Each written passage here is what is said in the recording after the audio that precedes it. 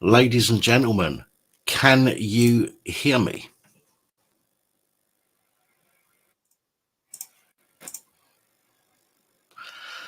I don't care if I'm late. My channel, do what I want. Can you hear me, folks?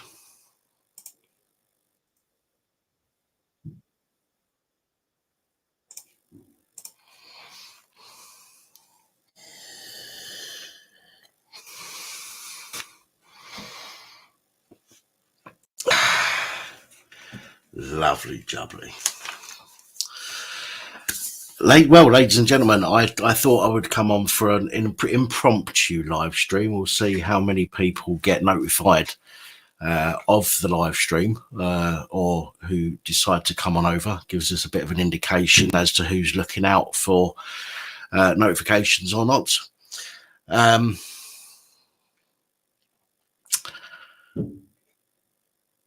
What was I going to say? Yeah, so I just thought I'd jump on for a little while tonight. Obviously, I've had a bit of time off.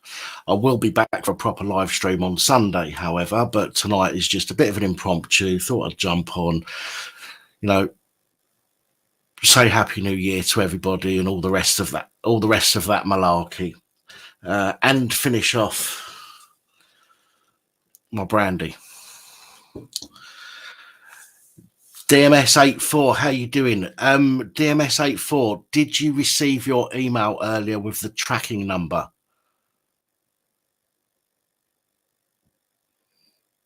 Just want to make sure. I did send that to you. I just want to confirm that you've received it.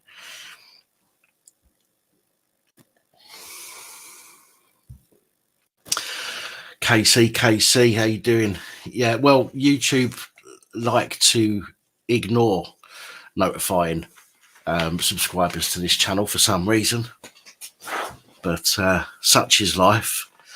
We've got to do what we've got to do, haven't we? Good evening, Matt Hunt in Portugal. How is it over there?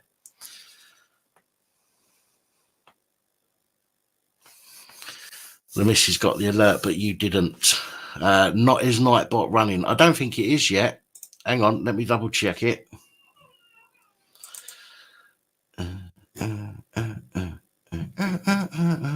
Oh, come on. Load. Right. Copy, close. Bear with me, lost souls, and I will get that sorted. Hello, Mark Kelly. How you doing? Hello, Psycho's Missus. Hello, Tiffany. Hello, Helen James. Hello, Born Free. Hello, Neil Clark. Hello, McCabe. Hello, Bods. Happy New Year to you too, my friend. Hello, nice guy. Right.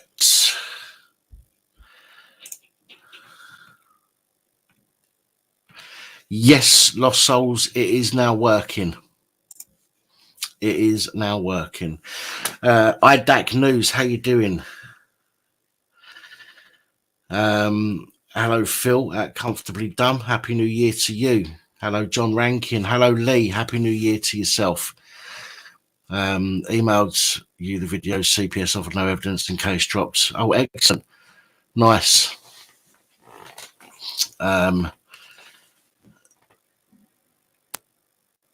It's cold in Portugal.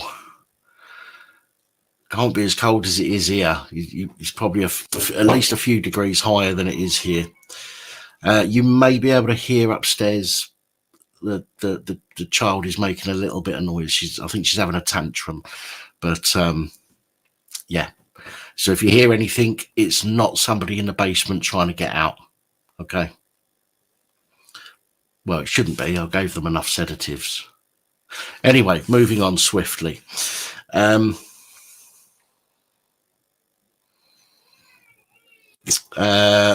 in Scotland? Who's in Scotland? Alexander. Where's Alexander? Where's Alexander? I don't see an Alexander. What have I missed? What have I missed? Anyway, Alexander, Oh, there you are, Alexander Forsyth.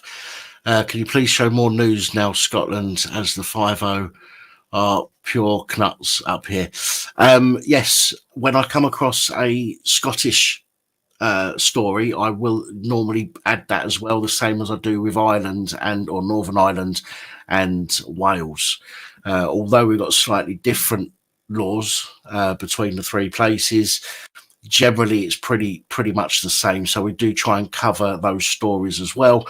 At the end of the day, they're all under the UK banner, aren't they? So anything that I see that pops up, I will normally report on. If you see any stories that you want me to raise awareness over in Scotland, then by all means send me an email to policeabusingpowers@gmail.com with the link. So all you need to send is the link, and I will credit you in that video, or at least in the description of that video, with your first name. I never put the full name because email addresses are generally people's real names. So rather than dox somebody their real name, I just use the first part of their name and credit that person for the email with the notification of potential story if I come around, if I get to using it, that is. But yeah, by all means, chuck anything that you find over, and if I can use it, then I certainly will do. So thank you. What else have we got here?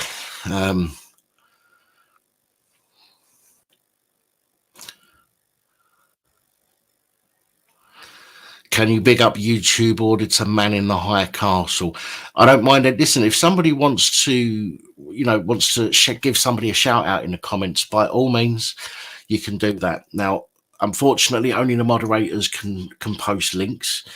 There are only certain people's links that we share as a matter of course on this channel, and these are people that are connected somewhat to the channel in one way or another. Or they are what I would class as friends, personal friends. So they're generally the links that we post. But if you want to call somebody out, or rather shout somebody out in the comments, then by all means go ahead. That's not an issue whatsoever. Woman on a mission, Happy New Year to you. Hello, Rich. How are you? I haven't seen you for a while, I don't think. Hope you're well.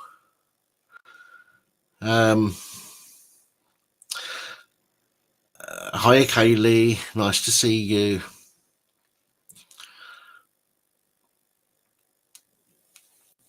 Hi, Crafts.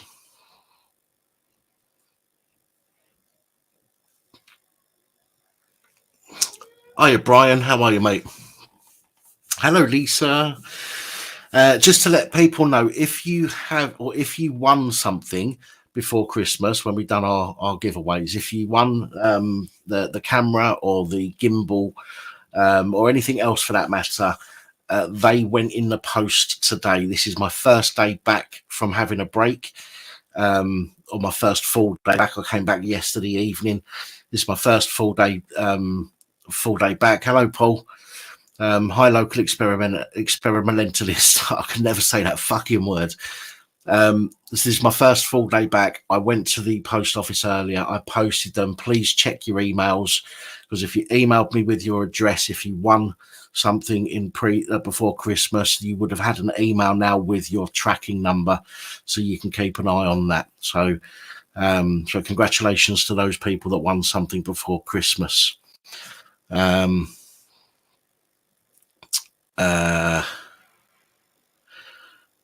Okay, Loafer. If anybody sees Loafer, don't tell anyone that he's here, because we've got to be shush about it, apparently. Rob Cousins, how are you, mate? Thank you, DMS84. Appreciated. Can you pick my brains on something? You can. You can pick my brains. Whether they're in the position to be able to assist you properly at the moment or not is another matter. I'm saying goodbye to my friend here. But anyway, yeah, by all means.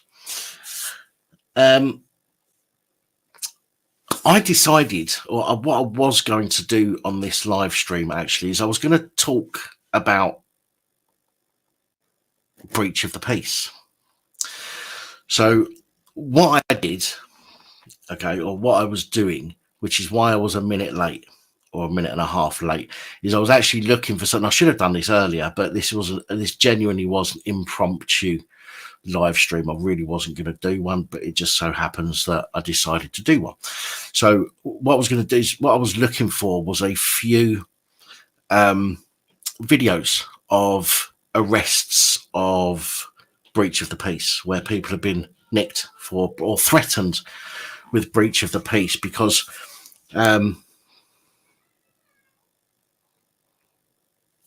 say goodbye.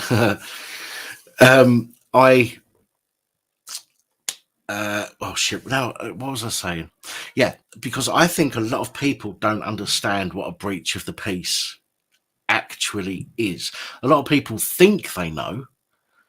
Okay, a lot of people assume that they know what a breach of the peace is, including the police.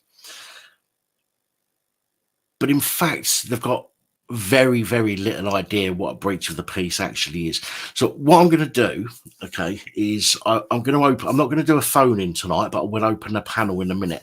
And what I want to do is I want to get a few people on, and I want to ask you what you think breach of the peace is. Now, please don't look it up beforehand. Okay, I genuinely want to find out what people's knowledge is. This is not a way of knocking people, because I didn't know about it until I looked it up. Okay, so this is not a way of embarrassing people or knocking people, because we've all got different levels of education when it comes to things like this. So what I want to do is I want to ask a few people, what do you think a breach of the peace is? Okay. And, for example, when the police can get involved in a breach of the peace, what is it that you have to have been done or doing in order for them to do that? So what I'm going to do is I'm going to chuck a link into the comments right now to StreamYard. I have to tell you that, as always, pin that message. As always, if you can't show your face on camera, I can't let you on. If you don't want to be on camera, okay, that's absolutely fine. But I need you, before I add you to the live stream, I need you to be on camera in the back of StreamYard, so I can ask you to do something, so that I know you're a genuine, real person waiting to come on, and not some sleazebag trying to screw people over. So if I can't see your face and you won't do something that I'm going to ask you to do in the back, then I will not, and I cannot let you on, I'm afraid. Princess Angela, I know you've appeared in the comments, but can you just put your camera on for me and give us a wave? Okay, thank you. Hiya. Hello. Happy New Year. Happy New Year to you too. I'm echoing. No, I don't think so. No, that will be now. Not yet, you're not. Not yet. Vibrating. God, I've missed being able to abuse you. Are you talking to me, Lost Souls? Because if you are, fuck you. In the kindest possible way, of course. YouTube will be after me for that comment, won't they? Arseholes. So anybody else want to come on? Anybody else want to come on? Hello, Danny Austin. How you doing, mate? Hello, Paul. Nice to see you. So, Angela. Come on. Yeah, okay, hiya. You are at the moment, yeah. We've got Roger just popped up in the background there as well. Roger, do us a favour, just touch your nose with your left hand, mate. No, I said touch your nose, put your willy away. Oh, Roger, God. It's so bad. Hello. I'm having technical difficulties again. Got all sorts running here. No worries. That comes with age, mate. Don't worry about it. So listen, so while we've got both of you on, Princess Angela, you jumped on first of all. Let me ask you a question. What do you think, off the top of your head, what would you say that breach of the peace is? I would say breach of peace is possibly breaching someone's peace of mind. I don't know. I think cause upset or distress to somebody's mind rather than in the public. I don't know. Just a thought. Okay. No, that's absolutely fine. Listen, I'm not looking for people to give me the right answer as such. I've not got a clue, truthfully. I've not got a clue. Or the pieces in the public. I don't know. And that's absolutely fine, because that enables us to help other people, okay? Because then we can explain it, and other people will think, oh, well, I thought the same thing, perhaps, and then we can explain it to them. But that's absolutely fine. Roger, how about yourself? What do you think breach of the peace is? Personally, as far as I knew, going back over the old laws, it was anything that causes annoyance to somebody else. Okay, which, to be fair, is kind of what Angela said. It's breaching somebody's peace of mind, or for example, which could be creating an annoyance or pissing somebody off, for example. Yeah, I mean, to be honest, it's what I thought it was. Because it seems to be a wide range. It's very broad in the sense that the police seem to use it for many situations. So when you look at it in that respect, the same as a public order, okay, public order is designed to be broad so they can apply it to many situations. Breach of the peace, although it's a common law, a common law situation, breach of the peace, very few people actually know exactly what it is. So is there anybody else that wants to jump onto the panel? StreamYard link is pinned. If you want to jump onto the channel and give us what you think breach of the peace is, again, please don't go looking for it. I really genuinely want to hear from people what your actual belief of it is, rather than looking it up and then reading it back verbatim, because this is how we can educate other people. So if anybody else wants to come on, and we can get maybe a couple more people's ideas on what breach of the peace is, because I think it's a really important thing to talk about.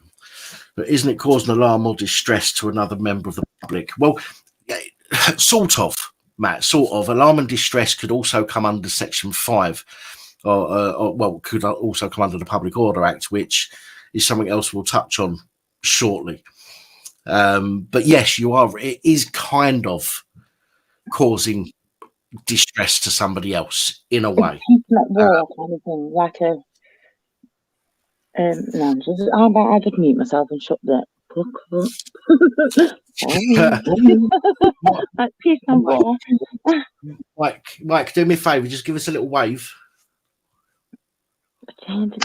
Just I can see you, but you're frozen. I don't know what's going on, if it's your signal or not again.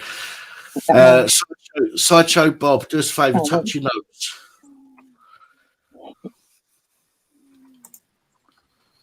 Good evening. Yeah, how you doing? Good evening. Mike, I see you moving. I see you moving again there, Mike. Do us a favour and just give us a wave, mate. Who? Mike. Mike. Your signal seems to be dropping it. Right. Gotcha, Mike. I'll bring you in now. Good evening. I think your signal's a bit pants there, Mike. I'm not. Let us know if you can hear us. Wow. Sideshow. When it comes to breach of the peace, what is your idea of the definition of breach of the peace? Well, are you talking about Section 5 public order? No, Section 5 is completely different. Breach the peace. Isn't that one where where it's I've heard of it before. I've heard of the section and what it comes under, but I can't remember. Isn't it when you're caught? Isn't it sort of like Section 5? Will you let me know what you think what you think it is? But I will explain it in a minute. Isn't it sort of like causing havoc in? Isn't it sort of like causing havoc in the street and causing sort of like, say for instance, basically offending other people around or whatever, or just causing a nuisance in public? Okay, we'll answer that question in a moment. Mike has gone again.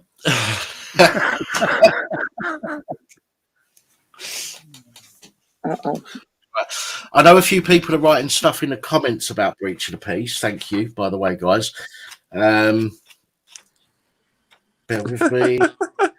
Richard Upton causes breach of the peace.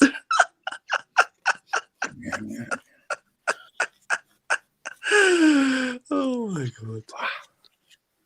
Right, bear with us a sec. Lost Souls Paranormal, hello. The Angry Murder Midget. Right. Anybody else coming on? Alarm or distress to a member of the public in view or can hear a conversation. Okay. That's very much the definition of a public 5, generally. Public Order Act. I changed my mind.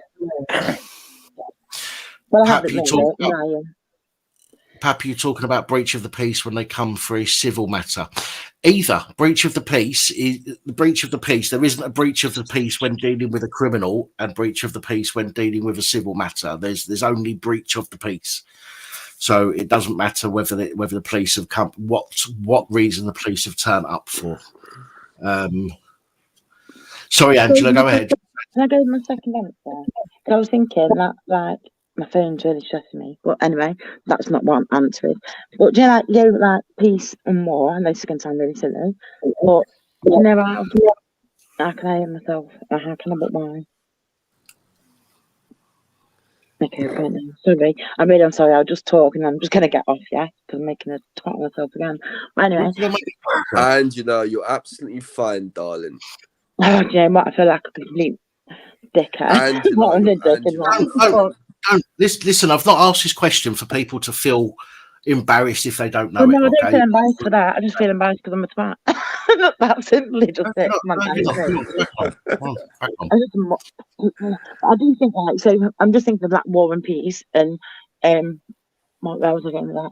And like how with war, because like you say, you get public 5, public whatever, or what number 5 anyway, whatever that is, remember, whatever. Yeah, section 5, yeah. Yeah, and that's 30 words, isn't it? And then they keep on changing that, don't they, to like how you can, like, if you look at someone, then it's the wrong way, that's like offensive and it's illegal now. So I don't think there's anything to do with that.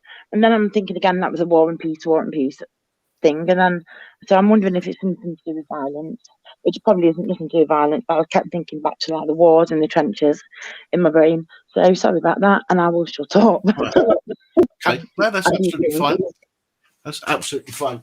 Somebody said, Frankie Lovers said, preaching on the street. Now, obviously, that is something that people have been threatened and arrested, for that matter, under breach of the peace. In fact, I've got a video.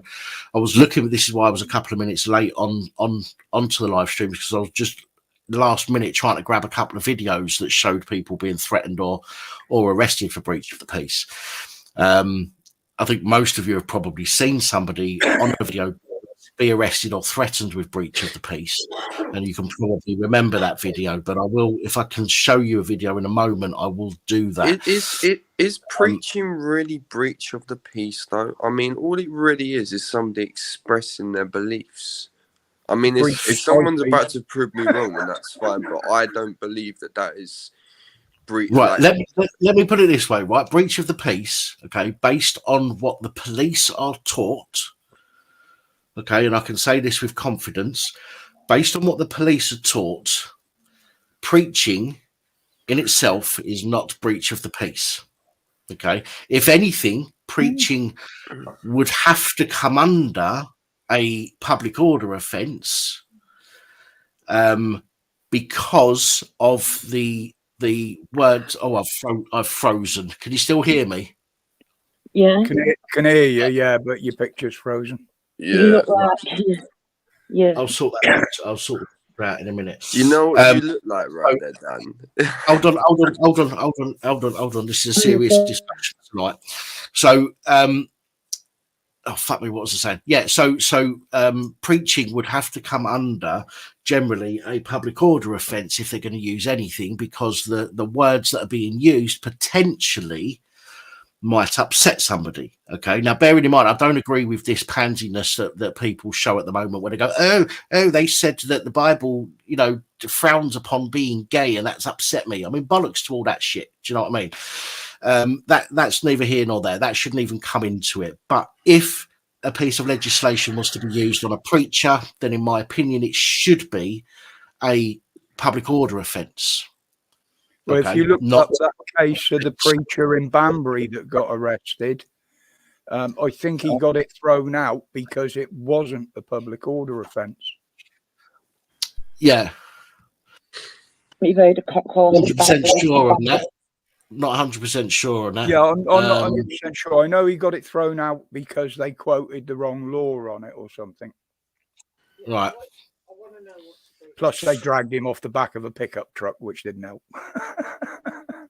No, that's true. Okay, let me see if I can sort just while people are thinking about the breach of the peace. I'm going to twist the wires. Yeah, just twist the wires a bit and see if it bloody well sorts it out. Based Welshman. What that means is one of my tech support. Wrong one. Turn that off. I'm going up next weekend. Did I not tell you? No.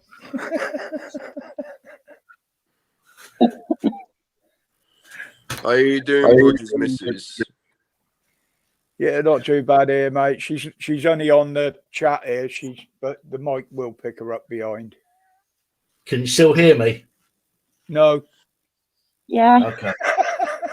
No, wait. I'm so silly. Sorry. Angela, Yeah. Yeah. you're silly. You're absolutely fine. I know. I'm lying. I know. Obviously. I know. You're just pulling all of our bloody legs, ain't you? Pulling the conquered. No, I'm not going to say that. But yeah, no, I know that I'm quite intelligent. I'm not going to lie. But yeah, common sense is what I'm laughing. Yeah. Right. Well, guys, you might just have to put up with my face like that for now, because I haven't got the time to keep fucking about with the. You look like a severely unwell human being right there in that picture. Coming from you, this take. So anyway, right. So somebody has, hello, based Welshie. Somebody had, I think it was RJ, has just mentioned in the comments, breach of the peace is a threat of harm to personal property. Now, so what have we had? We've had words. We've had words that might upset somebody. We've had, well, I suppose that might upset somebody. And we've had War. And we've had harm to persons or property. Well, the police is the police's. This is the police's. Or this is what the police should be going on. Okay, so R versus is it R versus Howell? Hang on, let me just double check. Yeah, R versus Howell, 1982. Okay, this is a court of appeal. Somebody got done for breach of the peace. They took it to appeal, and the judge, this is R versus Howell, 1982. The Court of Appeal judge said, there is a breach of the peace whenever harm is actually done or is likely to be done to a person or in his presence to his property, or a person is in fear of being harmed through an assault, an affray, a riot, unlawful assembly, or other disturbance. Now, that definition was also backed up by the European Court of Human Rights in 1998 in a case called Still versus United Kingdom. So basically, to put it quite simply, arresting somebody because they're, for example, taking pictures, unless it cannot be a breach of the peace. Arresting somebody because they are sharing their opinion cannot be a breach of the peace. A breach of the peace, there must be fear. Okay, sorry, there must be actual harm done to somebody or fear of harm being done to somebody. Now, what we also find, bearing in mind, is that sometimes, and we'll use auditors as an example because most of you know what auditors are, if not all of you. An auditor could be arrested for breach of the peace because other people are getting angry. A breach of the peace is a piece of legislation that is to be used against the person or persons who are potentially breaching the peace or about to breach the peace. So when somebody gets arrested because, you might, it might be you at some point in the future, you might be being very calm. You might be in a situation where you're very calm, you're talking calmly and, and all the rest of it. And other people are losing their shit. If they're going to use breach of the peace must be used on those other people because they are the ones that are potentially about to breach the peace, not you. And this is where I think a lot of people get mixed up because most people seem to be fine with being, carted off under breach of the peace. And bearing in mind, breach of the peace is over. It's one of the, I can't remember what it's called. It's a certain name for an offence. It's the same as Section 50 of the Police Reform Act. It's an offence until you comply, then it's no longer an offence. So if you're arrested under Section 50 of the Police Reform Act for not giving your details, as soon as you give your details, the offence is over and they have to let you go. Breach of the peace, once they remove you or the other person from that breach to prevent them from breaching the peace, the offence is then over. So they have to take that person away. At that point, the offence is over, and you cannot be arrested for you can't be charged for breach of the peace as in get a criminal record for breach of the peace. All the police can do is take you to a court and ask the court to bind you over. In other words, tell you to behave. But you cannot be you can't be charged by the police as such for a breach of the peace and to give you a criminal record. Does that make sense to everyone? Yep. Kind of. Well, sort of. What bit doesn't make sense? And I'll try and explain it. Sorry, it's just so wide ranging. It's literally what they constitute as a breach, isn't it?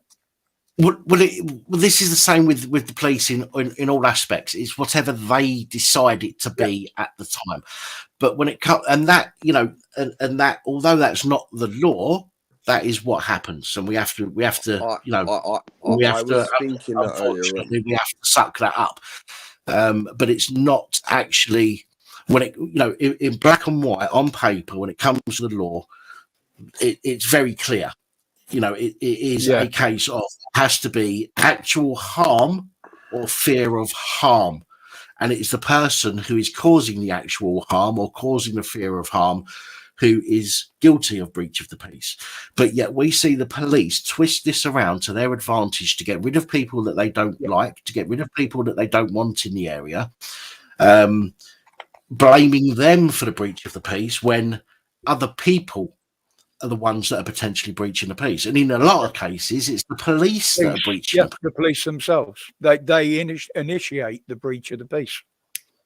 To be honest, these days, the thing is, please, listen. I see the other day on one of those audio videos, a copper used Section 5 public order on auto, and I was literally looking and thinking, where's the public order? I was literally thinking, where's this public order? I know the definition of Section 5, and this copper he was out of his depth. He did absolutely not know what the hell he was doing. He was just being a bit of a wet wipe, simple as that. But a lot of them are doing that though. They're just wet wipes. A lot of them just going for public order, all breach the peace. So in fact these days it doesn't really mean much because it's being misused so much. 100% agree with you. How little they know about the law and how quick they can use it. They don't know the law. They don't know the law. If you look at all these auditing videos, do you know what? It exposes the hell out of the police. You know that? Yeah, that's what they're looking up on their little phones and that. They're looking up the law to see if there is one they can get somebody on after they've... There is. And do you know what they're looking up? Do you know where it is they look? Where? They look on the Police National Legal Database. I thought that's you were what they do. Say Google. They look, and sometimes they'll look on Google, but they genuinely look on the Police National Legal Database, the PNLD. Okay, and it's a shame my camera's not working because I have a copy of the PNLD in my hand. I have a copy of the National Legal Database in my hand. But it still comes down to the fact that they're pulling people over, threatening them, arresting them, and then go and find a law that they can fit to that arrest. Yeah, absolutely. And this is why they keep you hanging around for so long. And you'll find that generally when you get arrested, that's not what you're charged with. No. They'll use anything they can, a public order, a breach of the peace. They'll use something like that to get hands on you and to prevent you from going anywhere. Then they'll take just as long as they want while they're radioing back to base and saying, right, we've got him. What can we do him for? Oh, right. So let's have a look. Let's have a look through the fucking database and see what we can, so this is not an unlawful arrest, so to speak, so it's an arrest that we can back up with a actual claim of crime. They've done that with me many times back in the past. Many times. What they've been doing all through the protests, the auditing, and everything. Yeah, that's exactly the way they operate. There was a situation years back. When was it? 2013. There was a cop up. Basically, there was a situation with me and this girl. And all that. So anyway, didn't do nothing to her. If anything, she done something to me. Anyway, she's gone inside because I was banned from the premises, but I wasn't actually on the premises. I was outside on the pavement, on the public, on the public part, not obviously on their premises. So anyway, the coppers have been called. The coppers come and talk to me, and all that. And obviously, bear in mind, I've done nothing wrong. Now that they've got no evidence apart from witnesses inside. What happened was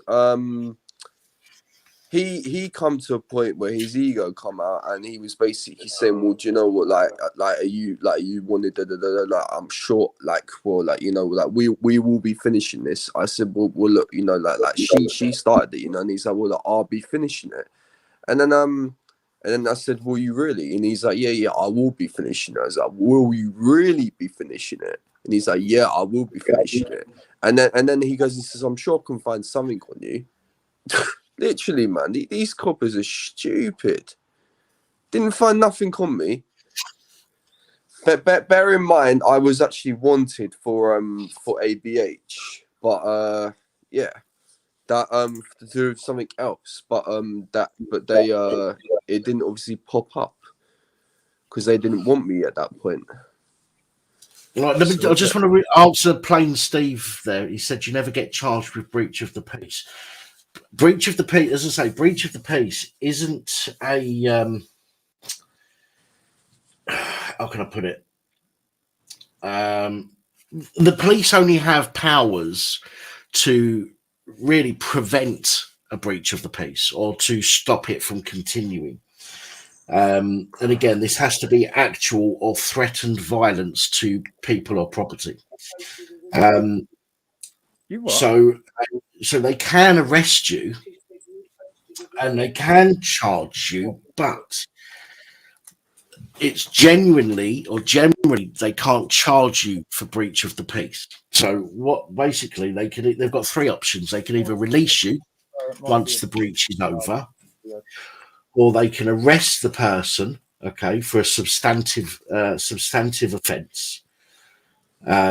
So in other words, if there is like an alternate offence within that, so breach of the peace, they potentially could do you for a public order offence within that as well. So they would then arrest you under breach of the peace, but then charge you with the public order, or they can take the person who has been detained to a court in order for a judge to rule on whether the person needs to be bound over or not.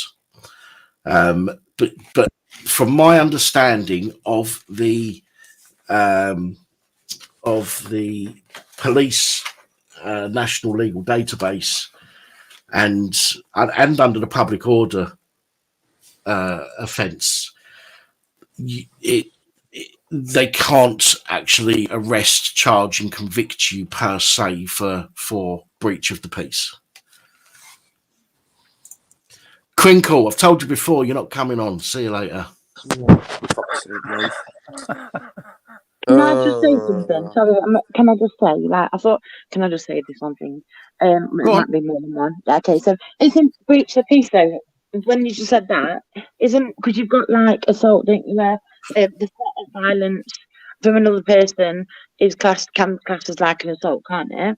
So isn't breach of the peace? It's not against the person; it's against a property, and therefore, when it actually happens.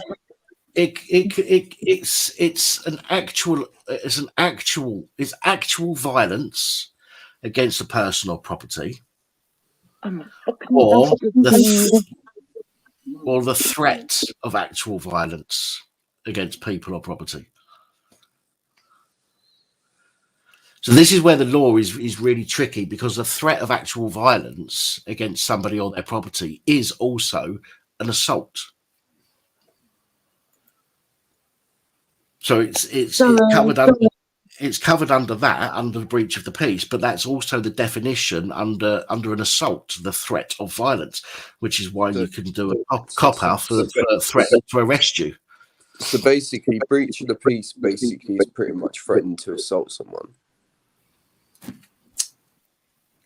Well, not just threatening to assault somebody. If obviously not just that. You don't have to threaten somebody. You can be acting in a way that somebody might feel threatened by you.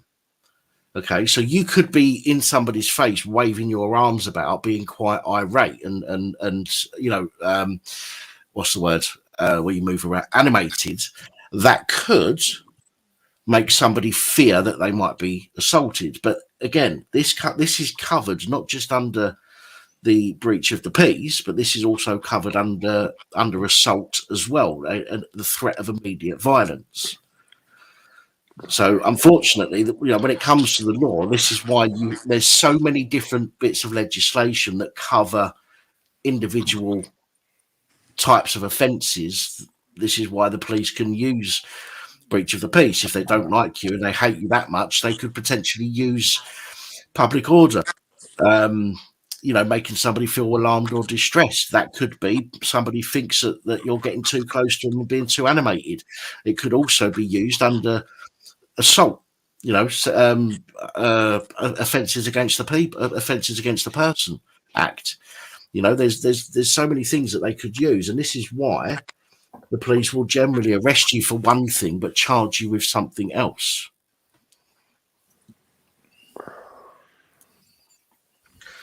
So this is really annoying that my fucking camera's frozen. It is when you read the chat about it. Yeah. Give me a moment and I'll be back. I'll be back.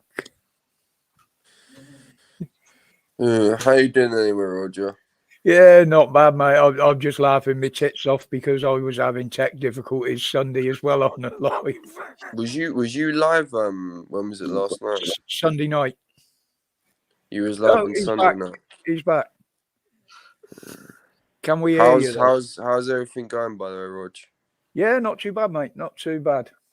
I've got my next hospital appointments Friday, which I'll get the last round of results, and then I'll find out what they're going to do from then on. So, no, can't hear you. Oh, okay. No. Well, it probably helped if I started talking then. I hear you now. So now this is open. I'll show you what I've got. That's the one you was on about, yeah. This is the police national legal database. This is basically when they're on their computer, they are looking at a copy. They're on their mobile phones rather. They're looking at a copy of this, and they go, "Oh, should we do it for breach of the peace? Let's have a look, see what we can find." And they'll look at this. Although it's probably got some additional notes on their own one. This is the one. As I say, this is the most updated one that they use, and this covers everything really. So I bought that for myself for my Christmas present. But not only did I buy that for myself as a Christmas present, I also brought Blackstone's Public Order, Law and Practice as a Christmas present as well. Which is another one which I'm really looking forward to using. And not only did I buy that as a Christmas present for myself, I also treated myself to criminal law. It's a nice little book here as well, which covers quite a lot. And on top of that, I've already got my PACE book that's about fucking a mile thick. I've already had my Police and Criminal Evidence Act manual there as well. This is really... over time, as I read through these books and educate myself some more, this is so I can hopefully, when it comes to delivering my videos, this is hopefully going to allow me to better explain. I was just going to say you'll have to cut down to one video a day just so you got time to read them. Well, as I say, this is going to be over time, so I'm going to read through. I'll learn what I can, hopefully, so some of it sticks up here. Then at least all I might need to do is just refresh my memory by having a quick nose back at some of it. But this is these are the things. Some of the things that I'm going to be going through this year and educating myself on. Hopefully, that I can then educate you guys on. But we're talking that's over 100 quid's worth of books just there. Do you know what? What's it? Breach the Peace. That actually sounds quite interesting to learn about that one. To be honest with you, because public orders causing obviously threatening behaviour or basically offensive language, isn't it? But then breach of the peace sounds a bit more technical. Yeah, I mean, breach of the peace, as Roger said earlier, is very broad, and I think breach of the peace, in the way that the police use it, is far broader than a public order. I think, although when you look at it black and white, it's actually very defined. When you look at it in black and white, and it says it has to be a violent or perceived violent act against person or property, which is pretty fucking. Does that cover self-abusement? Oh, I don't know about that. But to say it has to be in black and white, it has to be the threat of or actual violence against personal property is actually quite a very narrow scope. It's just that the police will use it generally, I think, in the hope that most people don't understand it and will just simply accept it. That is how it is, to be honest with you. They will that they will say it to you, and then obviously, like I'll tell you what, years back, I'm gonna be honest with you, like I used to think that, you know, the police were, you know, that they knew exactly what they were talking about. Years back, I thought that they were following every rule in the book, but it turns out that they're actually doing the total fucking opposite. So yeah. Well, I mean, you know, as we said, going back to your previous question, the Section 5, obviously threatening or abusive language or behaviour. Now, that does cover a much broader scope. And again, especially now we have this hate element to everything. It means anybody can say, I'm offended by that because of my particular characteristic, and the police will automatically go, oh, yes, we've got a hate crime. Oh, let's get on it. Let's get on it. And they'll go, right, fuck, get back to the station. Look, Inspector, I've arrested somebody for a hate crime. You can tell the Home Office that we've got another one. Woohoo. Fuck off. You know what I mean? Fuck off. That's what I'm telling you. That's what they do. When they go back, they suck each other off back at the police station. The inspector, at the end of the night, the inspector goes, right, who got the most hate crimes today? Since you've been off camera, show us that bottle of brandy again, will you? There was a lot more in that earlier. I'm telling you, they will. They'll go back to the station. Like, it's like we used to do in sales, not suck each other off. Whoever done the most sales in the day would go back to the office. Whoever done the most sales, and they get bigged up in front of everybody else. Yeah.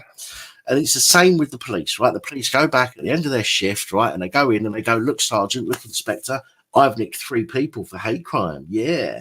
Somebody said they don't agree with gay. Somebody said the word black. And, you know, somebody said that a woman can only be a woman and a man can only be a man. And the sergeant, the inspector stands there and goes, right, Constable, on your knees, zip. Yeah, I'm telling you, they do. They go, this is your fucking surprise. This is your prize. But at least they can't lie when they got their mouth full. It was very true. Very true. But I'm sure they'll give it a fucking go. This is going to be one hell of a night. So I'm telling you, I'm fucking telling you. I'm absolutely telling you that's what they do. Right? This is why the police love it. Right? They go, oh, well, we don't want to arrest people. No, of course you don't. That's why you send 12 arounds to a little old lady who might have said, you know, that there's only 2 sexes. Righto. Don't want to arrest anybody, but you send 7 people around to arrest, to intimidate. Don't want to arrest anybody, but I've got a dozen excuses I can use here to do it. Yeah, you're right, bearded vet. Absolutely right, mate. Yeah.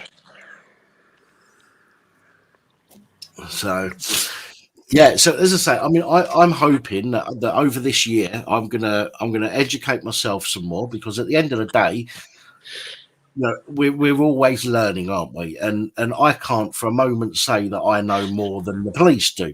And I don't. I never say that. All I do is I see a situation and I'll look up the legislation and I'll break it down to the best that I can in those types of videos. This, I'm hoping, will give me a clearer understanding, in that I can then give you guys a clearer understanding. And at the end of the day, saying, it, forewarned is forearmed. Yeah. Or foreskin. And knowing the law is literally the only defence that we've got against the bastards now. You're right. Yes, absolutely. And the thing is, we have to. Some people say to me, "Oh, well, it's not common law. You haven't consented. You know, there's no wet ink signature and all this kind of stuff." Listen, right? I get where you're coming from, but you're talking shit. And I know that might upset a few people, okay? But it's genuinely, you cannot use that. There has never been a court case won because somebody's gone in there and gone, common law jurisdiction, you can't do me for this, that, and the other, and walked out and got away with it. There hasn't, never, not going to happen. What we can do, however, is we can use their weapons against them, okay? Understanding the law is like disarming them and then turning their weapons against them. And that is pretty much the only thing that we can do. That's the only defense that we have when it comes to the police.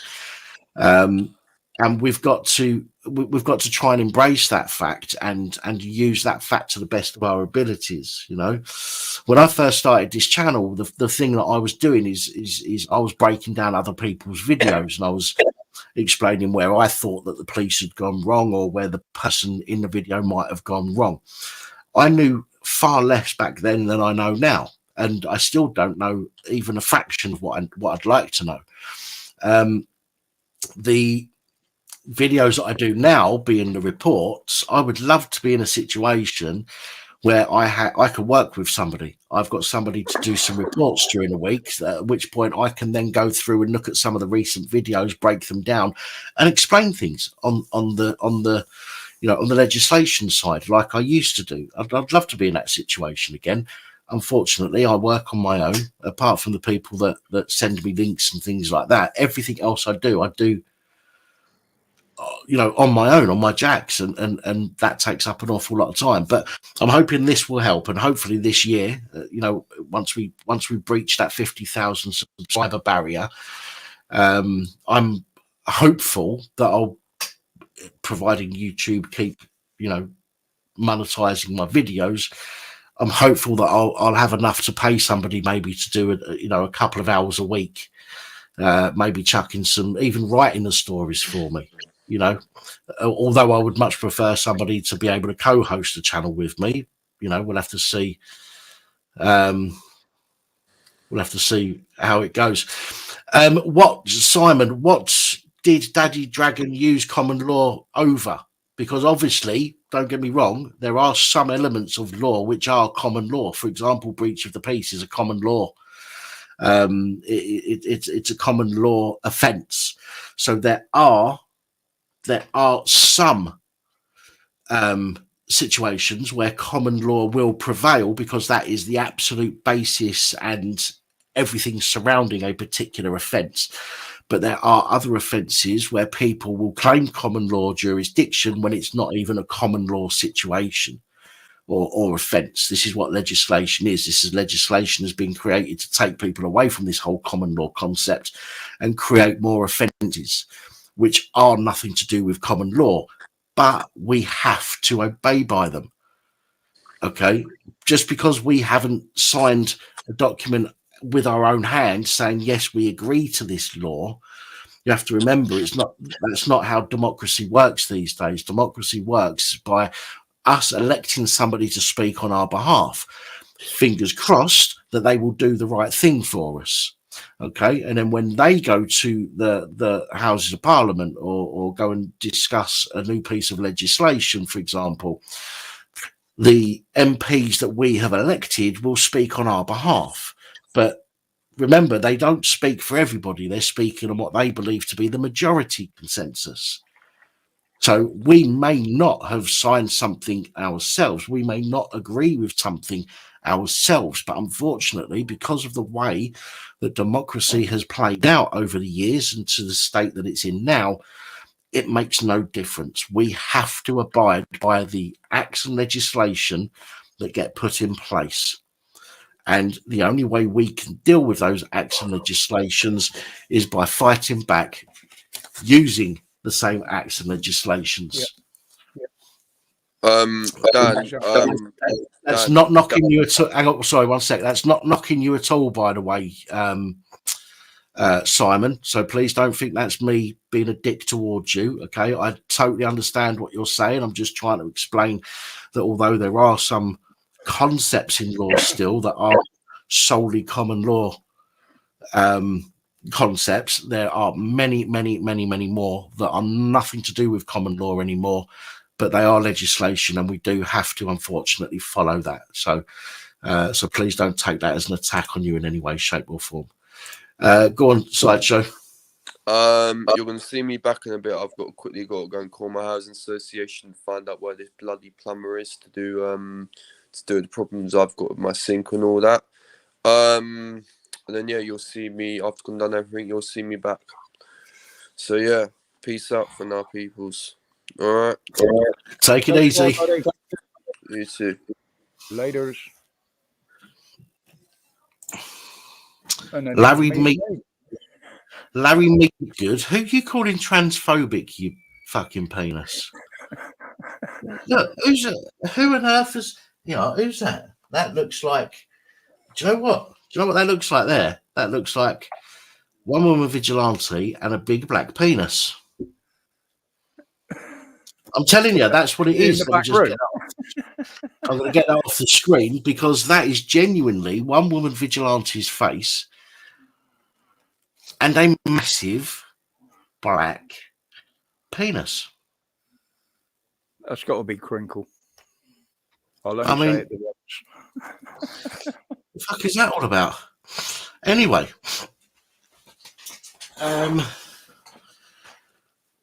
let's crack on. What have we missed here?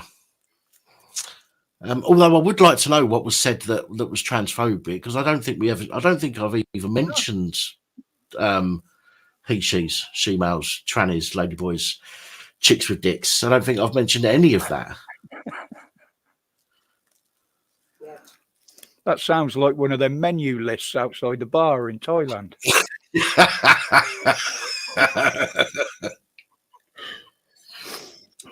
Oh dear. Oh fucking hell. No. Oh, I've got to stop swearing. Sometimes I tuck my knees into my chest and lean forward.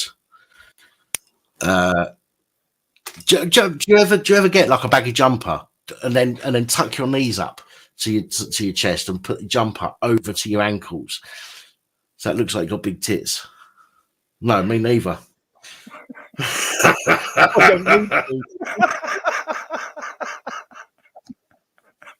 a jumper big enough. Yeah, she ain't got a jumper big enough. You haven't got room under your jumper for your knees with those boobies.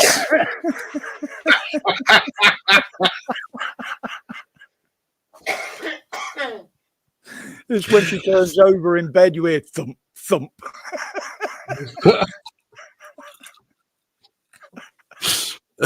Oh, fucking hell. I don't need brandy. No, me neither. I can still hear somebody giggling in the background.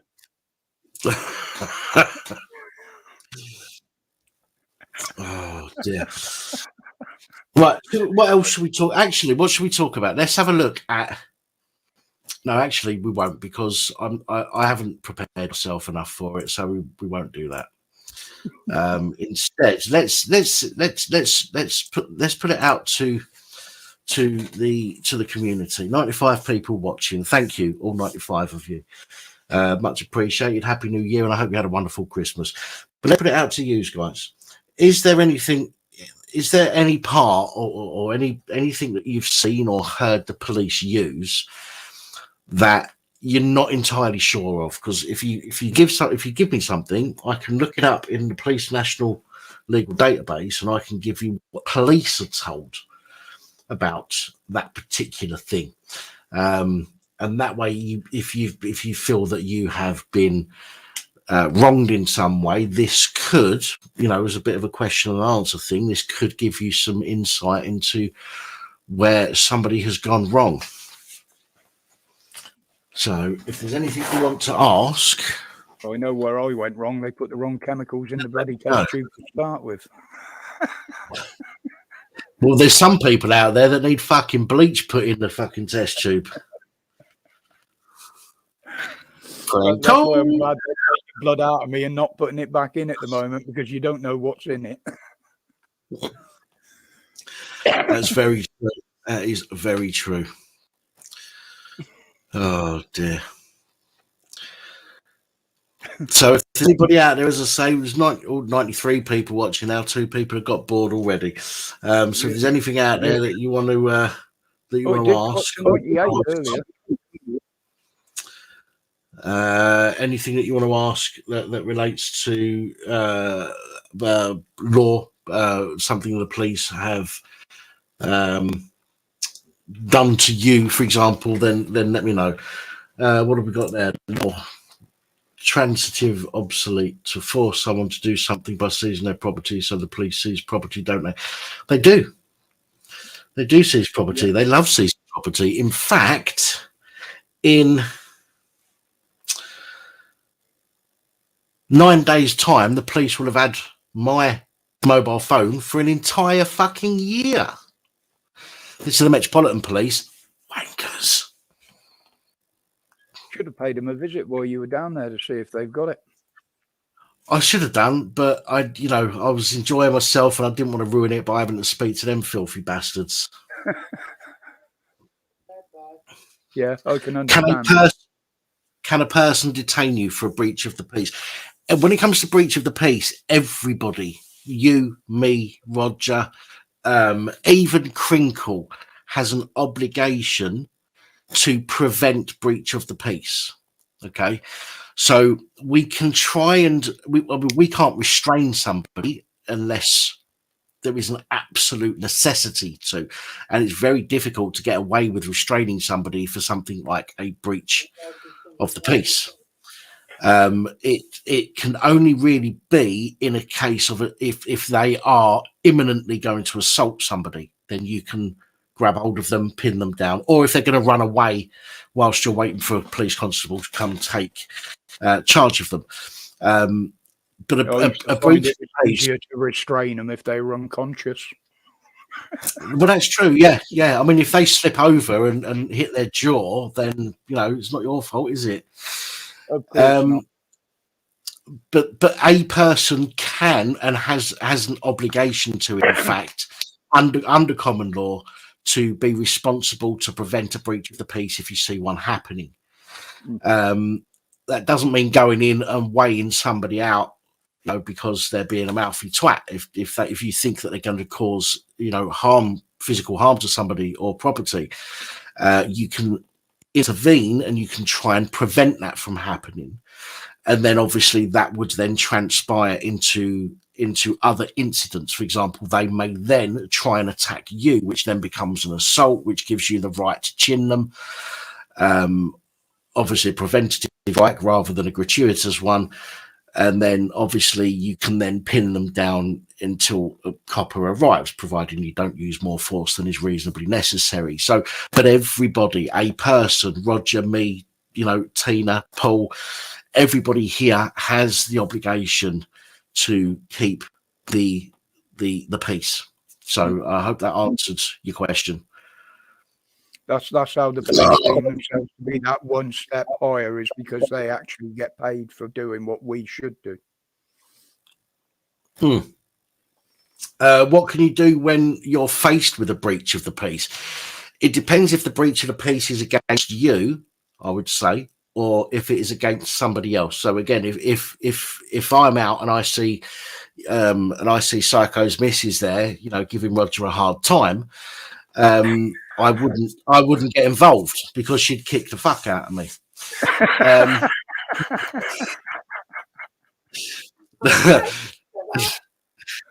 So, no, if I saw a breach of the peace happening and I wasn't part of that breach of the peace or a target of that breach of the peace, then yes, I do have the obligation really to try and prevent that from happening. That means in black and white, we could be guilty of something if we don't try and prevent that breach of the peace. But again, that's down the same as the laws around traffic and stuff, leaving the scene of an accident, leaving the scene of an incident. Yeah, there's certain things that, but I mean, again, you wouldn't get done for not getting involved in a breach of the peace, but in black and white on paper, you should, because we are all obligated. We have an obligation to prevent breach of the peace. So in black and white, as far as I'm concerned, if you see a breach of the peace, you are supposed to get involved, although I wouldn't recommend it personally, unless you can deal with it. But again, this smears into other areas of the law, okay, because a breach of the peace could then transpire into a public order offence. It could transpire into an offences against the person's offence, or something worse. Personally, I wouldn't get involved unless it was a really fit bird getting shit from somebody. That's just me being honest. I sound like Andrew Tate saying that, don't I? Fucking hell. No, I think that if it's you, if the breach is against you, if you feel that the imminent threat of violence towards you, then again, this is where lines blur. You have the hi Tina, I'll let you on in just a second, love. Sorry. You have this very blurred line between breach of the peace, violence against the person or property, and assault, violence against person and property. And I think it would depend on what copper you get. A copper could turn around and say, well, we're going to do you for assault because it was a breach of the peace, that that you've hit somebody over, whereas you could be offering a preventative strike for an assault that you felt was imminent against you. And this is, I think, where the police can what's the word? Can manipulate things a little bit to their advantage.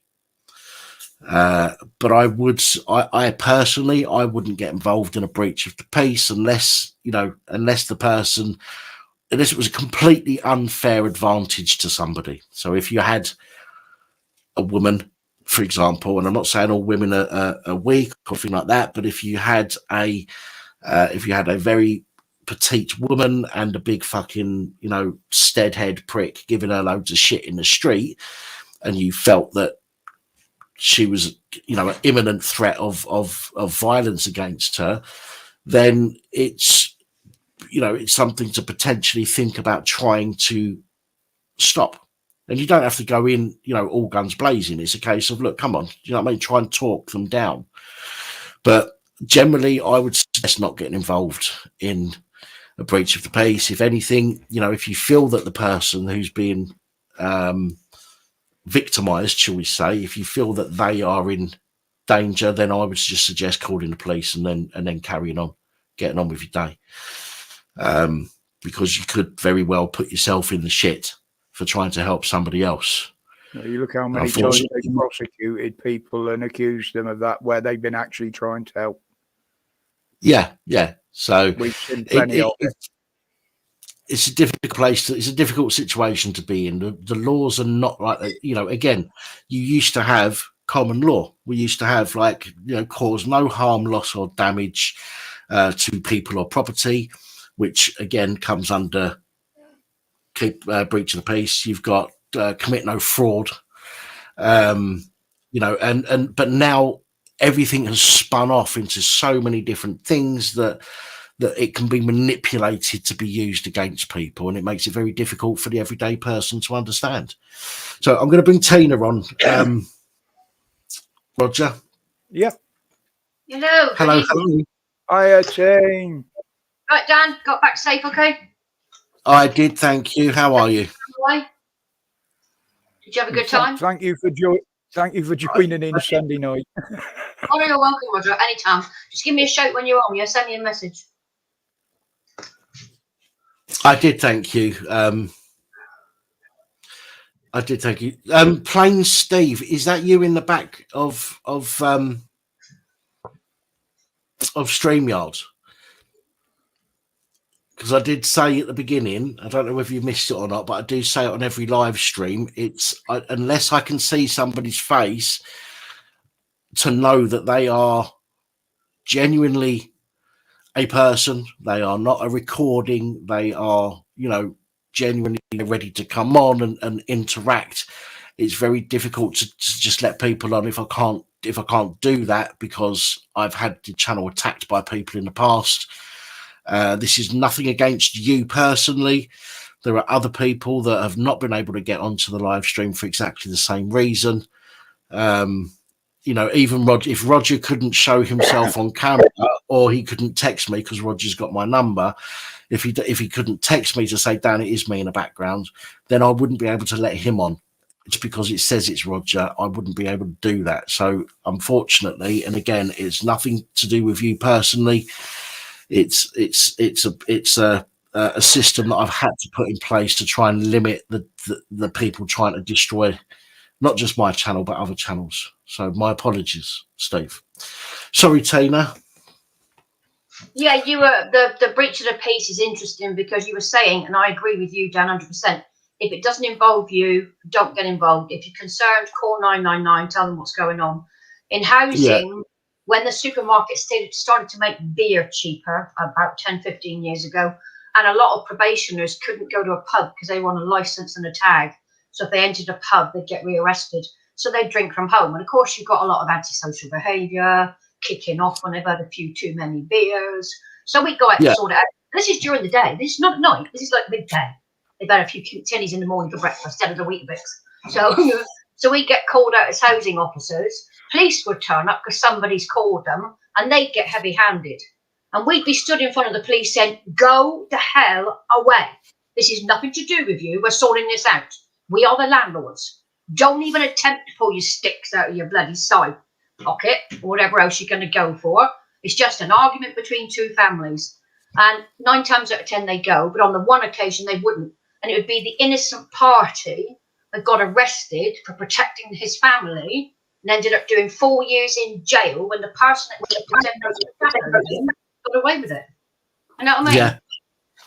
But again, it's what I was saying earlier. You know, you get somebody in the street that gets arrested for breach of the peace when it's other people that are actually breaching the peace.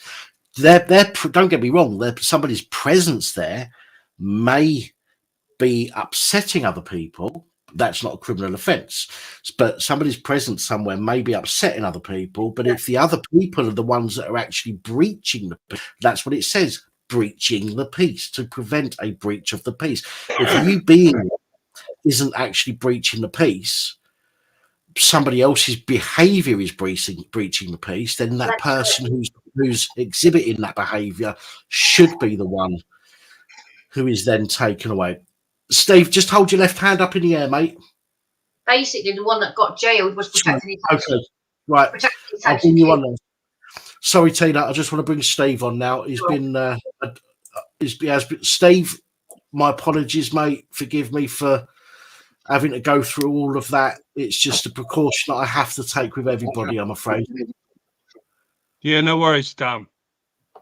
I know you've tried to get on before, and I know you've said in the comments that I never let you on, and again, that's true. The only reason. That's the only reason why. Trust me, that's the only reason why, is because I've not been able to see you're a real person. Now I can let you on this stream. So I hope you don't think that it's a personal thing against you, because it genuinely was. No, not at all, mate. He's not saying you look like a robot. Good evening, Steve. Because I've been...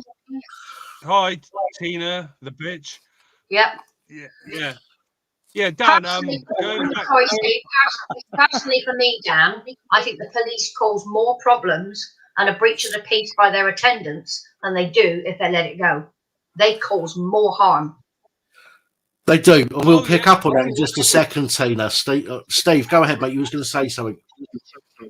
Yeah, going back to what you were talking about the breach of the peace earlier on, I think it was about an hour ago. Yes, mate. Yeah. I can tell you what a breach of the peace isn't, but I can't tell you what it is. Do you want me to explain what it isn't? Go ahead. It's when you have a little argument with your partner. Somebody calls the police. Oh, there's echo here. Right, have you got? Can you hear me now? Yeah. Have you got you've got StreamYard open? Have you got YouTube open in another window? No, I haven't got YouTube open, mate. No. Right. Okay. Yeah. Can you hear me now? All right, Dan. We'll see how we get on. Carry on, please. Yeah, it's going. Roger's laughing. That. No, I just said what Ollie just blocked Dan on the chat. Yeah, it's when you have an argument with your partner, mate, and some arsehole, some nosy little bastard calls the old bill. They turn up. They always want to go for the man, don't they? Yeah. Yes. Yeah. Every single time, yeah. And I've told you, Dan, I've got video, mate, but I can't send it to you because the file's too big. I've explained this to you loads of times. And they come in, mate, And because if you can outsmart the police with words and not be aggressive, they don't like it, mate. So No, then they they go don't. for the breach of the peace. Now, if you Yeah. look at the test case, I think it's R versus Howell, That's it. 1982. Yeah. Breach of you cannot commit a breach of the peace in your own home, and this happened in my own home. So the evil satanic cops, went, right, you've got to leave your home, Steve. And I said, well, I haven't. Yeah, you cannot force me out of my home. I said, what crime have I committed? They said, well, you haven't. I said, well, you cannot turf me out of my own home. My partner said, I don't want him to leave. Yeah. Then they got a little bit frustrated. Yeah, it was a bit of an echo there. Got a little bit frustrated, Dan. One of them pulled up his shirt, like, he pulled up the shirt, the what do you call them on the wrist, like that. Got really pissed off, and he went, right, I'm giving you one more chance. You need to leave your home, otherwise I'm going to arrest you. And I said, I'll tell you what then. I said, yeah, okay, I'll shoot off out then. And he went, right, that's it. I'm arresting you for breach of the peace. And because I resisted an unlawful arrest, Dan, I had two of them on me, they pushed code 0 on the radio, which they don't need to do that, to make it out to be this big, massive thing, like, so they all turn up, the big gang turns up. One of them sprayed me in the face, and it didn't even affect me. I said, what are you doing, you mug? You'll see on the video, Dan, I just need to break it down into sections to be able to email it, unless you can tell me another way that I could send the whole thing to you. Well, what you could do is you just quickly, you could upload it. You could upload it to YouTube and do it as private. That way, nobody gets to see it. The link to it is irrelevant. Nobody can find it. So if you upload it to YouTube as private, how can you find it? You send me a link to it directly. That's the only people that can get to it is whoever you send a link directly to. It doesn't show in searches. It doesn't show on your channel. It doesn't show anywhere on YouTube whatsoever. The only people that can see it are those that have got a link directly to it. So you can do it as a private video and send me a link. Okay, I'll do that, Dan. As long as I can guarantee, because I don't really want it out there, mate. Do you know what I mean? Well, I'm not going to put it out there. I won't put it out there. And if it's only me that's got the link, then you're safe as houses. Yeah. But anyway, all right, I'll do that. But so he sprayed me, and I was like, "What you doing, you mug?" And then like loads of them just steamed in my house, like jumped on top of me. One of the coppers, my daughter filmed it. Because they grabbed the phone. The first thing before he grabbed hold of me to cuff me, he grabbed my phone out of my hand because I was filming. But luckily for me, my daughter was filming in the living room, and they didn't know. And they all steamed in, jumped on top of me. One of these coppers was punching me in the face. I was then like they nicked me on the floor, and I told you about it before, Dan, when I went to court, mate, with the satanic fucking magistrates, I took my recording to the magistrates' court, I spoke to my solicitor, and I said, look, I've got everything recorded here. And he kept lying to me, my solicitor. He kept saying, no, I don't want to see it. My computer's knackered. I've just had it fixed, and I don't want anything in my computer, that could corrupt it. And I said, it won't. It's just a video file, man. No. I came home and I said to my wife, I said, there's something weird about my solicitor.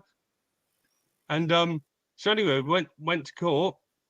It took about 2 years to go to court. I was in court. They called me in at 3:00 in the afternoon, but I was there till 7:00 at night. The whole court had shut by then. There's no one else in the court. The lights were all switched off in the foyer and that. When I said to the magistrates, I said, listen, I've got the recording. My side, the video, because the police officers, they gave evidence over a video link, which is weird. And they both claimed that they both lost the first 10 minutes of body cam footage. Now, you either lose all of it or none of it. Yeah. And how on earth can both of you lose the first 10 minutes, which showed that I didn't resist, and it showed that it was an unlawful arrest. Yeah. But the magistrates believe them. And I said to my solicitor, listen, I said, I spoke, I spoke to the magistrates and said, look, I've got the first 10 minutes that are missing. I've got all of it on my memory stick. Can you please play it in court? And the magistrate said, shut up to me. And then I said to my solicitor, look, I've got it here. And he went, oh, just be quiet. It was almost like it was the most corrupt place I've ever been. I've been there a few times, years ago and that. But yeah, I got convicted. Without, a fact-finding case, no evidence, it is what it is, but it winds me up, man. Just picking up on something you said there about breach, R versus Howell, breach of peace can't occur in your own home. I saw it in this book earlier today. There is what's the word? Provisions for them to enter a property under breach of the peace, but I'm looking for it, and I'm not sure which book it's in at the moment. But I have seen a provision for that.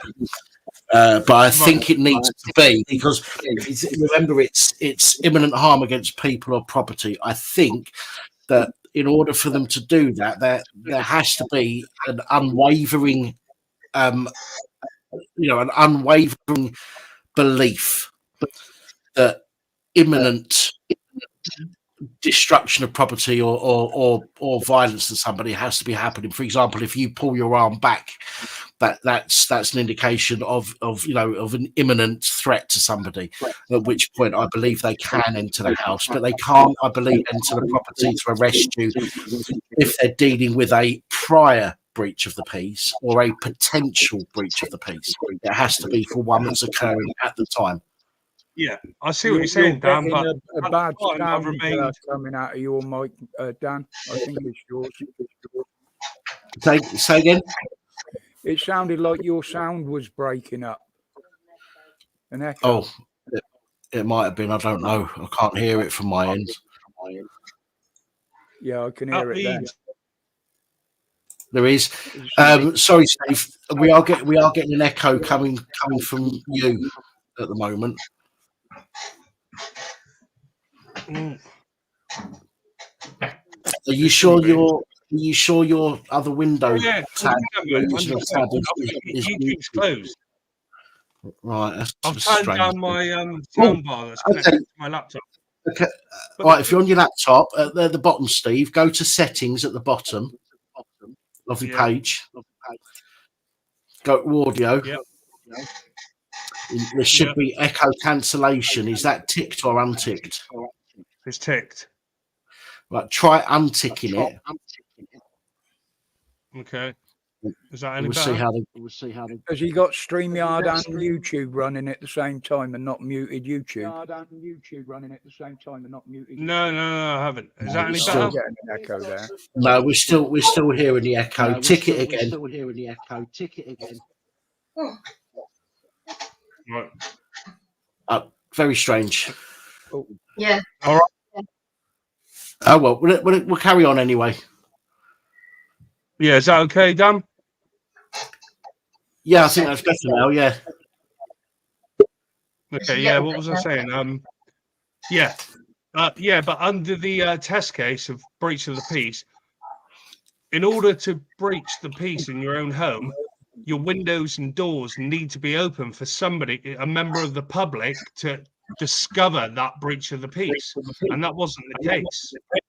So there cannot, therefore, be a breach of the peace. Right. There has to be members of the public who like fear for their safety. It's pretty much like Section 5.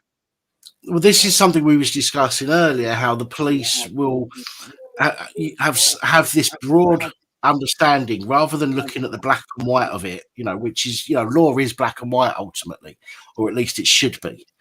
Now, rather than the police saying, right, this is the legislation, this is what the courts have decided, therefore this is how we can act. They don't do that.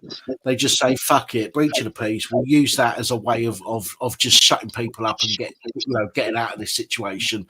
And then we'll think about what something else to do with them later. It's literally a catch-all offence that they can use screw people over. Yeah. Well, anyway, Dan, what they did is, like I put in the comments earlier, so they arrest for the breach of the peace, right? Then they grab hold of you, beat you up, and then I got charged with 2 assaults against the police. How does that figure? Did you the assault against the police, was that missing on the body cam footage? Yeah. Oh yes. Yeah. So this is again why not just me but everyone else sort of recommends that any situation needs to be filmed independently. I did, but they wouldn't let me play the recording in court. Right. Well, then in which case an appeal. Everybody has the right. Everybody has the right to an appeal, and if you've got evidence that wasn't used, which could then be introduced as new evidence that could potentially change the outcome of the case, then you have the right to an appeal. Yeah, my solicitor, Stephen Nunn, from Nunn Ricardo. I think they've been dissolved now, but he said to me, if you're convicted, we'll appeal it to the Crown Court. And I went, yeah, okay, yeah, 100%. As soon as I was convicted, I said, right, we're going to appeal it to Crown Court. He went, no, I wouldn't, because I got a fine. It was just a fine that I got. And he said, if you appeal it, then you'll probably go to custody. You'll probably get 6 months. There is always... The thing is, there is always, and they have, this is it. This is the same as doctors. Doctors have to, or surgeons, they have to say, yes, the operation is absolutely safe. However, there's a possibility that it could go wrong and you could die. They have to give that disclaimer. If they don't give that disclaimer, they stitch themselves up. So when a brief turns around and says, you could potentially get locked up, that is their disclaimer. It does, it's unlikely. Especially if I don't know if this was your first offence or not, or if it was a first offence, it is highly unlikely that you're going to go to prison for it. Yeah, but also, Pap, if the magistrates give a sentence of a fine, which is pretty much the bare minimum you can get, rather than a total discharge, the chances of going to Crown Court on an appeal and then moving the sentence from a fine to custody is almost impossible. It wouldn't happen, but he didn't tell me that. Well, yeah, if it's a fine, if again, there is always a chance that the Crown Court judge could turn around and say, well, actually, they were being a bit lenient on you. This deserves a 3-month custodial. But again, the chances of you actually going to prison over that is going to be very, very slim. Very slim.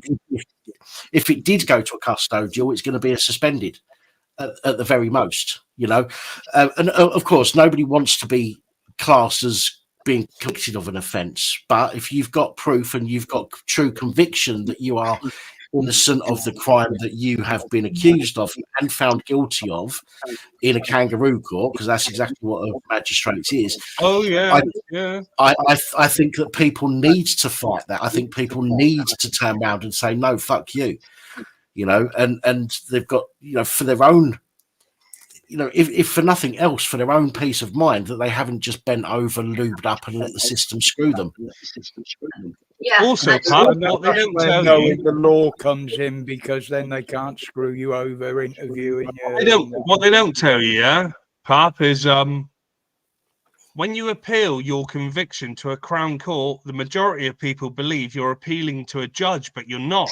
It's 2 magistrates and a judge, and the magistrates can overrule a judge. That's right. What they don't tell you. Okay, but to be honest, that's news to me about the magistrate being able to overrule the judge. I was under the impression. I didn't know that until this case. Well, I was under the impression in a Crown Court, the magistrates were to the judge what the court clerk is to the magistrate. Yeah. So they can overrule the judge. If I'm wrong, then I'm wrong, and I'll put my hands up to that. But that was my understanding. They can overrule the judge part. So it's pretty obvious that 2 magistrates are going to side with their colleagues. So is Stephen Nunn still your solicitor, Steve? No, that case was it finished about a year ago, and I was just gonna. I know Stephen Nunn quite well. I worked against him in a case of discrimination, unfair dismissal, and he tried to get the case stopped in front of a district judge. He said that I wasn't qualified to do so, and the judge told him off and said, "Yes, she's qualified. She's followed all the court proceedings required." And I beat him in 5 cases of unfair dismissal. The look on his face when we came out of court was like, "Get you, asshole!" So I can't stand that man. He's so sorry. Fair play, Tina. He is very corrupt, right?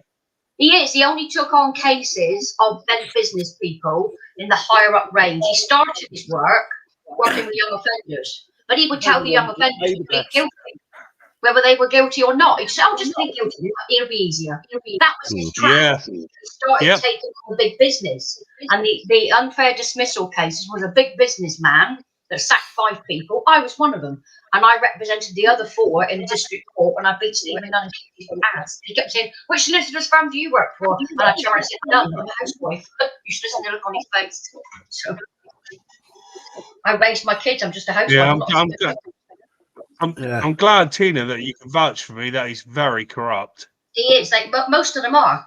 Once they get to that, because Nunn and Rickard were very well known solicitors in Exeter, but their reputation got cracked because they would only go for the top business people that were basically criminals. They would only defend them. They didn't care about the common person. People like you and me didn't give a monkey's about. Nunn and Rickard, the company dissolved. They've split up. Did. Yeah. Well, I saw Stephen Nunn. Oh God, how long ago was it? I was against him 27 years ago, twice, 2 cases, and I won. I used to stick my middle finger up at the bastard when I was leaving the court. Stephen. He didn't like me at all. No, he didn't. He didn't like me. I think it's. Sorry, I was just going to say, with solicitors, their first priority is to the Crown. It's not to you. It's not to you as their client. Their priority is to the Crown always, and that's where we stretch it out as well. They love adjournments because they get more money. The two main groups that make the best criminals in the world are the police and a solicitor, because they know the system. They know the system inside out. That's the 2 best criminal minds you'll ever find. I did some law reading, and I knew what I was doing with the unfair dismissal because I'm also a union rep for the TUC. So I knew what I was talking about. And this guy was like, "Oh, she shouldn't be here. It's not been handled correctly." He said, "Hang on a minute. She sent you a copy, me a copy, and the clerk a copy 14 days before the trial started. What is the issue?" He said, "You're really starting to annoy me. Just shut up and get on with it." And that was the judge. I was like, wow, I think you're going to lose here, mate. So... Right, guys, I need to go for a piss. Talk amongst yourselves for a moment. Don't say anything that's going to get yourself up. Let me just scroll up a minute. Steve, please just bear with me. Surely a judge has more power than a magistrate. Yeah, they do, but when it's if you appeal from your conviction in the magistrate's court, you get 1 judge and 2 magistrates, and the 2 magistrates can overrule that judge. It's sick. Do you actually believe that our criminal system is true? That we get it's corrupt. Of course, it's corrupt. As soon as you go from district court to magistrates' court to Crown Court, the whole lot's corrupt. If the police have got targets to make about arrests and convictions, the judge is going to agree with them. No matter what you produce as evidence, they don't care. Every time. Don't care. They fabricate evidence. They destroy evidence that's in your favour. Yeah. It's unbelievable. I did training to become a magistrate, and I only managed to get through the first 6 months. I was going to become a magistrate, and I wouldn't go anywhere near you it. Didn't have Probably, Tina, because you didn't have the same mindset as those evil criminals. Oh no, I'm common as muck, mate. I'm from down there, mate. I'm not up there. Psychometric testing, mate. It's like the police force. They won't let you in unless you're a fucking demonic bastard. Yeah, I could pass that easy. So it's not hard to pass that one of those. Basically, I didn't want to do it because of what I was watching. And somebody asked me during a case that I was taken on again, district court, sexual discrimination, why don't you become a solicitor? Because I will not bow down to anyone else's understanding of the law other than what I know from my client. I don't take orders well. And if I know my client's innocent, I'm going to fight tooth and nail, even against a judge. I can't stand there and see somebody be treated badly by a court. So I didn't go forward with it. I gave it up because I wouldn't do what they wanted. So, and that's not the people they want on the benches. no, someone argumentative like me. So yeah. There was one, I was only about 15, 16, and my mum's boss was a magistrate.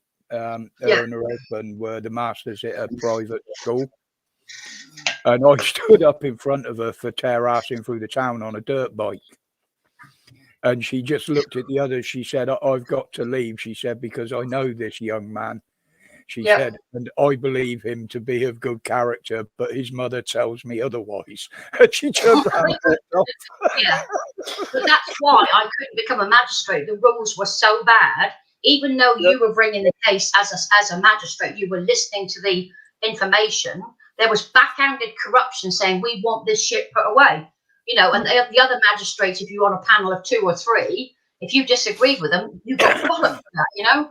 And it's like, hang on a minute, this is voluntary. I'm not going to sit there and let you rush somebody into jail that doesn't deserve to be there. I can't do it. I only did about 6 to 8 months of the training, and I said, no, I can't do this. I will never, ever be able to take orders. Sorry. Right.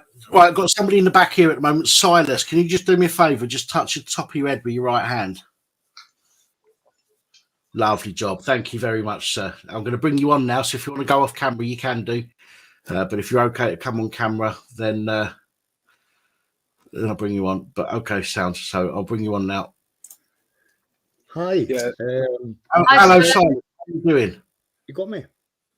Yeah. We can hear you, yeah. Right. Okay, mate. Sorry, I did put the camera off, right, for a good reason, and it will become apparent. See what you're talking about. I'm obviously very Scottish, right? So I'm in Scotland, right? Yes, yes. Slightly different. Breach of the peace is slightly different in Scotland. Scotland is actually a criminal offence. Yes.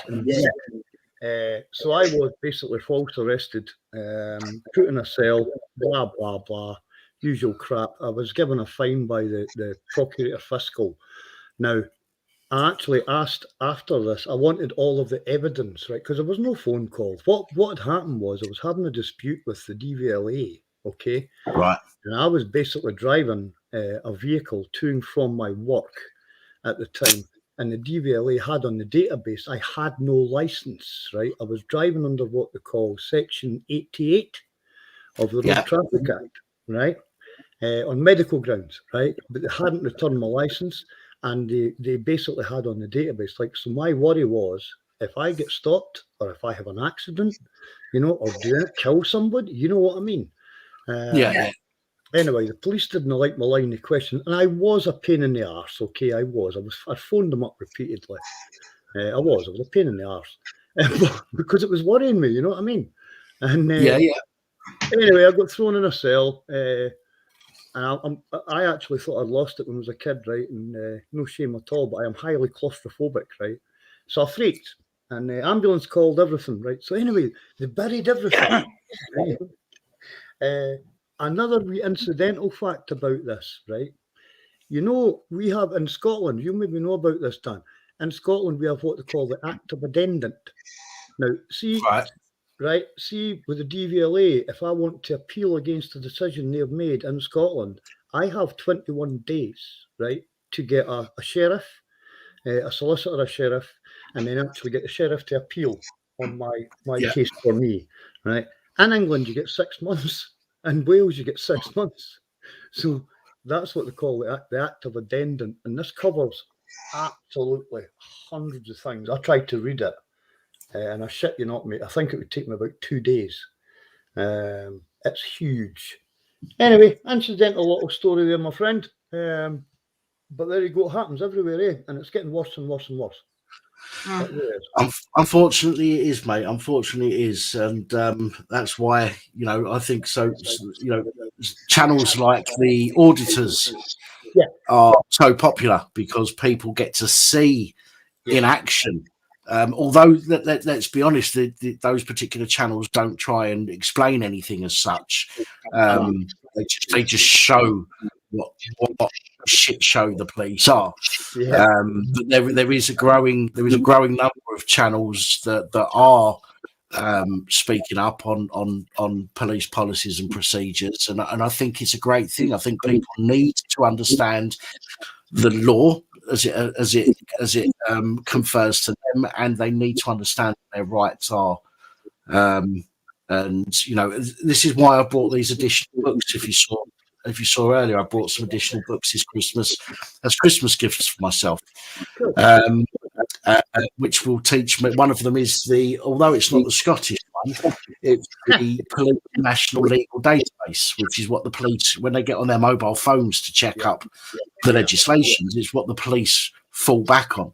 So I've got a copy of that now, so that I can hopefully give a second opinion when a copper turns around and says, right, I've checked it out and this is what I'm going to arrest you for.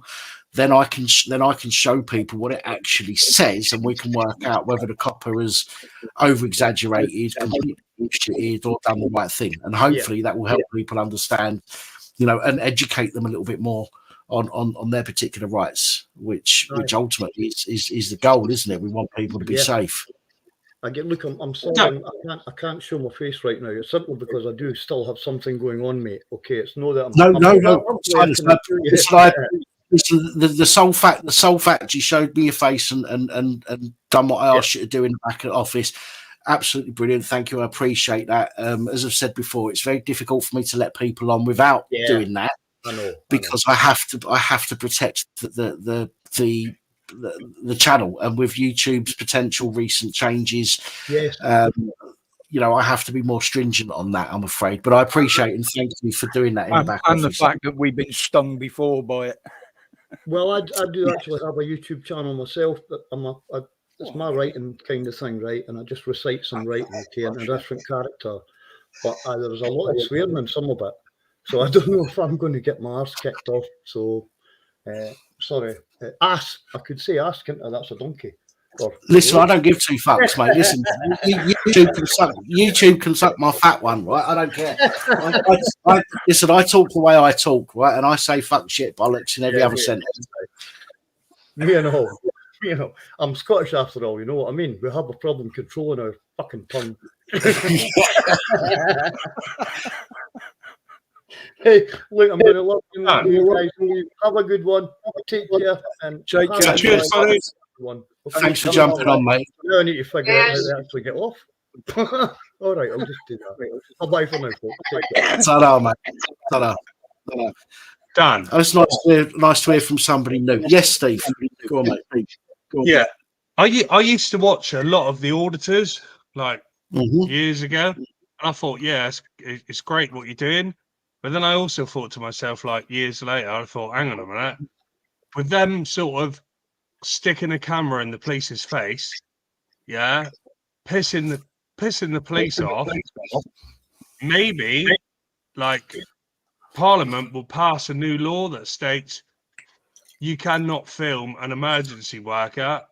And if you do, then, there'll be 3 months custody for doing it. And then that gives the police a trump card to just go around beating people up, mate, because you will be too scared to film them because you go to custody for filming them. It's already on the card, mate. It just hasn't had a reading yet. They can't do it. And I'll tell you why they can't do it. Because if they did, they can do whatever they want, mate. I mean, if I said to you 6 years ago, the government are going to lock you in your houses, for 3 months, you'd say to me, well, no, they can't. But they did. No, they seem to be able to do what the fuck they want. And they can in the moment. When I say they can't do something, what I mean is legally they can't do something. It doesn't stop them from actually doing it because they know they can get away with it. But legally, in black and white, on paper, okay, they can't do certain things, but they do. At the moment. And this is why filming is so important. This is why understanding where your rights is so important, because then you've got something to come back at them with. And you also know if you've been mistreated, you know in your mind that you've now got some basis to do an appeal or to sue. and more people are suing the police recently, and the police are hemorrhaging public money, having to pay people out. Yeah. And that's why the police are struggling to get new recruits, because it's eating into their money. So, well, what they did bring up in the House, into the fucking public's money, mate. yes, they are eating into the public money we give them, but it is reducing what they can do. Did the latest one come out about photography in 2021, Dan? There was a new one that came out from the Met, wasn't it? No, it's the same. It's the same as the 2010 one. Okay, it's the same as the 2010. It's just all they've done, because I spoke to the National Police Chief Council, and I asked them about it myself, and so has a couple of other people, YouTube channels, and what they've done is they've said nothing's changed. It is still the same. The only thing that's changed is the logo on the paper and the person who signed it off.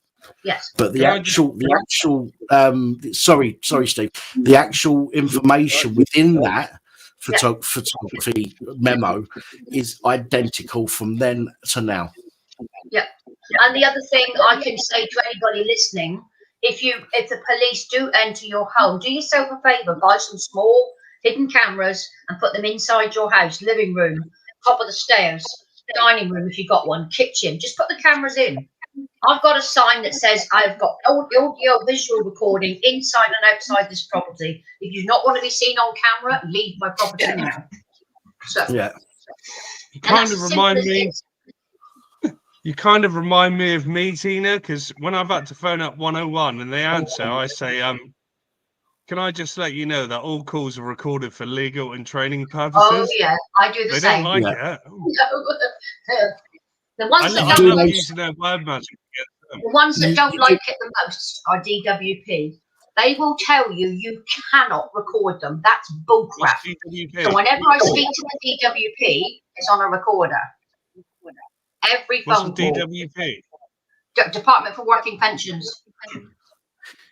You do realise that you don't actually have to advise them that you're recording, Steve. No, you don't. Only unless you're a business. Yeah, exactly. Yeah. But if you go to what you said just now, Dan, about I think it was Steve brought it up about the arresting people in public for filming and what have you being brought in. Now, during a reading, I'm going back a couple of months now, there was a bill being read that included banning filming of what they deemed as emergency incidents. It didn't get through, but it was on the table. Yeah, and this is what I was saying a minute ago. The reason they can't do that, and the reason they can't do that, is because then it would prevent any news agency from recording emergency incident, and they can't do that. Yes, but they'll won't be able pass to. a bill, Dan, that says that mainstream media can film, but you can't. There's no such thing. They won't, Dan. The thing is, bastards won't, mate. And I do, and this is where I like to try and work my way around the wording, because the wording's very important when it comes to the law. All in the wording. It's the most important thing when it comes to the law is the actual wording that they use. Now, if they turned around and said only mainstream media, there is no definition of mainstream media other than a media platform that is popular. Okay, now they can't turn around and say you have to have X amount of people watch your news in order for you to be a mainstream media. Okay, because look at GB News, when that started up, that had to build up its viewership base. So they cannot do that on paper. Again, we're talking about on paper. They cannot do that. Now they can turn around and say if you haven't got a press pass, they can do that. Yeah, they're licensed. Now the thing is, and I'm not sure if I've got it. Have I got it here? Yes, I have. The thing is, I've got my own company now, which is the Independent Media Alliance. Okay. Now I have my own press pass. Okay. Now, a press pass is not issued by a single authority. Like, for example, driving licenses or passports, they're issued by a single authority. Therefore, they are regulated. With a press pass is only issued by the company you work for or a voluntary organisation such as the National Union of Journalists, which you don't have to join, but you can if you want to. What I want to do with regards to the IMA, the Independent Media Alliance, is I would like to turn that into a kind of independent national union of journalists, where we will offer people training, we'll offer them access to tools and things like that on how to do their reporting, and we'll give them a ID card. And if we've got, let's say, if we've got 5,000 people that have got press cards, it has to be recognised. They can't turn around and say, no, we don't recognise it. If it's a company and it's 5,000 people out there with a press card, then it has to be acknowledged. They can't not acknowledge it. Therefore, we get around that situation of not having a press card and being able to film. Do you see what I'm saying? So there are ways around it, and again, it's always in the devil's in the detail. They say it's always in the wording that they use. But although they can, in their minds, treat people like and get away with it, when it comes to the bare bones of the law, they're not able to do that. But they don't give a shit, because what happens, it doesn't come out of their pocket, so they don't give a shit if they fuck up. Yeah, I mean, if you look at the ambulance service now, Dan, they've all got cameras. Yeah. That's why I was just saying to Bumblebee in the chat there, most of them carry cameras now anyway. Everyone does it. And also now in London, they've got a trial going on where it's an ambulance driver, an ambulance paramedic, and a policeman is now travelling with the ambulance. So what about data protection and privacy of your information? Yeah. The copper's going to write down your name, your date of birth, and all the information. The policeman is apparently there to help the ambulance staff. Yeah, right. No, they're never. No, they're not. They're there to try and arrest someone, mate. It's they're there to gather intelligence. All they do is go around with the ambulance all day. But apparently, if the ambulance needs driving, they're putting policemen in with specific driving skills. But what they're doing is gathering intelligence, because they're getting all of your details when you're booked in. Yeah. Yeah, but the majority of people give their details away when they fucking join Facebook and Instagram and all that nonsense.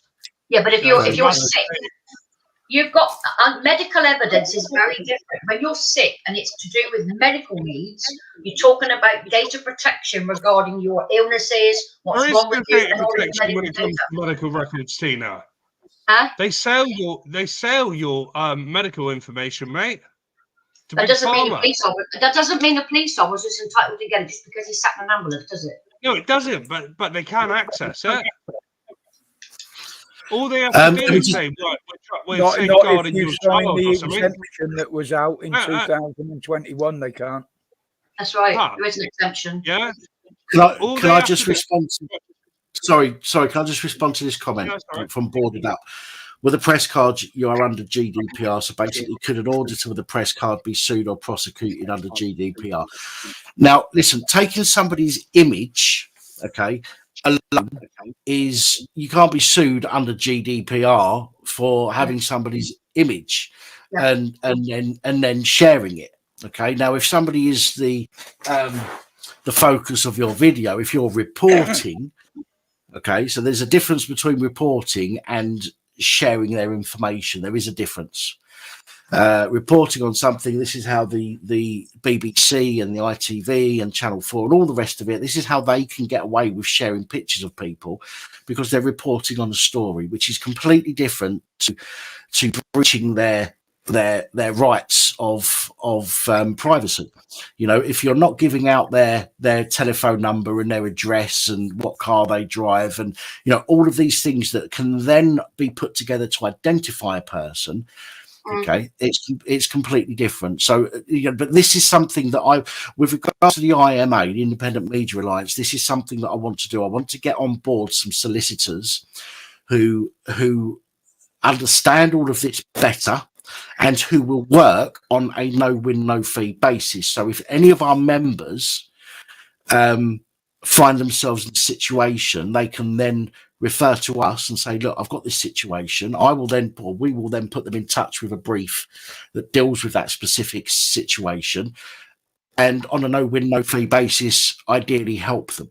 So this is something that we want to do as part of the IMA organisation. I don't just want to be somewhere where we can share news. I want to be somewhere where we can actually empower people to be an independent journalist and do what, and share the news that other places might not want to share.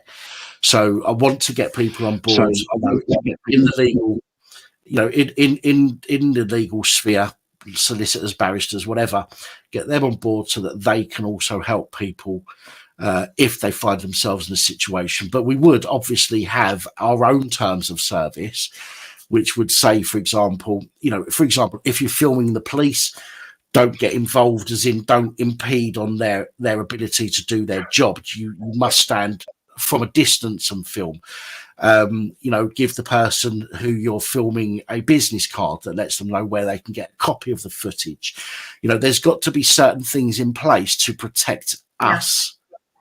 And if we follow those steps, then we have a much better chance of not being screwed over and being able to be the ones screwing over the police. Yeah, can I just point out? Is it not part of that letter, though, that memo that says there is no expectation of privacy in public? Ian Gould is a great solicitor, mate. He does a no-win, no-fee. He's a specialist in suing the police. He does. Now the thing with Ian Gould, and I think Ian Gould's great. Okay, I've reported on many of the people that he has dealt with or helped sue the police.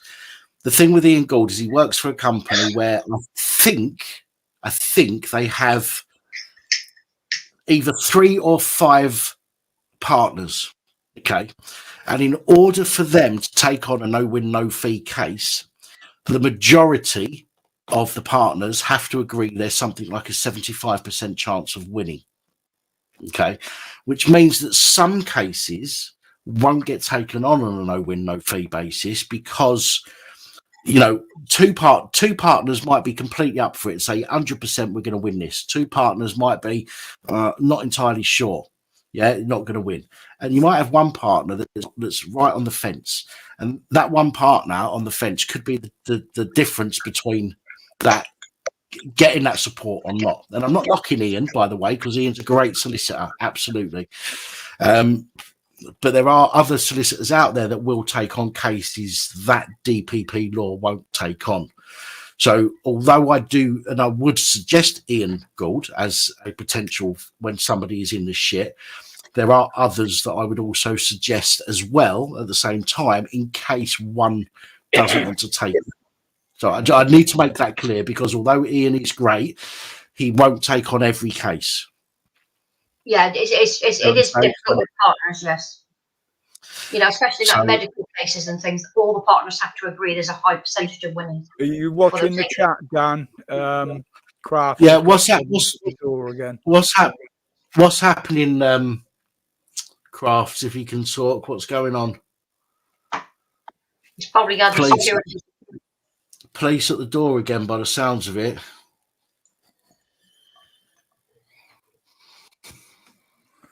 Just going to see what there is a problem. You need to be recording this, Crafts. Keep telling you. Yeah. Yeah, she's got her body cam, but they take it away from her. Well, even if they take it away from you, make sure you're recording it, because if they do interfere with it, that's trespass to goods, and there's no reason for them to take it if you haven't been filming. So if they take it, then there's a pretty good reason that they've taken it because you were filming. So if they say you weren't filming and the video's deleted, then it's pretty clear that they've fucking deleted it. Anyway. Or upload it to the cloud, so it's live uploading to the cloud, mate. There is that as well. That's one thing that people don't seem to have created yet, is a body cam that will directly stream to a cloud server that I know of anyway. They all seem to. Do they record to a cloud server, or do they record to your phone? There's one. I think there's one called the Axon, which is a body cam. And I think that's voice activated, and that does link direct to the cloud or any storage that you use. But it's quite expensive. But I think it's called Axon, the group that make them. They're military grade, but they do actually use things to turn it on, off, and then if you say upload, it uploads it. So. Right, Irish Stephen, can you do a favour? Just give us a middle finger at the camera. Tina, are you Plymouth? Sounds. Exeter. Right, Yeah. I'm an guys, Exeter, mate. we've got somebody in the back here I'm going to bring on, Irish Stephen. So there we go. Irish Stephen, how you doing? I'm not doing too bad. How are you doing, Bonnie lad? I'm doing well, thank you. Okay, I'm great. I'm here to protect all the Irish citizens from the abuse of the UK police, if you don't mind. By all means. Thank you, sir. Thank you very much, sir. So, Stephen? Are you a long time follower of the channel, or are you relatively new to the channel, or? Well, I think you know yourself, Pap, that I talked to you a long time ago, probably about 2018, when I reached out for help from you, and you tried your best for me, but we got nowhere. But I'm still here, mate. Excuse me. There you go, Bonnie lad. Right. Well, if you don't mind me saying, Pap, do you mind if I stop putting on this fucking daft accent? Because it's very fucking hard to keep up.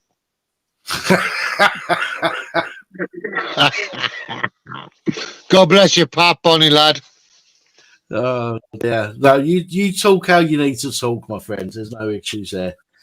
I've had people, talk to me in worse accents than that. So you're all good. And you see, I'm a National Garda, though. My Garda sheer corner from the Irish police. You can see my thing there on my coat. You can tell. I have a Honda 500, V-twin 500 parked out the back there, and I'll beat any Fiat 500 in a race. I'm telling you. Hi, Stephen. Hello, darling. Happy New Year to you, Stephen. Yeah. God bless you, Pap. God bless everyone. God bless all the good people. God bless every good person in the world. Hallelujah. We all belong to it somewhere. Dan, I've sent you a WhatsApp message giving you the details of a new one that's come out called the Halo 4G body cam. It automatically uploads to the cloud. That's one of about 20. I will check that out. Do you know what? I saw a new action cam the other day that was advertised. Brand new. Okay, so this is literally brand new out. And it is incredible. It's a 360 camera. Okay. Wow. But you can use it as a body cam. You can stick it on the end of a selfie pole. You can put it on a tripod. But it is absolutely incredible. But it's about 800 and odd quid. Yeah, I don't think the Halo is about same. And again, the issue that we have is it records, but it records to your phone or to a memory card rather than being able to get. It's like my camera. I've got a Canon M50 Mark II. I can, using the Canon app, I can log into the camera and I can use it to live stream. But on body cams, on personal safety devices, it's very unusual to find something where you can set up in order to be able to live stream directly. And it's a shame.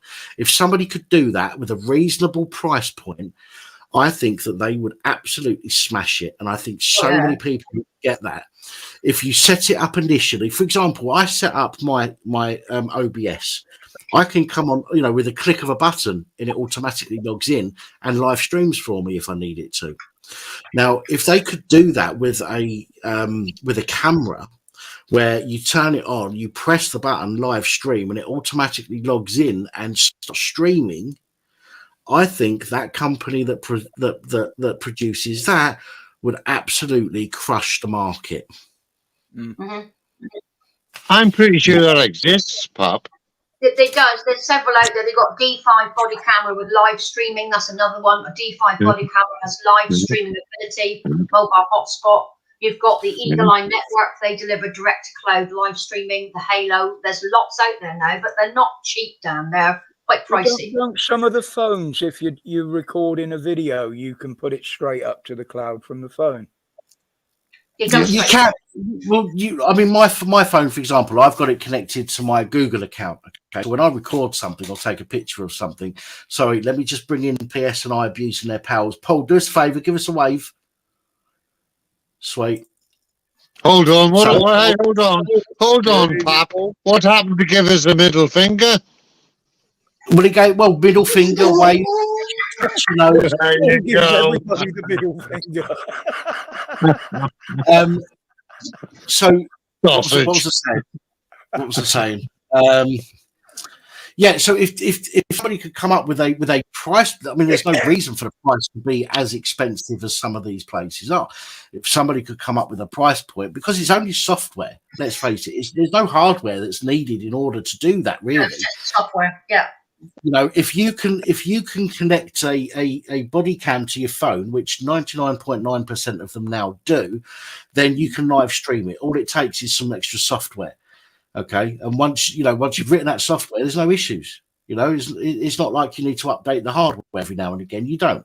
The software is enough in order for that to work, and for them to put the price points on that they do actually limits their market massively. Yeah. I know, you know, I'm not talking about hundreds and hundreds of pounds. If there was a body cam for £100, okay, even 120 quid in some cases, if it was decent enough, I'd pay that for the ability to actually press 2 buttons to be live streaming.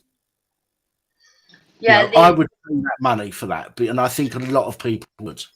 The Halo I told you about, the 4G, automatically saves all body cam footage direct to your cloud. Instantly. It instantly goes up to the cloud. It's online. So, well, going back to what Roger was saying a minute ago. Sorry, Paul. I'll be with you in a second, mate. So what Roger was saying a minute ago is that yes, things can upload to a cloud. My phone is connected to. It used to be connected to Dropbox. My Dropbox is full. It's now connected to OneDrive and Google Drive. Okay, so every photo I take, every video I take, I've got 3 copies: one on my phone, one on OneDrive, one on Google Drive. Now, that's great. Okay, that is great, but uploading it to the cloud can still be interfered with. If the police then confiscate your phone, okay, I'm not saying they would do this or will do this. I'm just saying that this is a possibility that we need to. Oh, they would.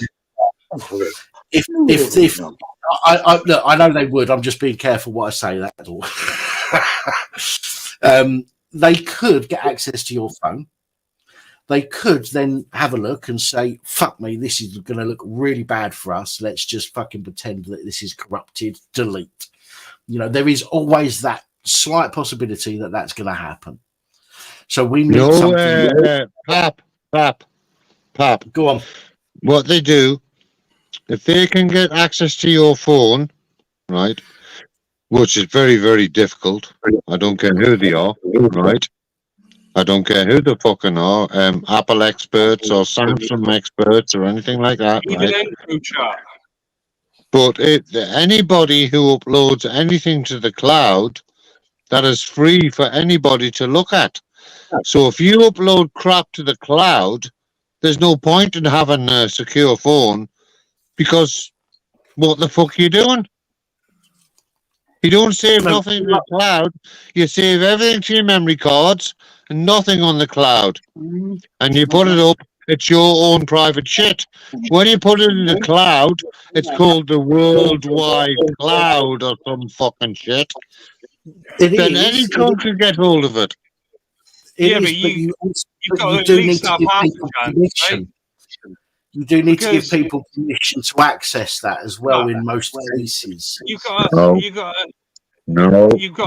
have half a chance, right? Because I'll tell you a story. Wrong. Wrong. 10 years ago, I flew my drone, but long before people had drones and that. Yeah, it's about maybe 12 years ago. Yeah, I flew my drone. I hovered it over my local police station. Yeah, watching them because they watch you. And guess what happened? When I landed my drone, yeah, they got my registration from my car, and it was about 2 days later. They fucking smashed my front door in, mate, and raided my house and took my drone. And if you don't believe me, mate, I got the video of that. No, I believe you. So I believe you. Yeah. I believe you. I've told you about it, Pap, and I had on my channel, yeah, I've got a video of me getting my drone back. I remember I told you about it years ago, Pap. To be honest, my brain doesn't work that well these days, unfortunately. Who's the biggest gang? Who's the biggest gang in the country? Who's the biggest gang in the country, Bonnie lad? Police at the moment. There you go. I'm not sure if it started yet, Dan. The biggest gang in this world is the World Economic Forum. I'm not sure if it's happened yet, Dan, but the police are actually doing trials at the moment to have live streaming body cams for when weapons are used, such as guns, in shootings. So they should be on from the start of their shift. Excuse my language, excuse me for interrupting you. I agree, Paul. They should be. The thing with this live streaming body cam, Tina, is it's not live streamed to the public. And I know this because I've looked into this recently. There's a company that's come out and said, right, we can do this, we can live stream it, but it gets live streamed to the control room and recorded. It doesn't get live streamed. It doesn't get live streamed to the public. It gets live streamed to the control room. Then the police decide what they let out or not. Yes. So again, it doesn't necessarily hold them to account. They will only let out live streams that make them look favourable. They do the same with the gas cams. They're streamed to the control room, and they can make decisions based on what they're seeing. Do you know, Dan, in San Francisco, yeah, they've got artificial intelligence police robots that can shoot and kill, yeah? Right? I've heard. So when they kill members of the public, how the fuck are you going to put a robot in the dock in court? You can. You can't. Of course you can't. They can just kill willy-nilly. I just seen a thing there. I see earlier on I was watching. I found cameras in the south of Ireland, in the Republic of Ireland. These cameras are plotting up all over the place, and they're picking up on sound, on people even talking. Not only that, facial recognition. Yeah. Well, I said years ago, Dan. I said years ago, right, when they first started to implement the AMPR, yeah, many years ago. I said these cameras are not there for criminals. They're here for everyone. It's to control you, mate. Yeah? Yeah. And then they bring out the facial recognition. That's not for criminals. It's to control all our movement. And if you look up in Oxford City Council, yeah, you know what they're going to do? They're implementing 15-minute cities where you cannot drive 15 minutes without your city, yeah? Right? How do you think they can implement that? It's with the AMPR and facial recognition cameras. Hey, Bonnie lad, listen, Bonnie lad, talking about the facial recognition cameras. You walk into Asda. Every fucking Asda, excuse the language, every flipping Asda has facial recognition when you walk in, and then when you go to the self-serve tills, every single camera on every single till is a Chinese-built camera with facial recognition. Yeah. Because it doesn't matter where you go. It doesn't matter where you go. We have an electronic footprint everywhere we go. If you can't be part of that, you've got to get rid of all your computers, all your mobile phones, everything. Pay in cash. How do you in cash. Pay in cash. Well, the thing is, paying in cash is all well and good, but again, we have and co-op started using these facial recognition cameras in during COVID, and now others have started taking it on. It was a co-op that started this bollocks. Dan, it's during COVID, Dan. COVID is a massive lie, mate, to bring in all this stuff. It's just like 9/11, mate, was to bring in the terrorist act, which has never gone away.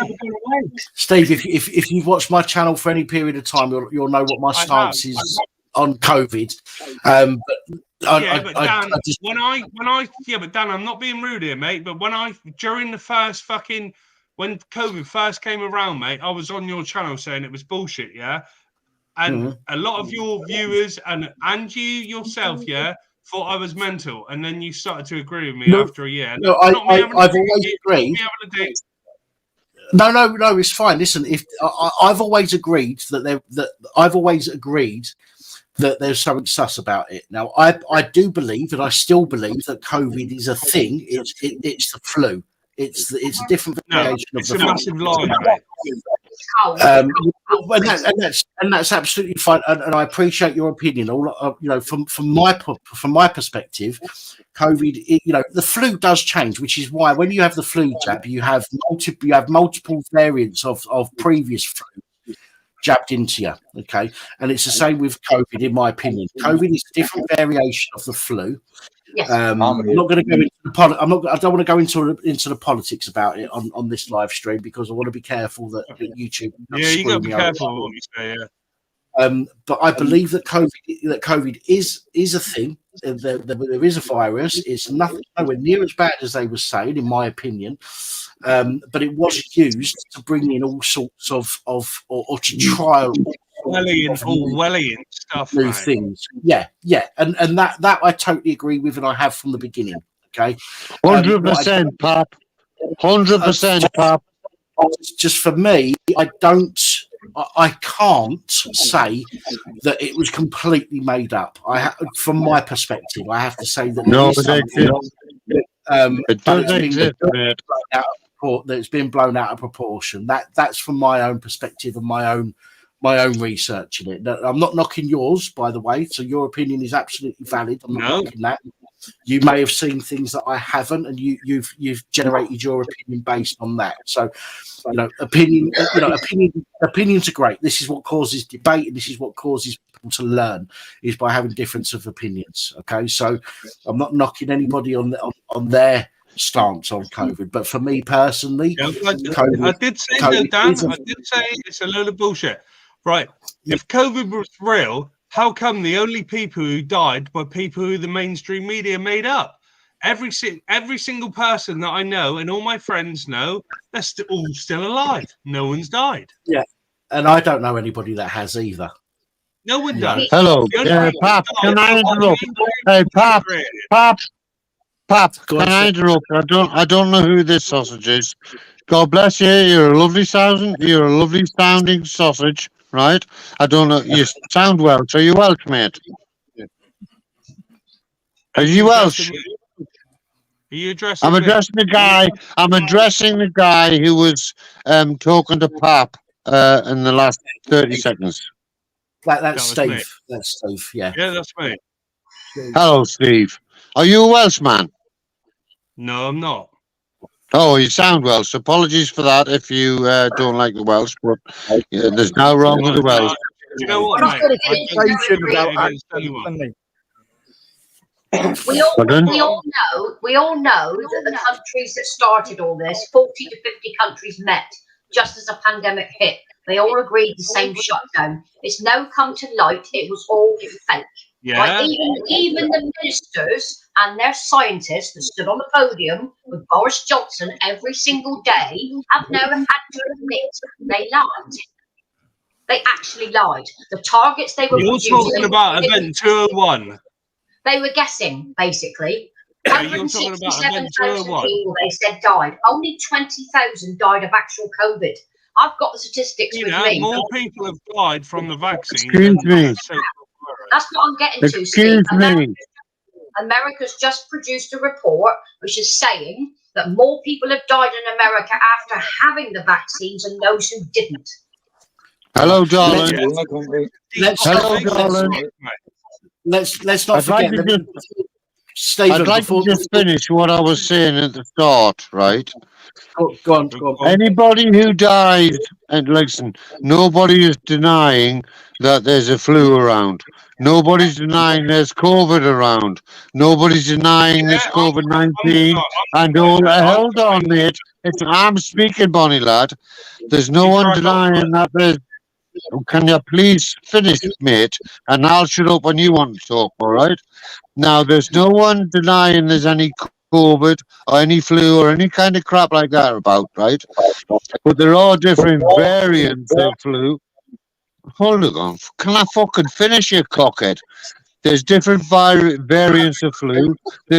What the fuck are you talking about? I weren't even talking, you fucking mug. Can I fucking finish this sausage? Oh, okay, all right, come on, guys. Go and fuck yourself. Go and fuck yourself, lad. Go and fuck yourself. Stephen, come on. I'm sorry, mate. Listen, we all might have differences of opinions. It doesn't mean we have to fall out over it. Come on, guys. No, I'm not falling out. I couldn't give a toss, pap. But someone needs to listen. So people need to listen what the actual real crap is, apart from spouting their own bollocks like this twat is, whoever he is, right? No, there's no one denying flu. Listen, cockhead. There's no one denying flu, and there's no one denying COVID, right? So that's an actual fact, right? Now there's a difference, yeah, sausage boy. Right, Steve, listen. Just now, Steve never said. Sorry, yes. Oh God, you're both called Steve, aren't you? Stephen and Steve. Right. Yes. Oh, right. So Stephen, you're my Irish Stephen and Steve. So I don't want anybody to be falling out. Okay, I don't want anybody on this channel to be getting into it with each other. We all have differences of opinions. We all believe slightly different things, but I think our focus is in the right direction. It's in the same direction, although we all might have slightly different ideas on how things have happened, and that's a good thing. Okay, but let's not be falling out over that. Let's not be losing our shit with people. Okay, with each other. Hey, Pop, there's no way. Pop, there's no way that Irish Stephen will fall out with Steve just because he's a sausage. Steve's a sausage. God bless you, Bonnie lad. I love Cumberland's. I love Cumberland's sausage. The Irish just get on. Bet you love a the bum, don't they? You curly little piggy-tailed rascal. Can I ask about a different topic to calm things down, Dan, if you wouldn't mind? Right, just give me 1 second, Tina, because I've got three people sitting in the background here. I've got Princess No, you're all right for the moment. Angela, can you just show your face for me, sweetheart? You got the red. Tell me when you want other people on, Pop, and I'll clear up on that. Listen, you're all right for the moment, Steve. As long as I don't start seeing people rolling their sleeves up for a fight, I'm all right. Okay. Okay. God bless you. Do me a favor. Just jump up and down a bit. I'm going to mute myself. Rev's in the chat as well, Dan. Reverend Simon Sideways, how you doing? Right, let's bring Tiffany on. And Joe, hang on. Joe Public was in the back room then, waiting to come on. I was about to let him on, but he's just fucked off. What's the matter, JP? Come on, son, don't be scared. I'm still looking for your evidence. This is a party. Joe Public's a girl. Did you know that, Pop? Joe Public is actually born a male, but he identifies as a drug-addicted female. Well, let's ask him. JP, do you identify as a drug-addicted female? Asking for a friend. Oh, I'm in. Yeah, you're in. I'm asking for a friend. Do you identify as a drug-addicted female? No. JP. No, okay. Hey, JP, how you doing, Bonnie lad? Hey, Joe Public, how you doing, Bonnie lad? How's the You're not dead yet. how's the alcohol and the trazodone doing in the morning for you? For a start, I don't take any of those things that you say. Yeah, all right, mate. Yeah, all right. You survive on them. Hey, you survive on them, you little grass and sausage. You survive on them. You survive on alcohol and fucking trazodone, you little mong. Funny, because look at the He's state an of Irish you. Bill Mitchell, mate. Look at the absolute state of you. JP, question. Serious question. Serious question, public. Can I ask you a serious question? Where's his face, the horrible little rat bastard? Where's his horrible little face? Where's his drug addicted? Where's his drug addicted, teeth rotten face? Stephen, hang on a second. Just give me a second, Stephen. Sorry, mate. Please, just bear with me a second. Apologies. All right, just give me a second. JP, serious. Can I ask you a serious question? Can I ask you a serious question? Are you going to give me a serious answer? If you look below Pat and Roger, it looks like fucking Phil and Graham. Where's he gone? Where's JP gone? Joe Public. The sausage? Are you there? Where Are you there? The word sausage. No, I'm a vegan.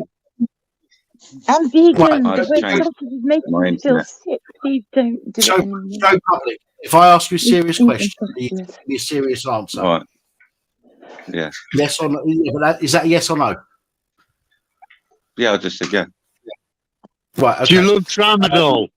Do you love tramadol with a mixture of beer? Can everybody behave. shut up? Stephen, Just let them ask. Behave. What was it? 6 weeks ago, 7, 8, maybe 9 weeks ago, you said that you've got proof of me scamming people, and I'm still waiting for that proof to be uploaded to your channel. Do you actually have proof? Was you talking shit, or is it coming soon? It's on my other channel. It's on my other channel, yeah. Oh, it's on your other channel, the one that you won't tell anybody about. Yeah, that one. Yeah, because if I tell anybody about it, the police will just go and do what they did to my other channel, this channel. But if I'm a scammer and you're outing me as being a scammer, then surely the police will come for me, not you. Well, put it this way: a lot of people have been asking about like the charity money in that. Like, where did it go? You never gave it to anybody, and then you got like £1,000 tattoo, didn't you? Did I not give that money to anybody? Mm. Okay, Roger. You literally made a video about donating. PTSD camp down in Bath to help fund what they do for the vets. And we have confirmation of it. I have personally had confirmation of it from Dion, who actually runs the camp, and he did actually put it out on social media that the money had been paid. Yeah. Okay. Right, so what else? Can I ask a question? Is that right, Joe? Can I ask a question? Go on, Angela. Just ask it anyway. Are you? Have you in the last few weeks been trying to get information on Dan with TC and Nikki to like supposedly go to the DWP and grass him up for money? Who are you talking? Who's she talking obviously. to? She's talking to you, JP. Yeah. Oh, no, not that you went into TC's Discord or anything now. And no, I don't use Discord because hello, my darling. Hello, my darling. We do know that's a lot. You do use Discord because you went into TC's server for a while and you was talking to other people. Hang on, Stephen. Excuse me, my darling, my lovely lady who's talking now. I don't want to interrupt you. You've said excuse me, and I appreciate that, and Pap as well. I'm going to go and I'm going to shut myself down in 10 seconds, but I will listen to whatever who's this cunt? Public Joe Public says, right? Because I spent some time. Hold on, darling. I spent some time with this guy, right? Yeah, so I spent time with him as well. And guess what? Yes. He'll probably end up, them paedophile hunter groups. Hold be on, one of them two. hold on, Joe. I know for a fucking fact you're a fucking nonce, All right, mate. Joe. Hold on, Yeah, Joe. no, I didn't finish my sentence. No, listen. He was right in front of me one day. Two plodded walked off to go and do something. He was sat in his van, where he's probably sat now, fucking pissing all over the floor. And then he said to like these young, very young girls, look at the arse on that. That's fucking a nonce right there. You're looking at one right now. Look at that face right now. Look at that face. When he's caught, when you get caught, mate, you're fucking done, mate. And you will be done. Can I just remind you, everyone, please. Everyone, please. No one listens to you, Can I mate. just remind Everyone knows you're a pisshead. No. Go on, Can I Stephen. just remind you, Joe, when I picked you up and travelled you up and down this whole country, and then you got your parva spray out and threatened me with it, sprayed me, or tried your best to, and then you got the fuck bashed out here, and then you were left on the streets of Liverpool, and you were crying like a little bairn to get yourself home. Now go on, put that video up. Put that video up, Bonnie lad. Put that video up, you fucking sausage you fucking idiot. You're just a scumbag, Joe mate. doesn't do Discord, yeah? You're a scumbag. He's got his own Discord channel. Angela, I mean, get rid of the pisshead. Because he just talks over everybody. You're the pisshead, tramadol, 6 or 8 tramadol and 3 gabs of... Listen. Right, guys, just 1 second. Jeremy Okay? Kyle job. Hold on. Right, give me a second. Angela, 1 second, and I'll let you say your piece. Right, Joe has something about Irish Stephen. Irish Stephen has the right to respond.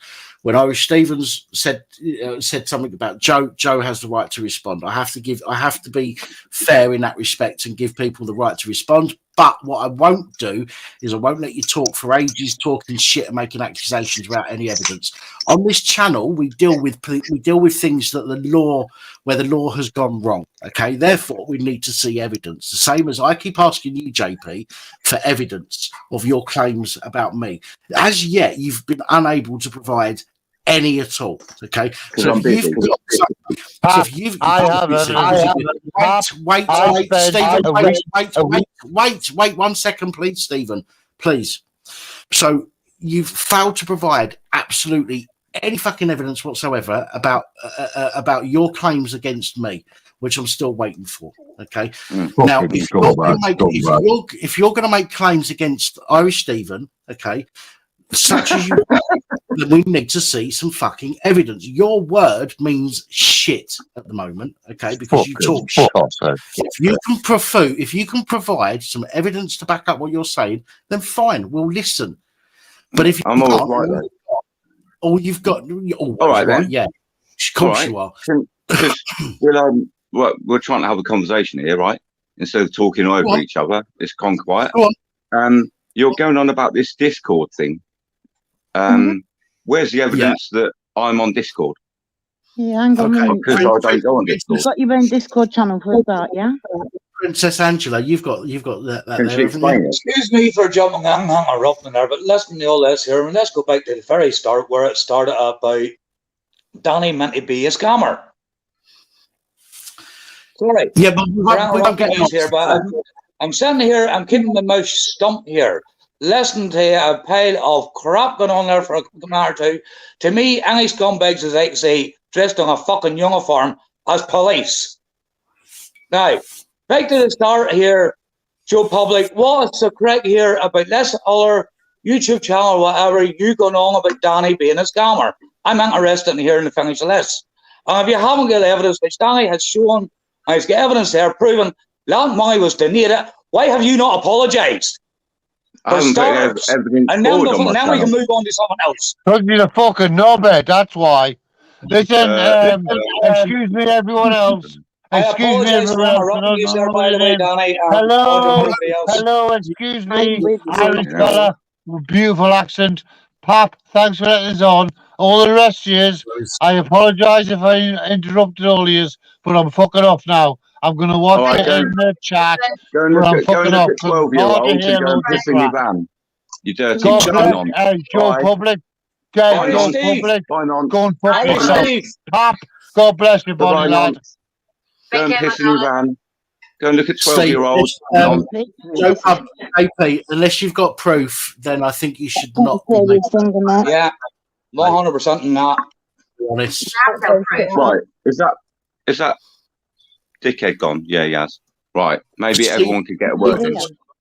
Excuse me, so if I go off this channel, are you going to call me a dickhead or any other members here on this panel here at the moment that's speaking? If any of them go off, are you going to start calling them names behind their back? Be a bit more mannerly, please. I've never said anything behind anybody's back. Well, you're only after doing it there. Some I said it's a fucking face. You've got your own server. You only after doing I it. do apologise. Show a bit of bloody courtesy to the other members that's on here, please. And Steve, Danny, sorry. You're going on about my channel that I've put evidence on there. No, I haven't. There you go. I haven't put any evidence forward yet. You just said that it's on your other channel. Though. Well, no, before you open Whoa. Joe just said 5 minutes ago, Joe just said it's on my other channel. I asked him for evidence. He said his exact words were, it is on my other channel. But now you're saying you've uploaded nothing. Oh, no, I meant this channel. Oh, you meant this channel. Oh, yeah. Right. Okay. Silly me. me. It was on about Joe Public channel. The channel it's not on is not called Joe Public. Right, no, of course it's not.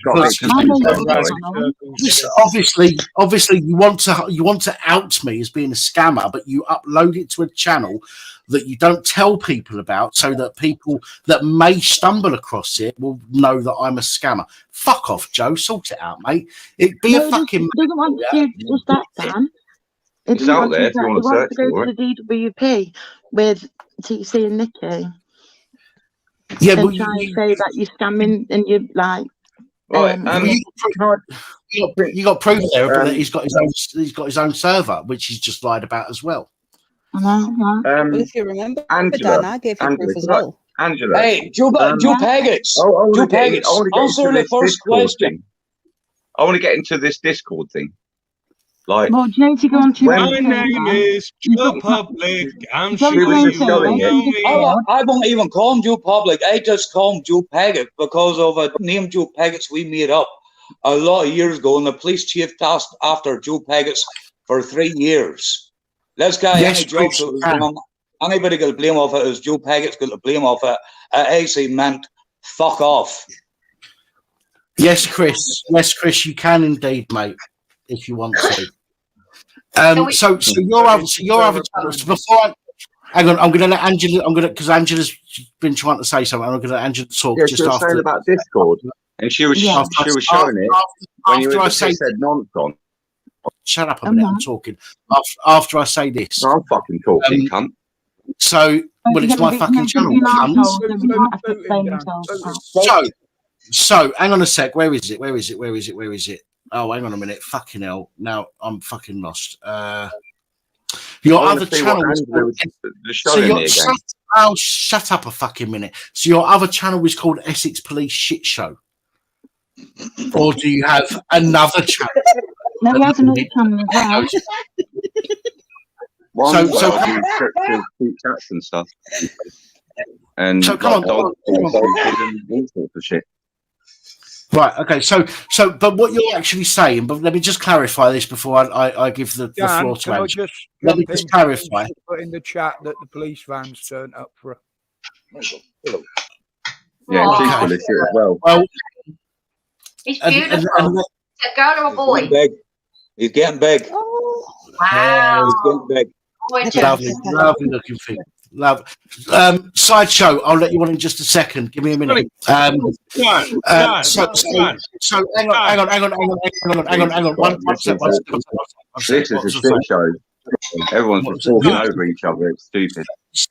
Right, so Joe, so you're saying that you have evidence of me being a scammer that you have uploaded to a channel that you won't tell anybody about, even though I want you to out me to the people that watch this channel, so that you can destroy my. I want you to destroy my channel with your evidence. I want you to show everybody that watches my channel your evidence that I'm a scammer, so that they all fuck off and leave me with nothing. Okay, I want you to do that. But yet you refuse to give the information as to where. I've got information that there's other people as well. You're talking. There's other people that put it on their channels. No, there isn't, Joe. You're talking shit. Stop fucking there are other lying. people. I think I'm the only sober person fucking here right now. Can I just say something? Joe Vegas, could you send us a wee link to this pile of bullshit? Go on, Steve. Steve, go on, mate. Go on, Can't hear Steve. anything because there's loads of people talking. The thing that I find very weird is you all claim to be on the same side, exposing the police and stuff like that, but you're all arguing amongst yourselves. Do you not think there's been some sort of outside interference from the old Bill? Listen, I don't talk. I don't talk. I know. I don't slag off other people's channels. I don't slag off other people, other channel hosts. But there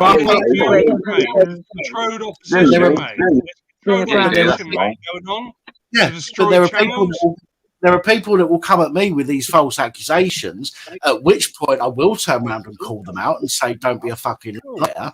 But I don't go out of my way to accuse people of shit or make things up like some people do, Mr. JP UK. Anyway,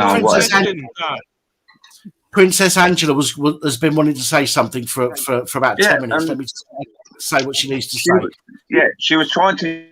hang on, Joe. Angela's talking. Sorry, I'm just like, do you want to know how to get to Discord? You open your Discord app and you go to your own channel, you know, that own server you've got. That's how you would get into it, I'm assuming, obviously for yourself. So, and you know, you've been in there with court rulings and whatever it's called, and Nikki and some other people, well, one other person. So where are they? Why am I here fighting your fight with you? You're going to go and like, supposedly, you're meant to be going to the DWP to try and supposedly, like, what, guesstimates for what, earning like a few quid on some videos, which is already declared. But he doesn't need to declare it anyway. So what makes you clever about that? Just curious, because that makes you just a grass, for one, but stupid also. Okay, I need to... ask Angela a question without anyone talking over me. At least the pisshead nonsense gone. What exactly are you on about? Can't you get a word in without someone else talking over me? Go on, come on then. Stop talking behind somebody else's back. I'm talking to Angela. Shut the fuck up. Winging again, Chub. Right. What are you on about for a start? You on about DWP, something else? No, like, so I've got no idea what you're on about. When Pisshead Nonce was on, I did see on the screen that you were showing my skull picture. No, I was showing you your own Discord server, wasn't I? So when was that last? He's just admitted it. He said my skull fucking image picture. Yeah, right? Anyone, if you put in, Pat, listen, if you put in on Google Union Jack skull, bang, you can just download it and use that as your icon. You can do it. I can do it. I can change mine right now if I want. Yeah. Do you want me to go? Do you want me to show? Okay, do you want me to show? I can have your fucking icon. Yeah, would you like me to show the screenshot? I'm looking for it now on my phone. The screenshot where Nikki Jackson says to you, "Oh, come and join us in the Discord," and you're like, "Oh, okay." Do you want me to find that and show it? Who the fuck is Nikki? Who the fuck is Nikki?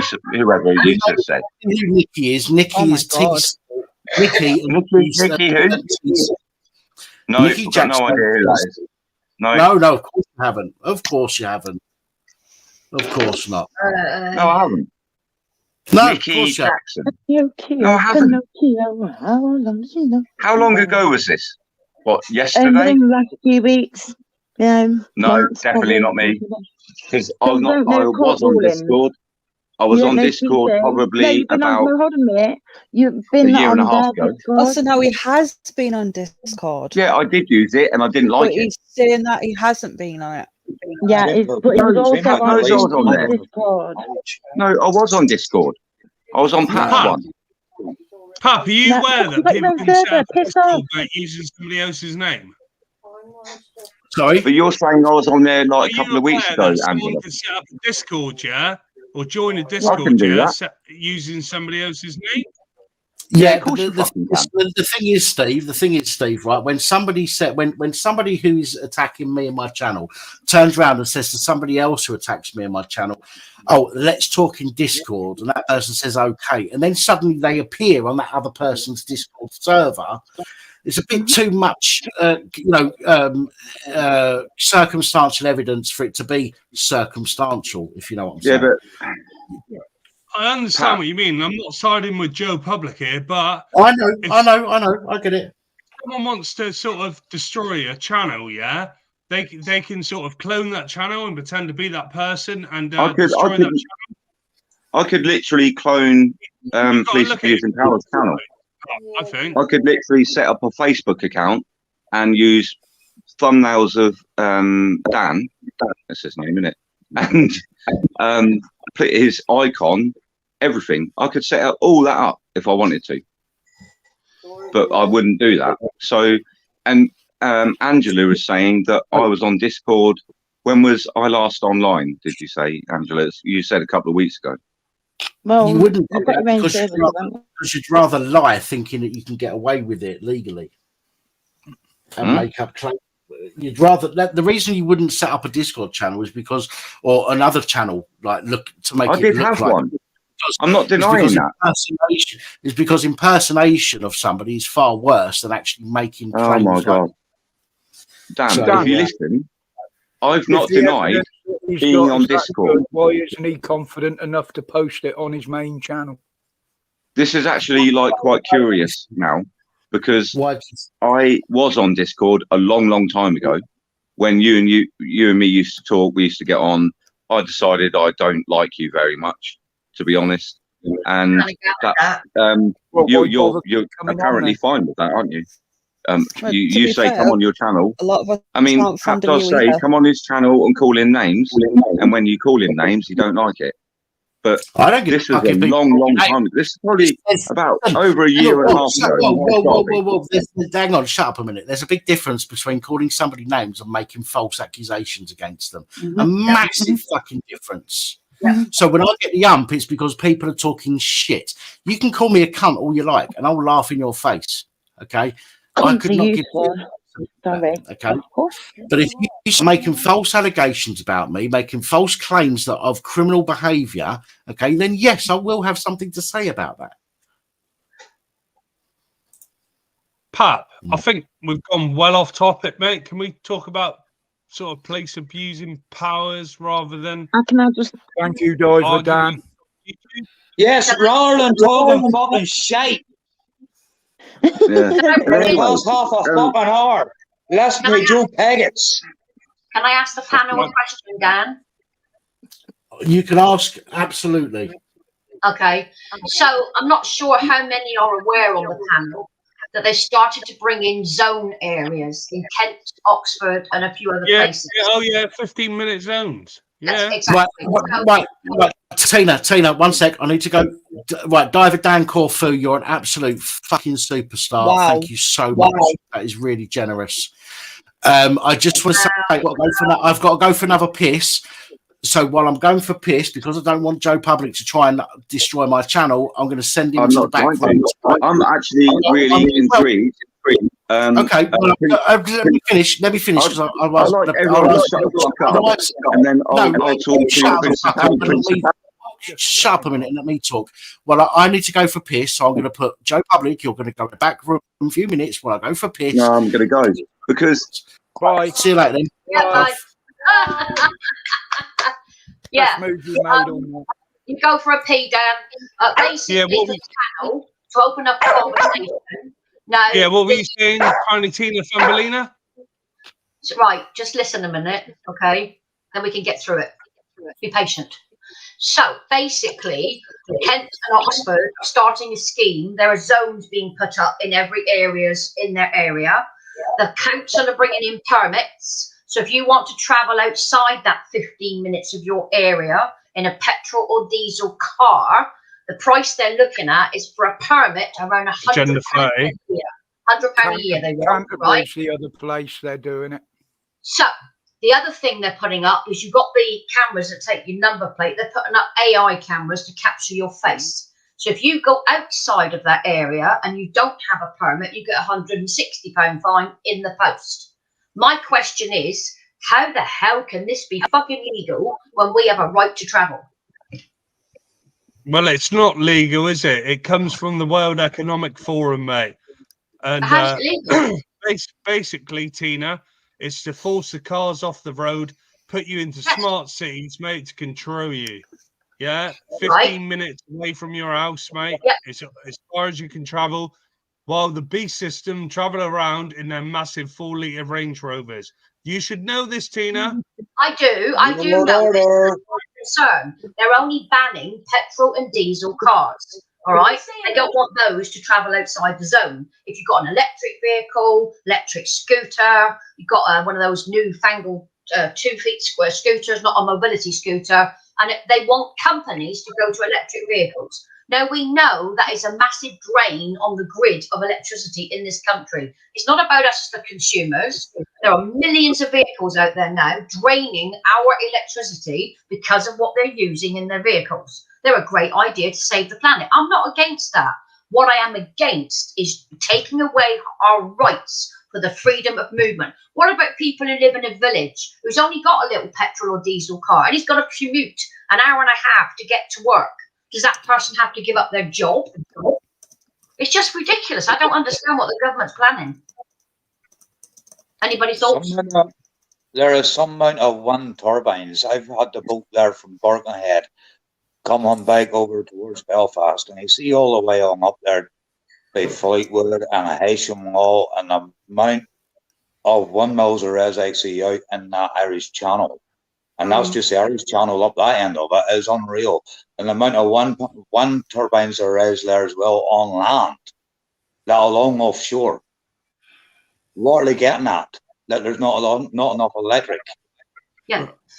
But they're now encouraging more people to get electric vehicles, like places like Sainsbury's, places like Argos. It's not about that. It's basically because if you look at Oxford City Council's agenda, it's to ban the car from right. Now, if and they blame it on this so-called carbon emissions, which is bullshit. So if it was carbon emissions, wouldn't they ban petrols and diesels in the city and let electric cars in the city? But no, they didn't say that, did they? They banned all cars because it's about control, mate. Yeah, it is. It comes from the World Economic Forum. You will not look at their blueprint for Agenda 30, Tina. You will own nothing and be happy. Look at what when that so-called COVID-19 came about 3 years ago, Klaus Schwab, a member of the World Economic Forum, said, off this back of COVID-19, you will own nothing. It's a great opportunity for a great reset where you will own nothing and be happy. That's what it's all about. You will own nothing and apparently be happy, but we won't. No, but They're make it where you rent everything you get, Tina. You will rent. You will own but nothing. in the United Kingdom, you have the freedom of travel. That is still law. No. They're going to take it away under the guise of carbon emissions. They're trying to take everything away from every human. Yes, absolutely, mate. Absolutely. Guys, be careful what we talk about. I appreciate that we deserve to have the right to talk about what we want to, but YouTube unfortunately doesn't allow that. So please, let's be careful. I miss Joe Public. I've been listening. It's been clean. Sorry, we're talking about the car zones, Dan, that they're being put up. the 15-minute range that you're allowed to travel in your petrol or diesel car. That sounds like controlling behaviour to me. Because if my wife phoned up the police, if my wife phoned up the police and said, yeah, my partner lets me out, but only 15 minutes away from the house, do you know what they'd do? They'd turn up and arrest you and say that's controlling behaviour. So how the fuck did the council get away with it? That's controlling behaviour. Because I'll tell you why. Because we fucking let them. And when I say we, I mean the majority. I don't let them, Pat. I don't. No, I never. Listen. I get it. When I say we, I'm talking about the majority of people, not we as in individuals. When I say we, I'm talking about the majority of people. Okay, will allow you to do it. So when it comes to them turning around and saying you can only travel 15 minutes from your home, there are so many people that will say, oh, if I don't do that and what I'm told, I'm going to get in trouble. And that is what fucks it for the rest of us, unfortunately. So we need to be strong in our convictions. When we turn around and we say we are not complying, we need to make sure that we don't comply. No, I'm not trying to insert anything here. I'm just saying that if you have a conviction that you are not going to do something, you should stick with that. Yeah, at the end of the day, God created the earth, mate, for us to be free on, mate. Yeah, he didn't create these evil fucking little beings, mate, who tell you where you can and go, what you can and can't do, and what you can and can't say. If I want to say someone's a weird little queer, I'll say it. If I want to say you're a disgusting dyke, I'll say it. That's the way it rose, mate. If I want to say you're a disgusting transsexual, I'll say it. But let's Steve, there's nothing wrong with lesbians. Well, not from the videos I've seen, anyway. You've got 68 million people living in the United Kingdom, England, Northern Ireland, Scotland, and Wales. 68 million. 52 million people of those, 52 million took the jab. And now a lot of those are suffering from long COVID and complaining about it. But 52 million out of 68 million followed what the government told them. That's what you've got to think. Those of us that are against this are very small. Yeah, but thankfully, because of that, the next time something happens, you're going to have more people that will say, fuck you. Yes, you will. Not enough, but there still won't be enough. No, there won't be enough. Yeah. When you get so many comply with what was put in place 2 to 3 years ago against the people that are fighting, like the Irish group, like Dan that went after the police and all the rest of it. So basically, it's going to be crap, absolute crap. You haven't got enough people at the moment that are willing to build up a group like we're all trying to do to fight against these laws that are coming in. People won't stand up against government. They're too scared to. Why do you think they're trying to do away with your rights to protest? Back in the 80s, I'm waiting for it to all kick off. Guess what? Yeah, let Tina respond to that question first. Back in the 80s and 90s, men were men. Someone's echoing. Yeah. Can I answer that question? Yeah, it's Steve's. Can I answer that question, Dan? Go on, Tina. Right, it is a breach. Just let Tina answer the question, then we'll come back to you, Steve. Sorry, mate. Yeah, right. No worries, mate. Yes, this is one of the things that disability groups are taking up, that this 15-minute zone will be a breach under the Equalities and Discrimination Act, under the grounds that a disabled person cannot access public transport and has to use a car. You are correct on that. That's where the challenges will come in court, because I don't know whether it's the same in every area, but in Devon, Stagecoach, the company that we use, is in such a horrible state, they've taken the majority of their buses off the roads, and they will not be running major services. It takes somebody 2 hours to get to a hospital. So people are starting to use their cars. But in response to that, you're correct. It is going to be discrimination. The interesting thing I believe that's going to come from this is when they start issuing these permits, or if you don't have a permit, a fine. I can't wait to see what happens in court with the breach of human rights that you have of freedom to travel in this country. It still exists. You should see that challenge in court. But yes, you're right. It is discrimination under the laws. A disabled person who cannot access public transport won't be able to use their petrol or diesel car. They're only allowing electric vehicles in.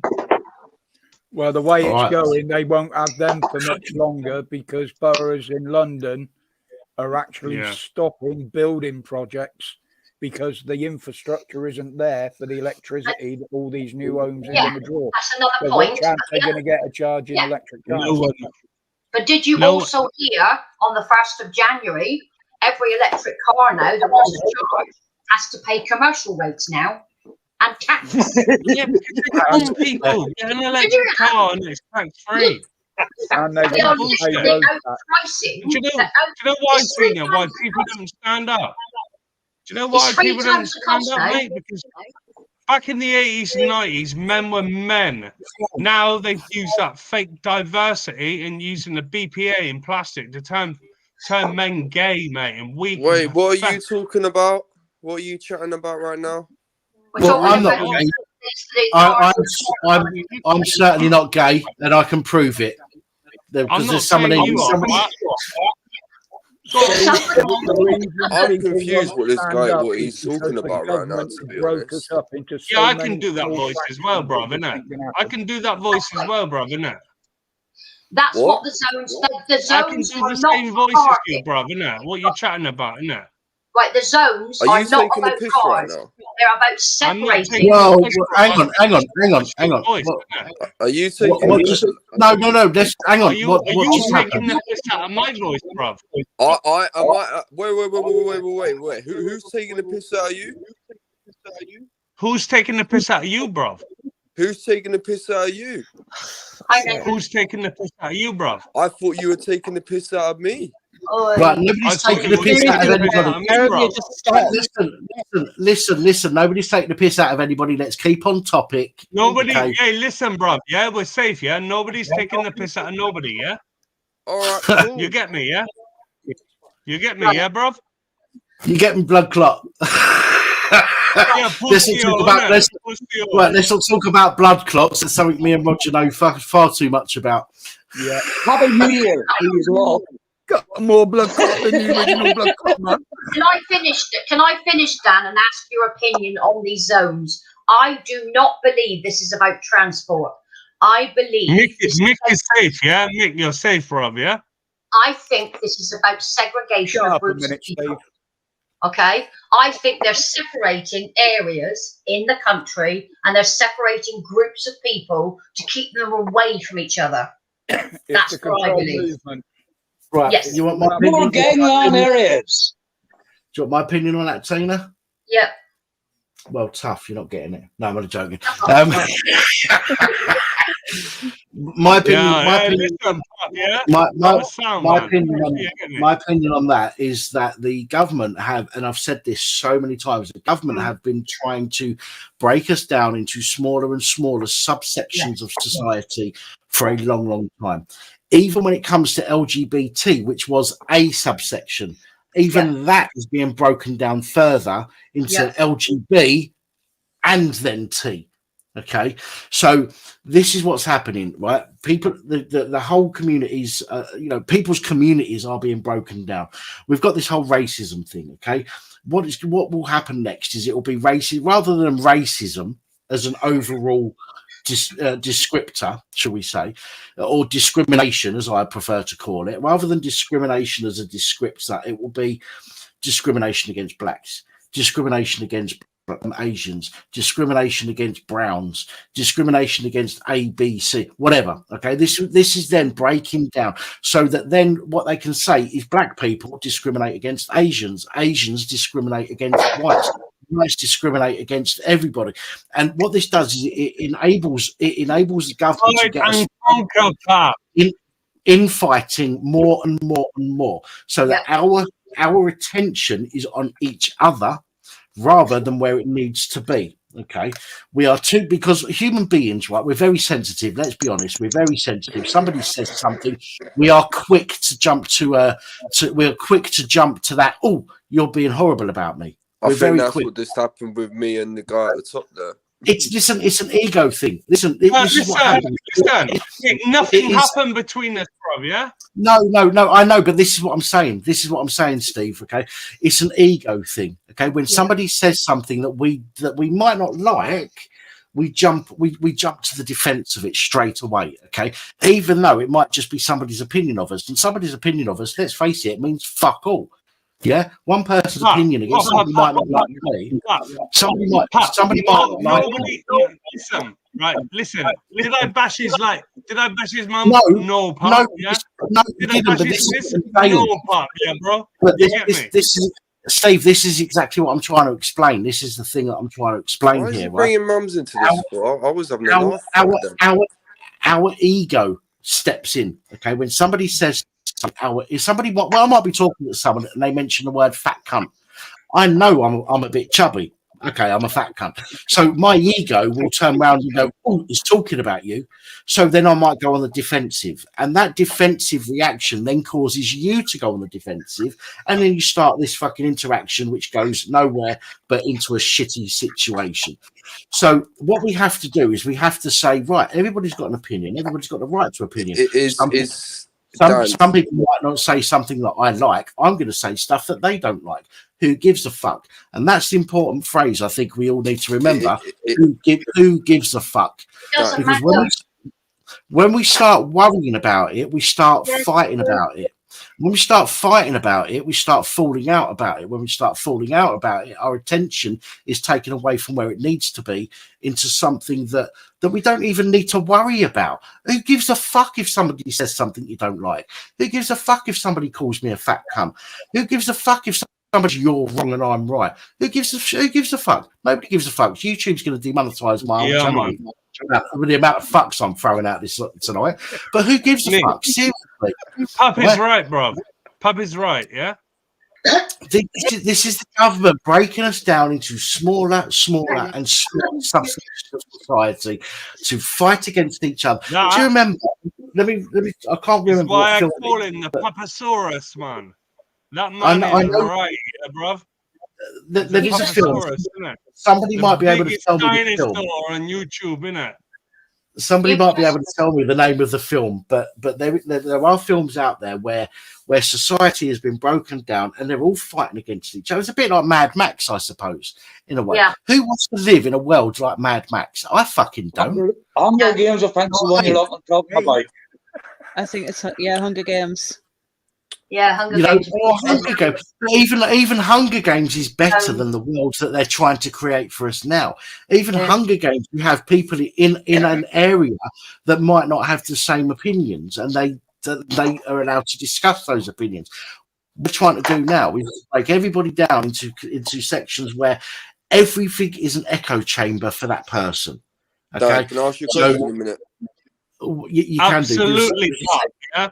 One thing I got to say to Mick, brother, he's a sound dude, yeah, but he looks like he's got the glasses from Honey, I Shrunk the Kids, innit? Who's that? Leave my fucking glasses alone, man. You get me? Shall I put me to put my glasses on, and then everyone can take the piss out of me? Yeah. Hey, Mick, listen, it don't matter. I'm just messing with you, brother. I'm just messing with you, I brother. know. If you heard me at the end of the sentence, I went, I done a little bit of a laugh. I'm messing with you as well, mate. But again, this is the situation. Everybody's really, everybody's really sensitive these days because I know I'm double sensitive. Can't you tell? I agree. I get it. Everybody is being made really sensive these days. Okay? By the rules. There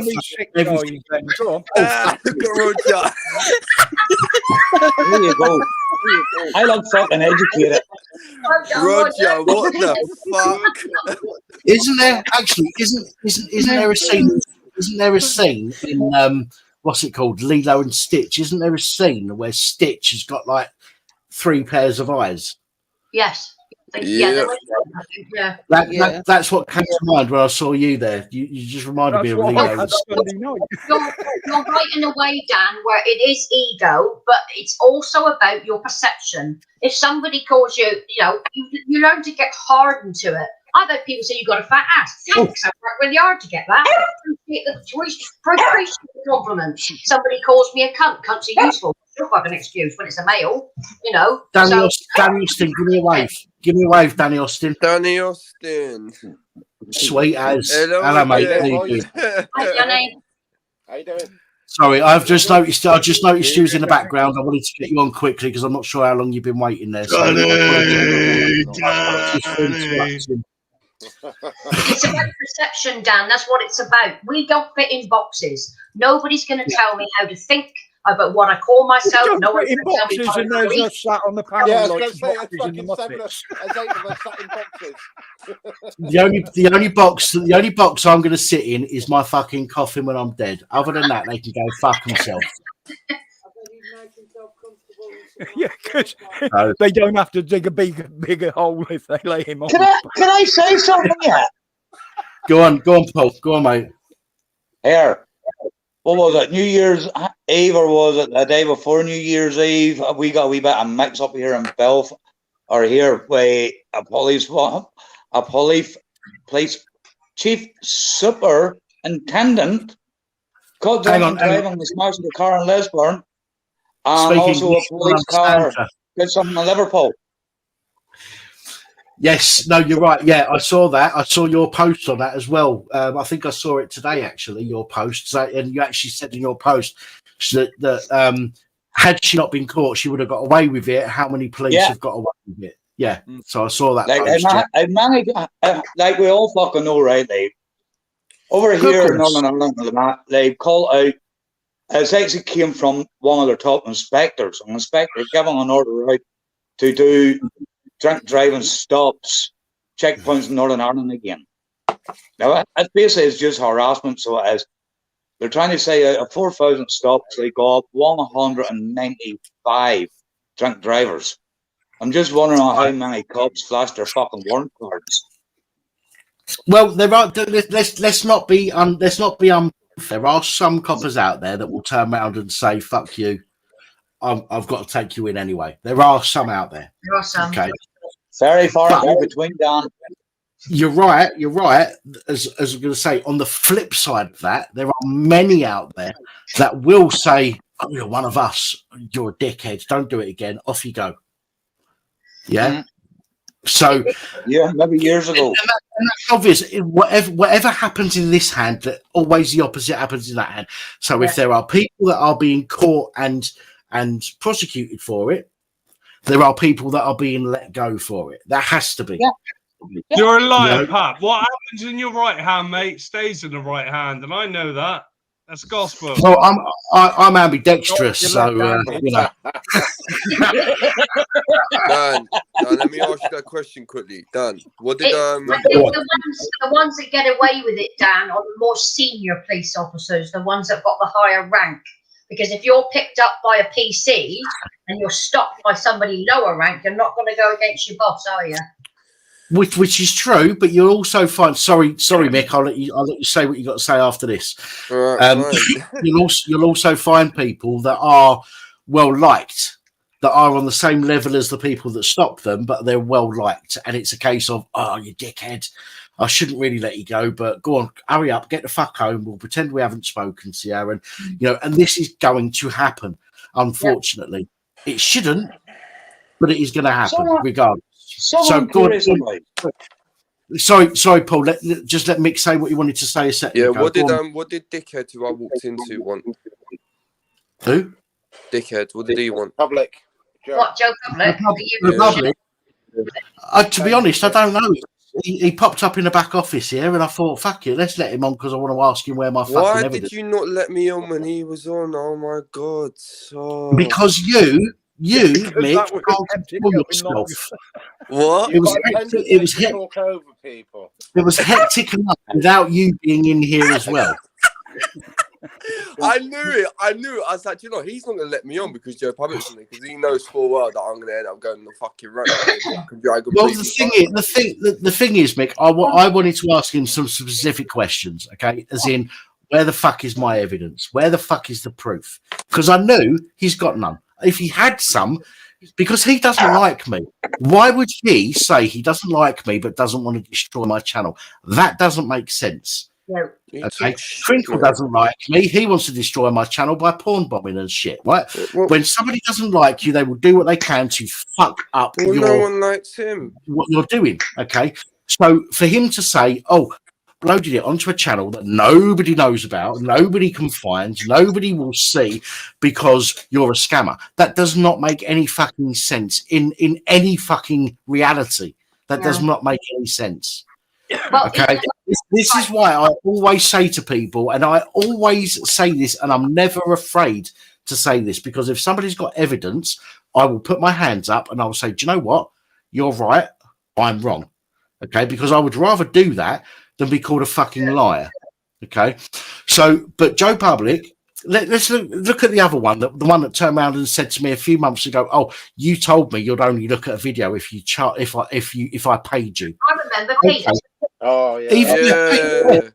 Even he said that he's got evidence he's going to upload. Where is it? He hasn't fucking put it up. Now, if I did say that, and he could, because I've got to be honest with you, since I've had the strokes, it's difficult to remember a lot about what happened before the strokes. That's an excuse. That's unfortunately part and parcel of having the fucking 3 strokes. Okay. If I was wrong, I will put my hands up and say, do you know what? I was wrong, and I will apologize directly to the person that I've called a liar. Okay. And I would do that. Absolutely 1,000,000% I'd do that, because I believe that integrity is more important. All right. I've got 47,000 subscribers. If I want to grow the channel, if I'm find out to be a fucking liar and I won't own my mistakes, then I'm not going to do very well as a fucking YouTube content creator. All right. So far, I've never lied to anybody on this channel. Yes, there are some things that I've not told people because it's nobody's business, for example. But I've been more open than many people on YouTube would ever even think about being to their subscribers. Yeah. But I've been very open because I believe that people need to know that it is safe to talk about things that they might be afraid to talk about. So I've talked about my mental health and shit like that. Do you know what I mean? And I'm not afraid to do that, even if it makes me look fucking soft or weak or whatever. I don't care, because I need people to understand that it is okay to talk about shit. All right. Therefore, I will never lie about anything knowingly. If I don't understand, if I've got something wrong through the information that I've gathered, and I give that information out and it is incorrect, I will rectify that and I will say I'm sorry, but that information wrong. I think the only mistake you made when he came on then was not muting everyone else, because everyone else tended to just talk over it and you didn't get your bit out. And you're probably right. You should have just muted everyone else and just had it out of him there and then. But Danny, nobody likes him though, mate. So I mean, when people don't really like someone, it's you know, that's gonna happen. People are gonna go and talk over someone because at the end of the day, his voice doesn't really mean anything. I mean, he popped into the back for whatever fucking reason, who knows? He's still ain't gonna supply the evidence, which he apparently has. So at the end of the day, if you haven't got that, you're talking shit, you know. Then until you've got that, at the end of the day, fuck off and don't come back on. Yeah. You know, I think it's pure jealousy. I think it's pure jealousy that Dan has got a great site. He's got a massive following, along with the other peoples like Ireland and everybody else. And I think it's pure jealousy. And all Joe Public does is suck his fucking dummy. He's a narcissist. Always in his pushchair. That's what he is. He's a petulant child. A petulant child. What the fuck is that? A hell of a lot of respect. That was Nathan in 40 years' time. Listen, yes, Steve, go on, mate. Yeah, I'm surprised you've still got a YouTube channel, because if you get 2 strokes, they normally delete your channel.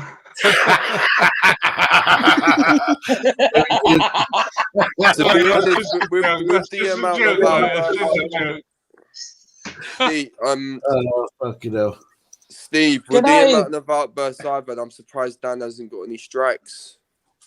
So, do you know what, Steve? See, that's the kind of humour I like. I posted. What did I post on my Facebook the other day, Roger? About me being sarcastic and people responding sarcastically. Yeah. That is the kind of shit that I like. Right? If people want to take the piss out of me and I'm taking the piss out of myself, brilliant. I fucking love it. I don't care. I embrace it, mate. That's the humour I have on the building site to work on, mate. Of course, you've got to, haven't you? Listen, we don't want to be fucking safe space, you know, people that need a safe space to go in and cry every fucking 5 minutes. We don't like. I mean, what the fuck is that all about? What kind of a life is that? What kind of existence is that? I mean, fuck me, there's something. Laugh at it. Laugh at yourself, for fuck's sake. You know? Absolutely, mate. I love it. I don't mind. This is why I don't mind people taking the piss out of me. I will join in. I'm a fat cunt. Listen, right? People say to me, "Oh, you're not fat. You're not fat." I am a fat cunt. Shut up, Dan. Shut up. See, shut up. I am a fat cunt. Right? Listen, I've had a bit to drink. I'm gonna do something. Right, I've had a bit to drink. Shush. I will mute you all if you don't shush. Right? This is something I've never done in my life. I've never done this in my life. You're going to get a straight. Never done this in my life. Okay, and I'm going to do something which is going to be, you know, quite embarrassing. I'm not going to get my knob out, so don't worry. But I'm going to do something. Right? On himself. I'm going to do something that I've never done before, and I hate this about myself. Okay, when I get dressed in the morning, I look at myself in the mirror and I think, you fucking fat cunt. Right? I genuinely, that's what I think. Okay, let me see if I can do this. Right, look. Right, there's the belly. Right, that there is a fucking fat belly. Right. Oh, I've got a fucking crease. I've got a fucking crease there, for fuck's sake, right? Yeah, and I've got three. I mess my fucking hair. Now, let me be serious. No, guys, let me be serious for me. Let me be serious. I've said to myself, do you know what? I'm going to put a up of me, showing a side view of me, and then force myself to do something about it. Okay. Now, you did say you got a 360 camera, didn't you? Unfortunately, I need one with that fucking belly. I need a satellite. Never mind a 360 fucking camera. Now, I've always said to myself, oh, I'm going to show people what I look like now, and then I have to work to try and make it better. The problem is, I've had 4 strokes. I had 3 strokes a year and a half ago, and I've had a stroke prior to that. Now, I can't even walk to my local shop now without having to stop 2 or 3 times. And that, to me, is really upsetting. I cannot express how upsetting it is for me not to be able to walk to my local shop, not to be able to change the duvet on my bed at the moment in one go because I ache and I hurt. Okay, it is genuinely embarrassing. It genuinely upsets me. Okay. And it is so difficult to come to terms with. Okay, what I've just done there is partly because I've just done 3/4 of a bottle of brandy, but also because, as I've said before, I don't like to lie to people. I want to be honest to people. I want people to see me for who I am and to have trust in me and you know, and to what's the word I'm looking at? Not trust in me because I want trust in me, but I just want people to know that I'm the same as they are. I'm just a human being like you guys. I've got my issues just like you have, and not. If I hide these problems, if I hide these issues, then I'm not helping anybody. If I talk about these issues, then hopefully I can help somebody. And I know I've helped people because I've had calls and emails from people telling me that I've helped them through some of the things that I've said. And you know, and last year is the greatest year for me in 3 years. The greatest year for me was last year when I heard from several people telling me that if it wasn't for me, they probably wouldn't be here anymore. You're talking about lockdown, aren't you? Yeah. And you know, and that's not because it's not because thousands and thousands of people have heard how wonderful I am. You know, because I don't see it as that. I just see it as giving people the opportunity to talk to somebody else because I know what it's like to be alone and on your own. But to hear from people who have said, if it wasn't for you, I wouldn't be here now, has genuinely got to be the biggest accolades that anybody could get on a YouTube channel. Can I quickly just go and put a comment in about what you just going to say about those people? Now, obviously, we're talking about the lockdowns. Now, obviously, I've expressed, look, I was used to being locked down. I didn't have a lot to go and do. Now, I had the mentality to be able to cope with it. It was a normal day for me. But for other people, because they weren't used to being in their houses, because they weren't used to being, you know, alone and stuff, because they listened to, obviously, all the advice and everything, oh, you know, stay at home, all the malarkey, all right, then obviously it got to them, you know, even there's celebrities, you know, who turn to drink and stuff. I see a news article about some of that stuff as well. You know what I'm saying? So I mean, there's a lot of people who could not hack it. There's people who committed suicide, and do you know what? Rest in peace to all those people who did commit suicide. All right, you know, it's messed up stuff, but you know, some people just can't hack it. Yeah, listen, brother. Yeah, did you really believe that celebrities stayed at home? It was put on the news, bruv. Yeah, that they stayed at home. It wasn't real. They didn't stay at home. No. Yeah, but we know that. We know that, Steve, because even fucking Boris made a cunt of himself and done the same thing. Know what I mean? So, all right, that could maybe well be true. No. There was a newspaper article about Jordan from Don't believe the news, mate. Don't believe the mainstream. Wait. Who says I do believe the news? There was this one article. I just wanted to say one article. You just said there was a news article saying this and that. It doesn't mean that I believe every single mate. I know the news is propaganda. I'm making an example right now. I'm making an example. Remember that. It's a good point you've made, Nate, because it does happen like that, Nathan. What we've got to realise is groups like Dan's site are evolving on YouTube. If it wasn't for the everyday folks like us getting our message across, sharing our views on mental health, disabilities, helping other people, this world would not fucking exist. Correct. We are the strength and the backbone of this fucking country. And because of what you do, Dan, this is why people can talk openly. They can talk to you about what do you think? What do you think is going to happen to people with mental health, mate, if they can only travel within 15 minutes of their local area?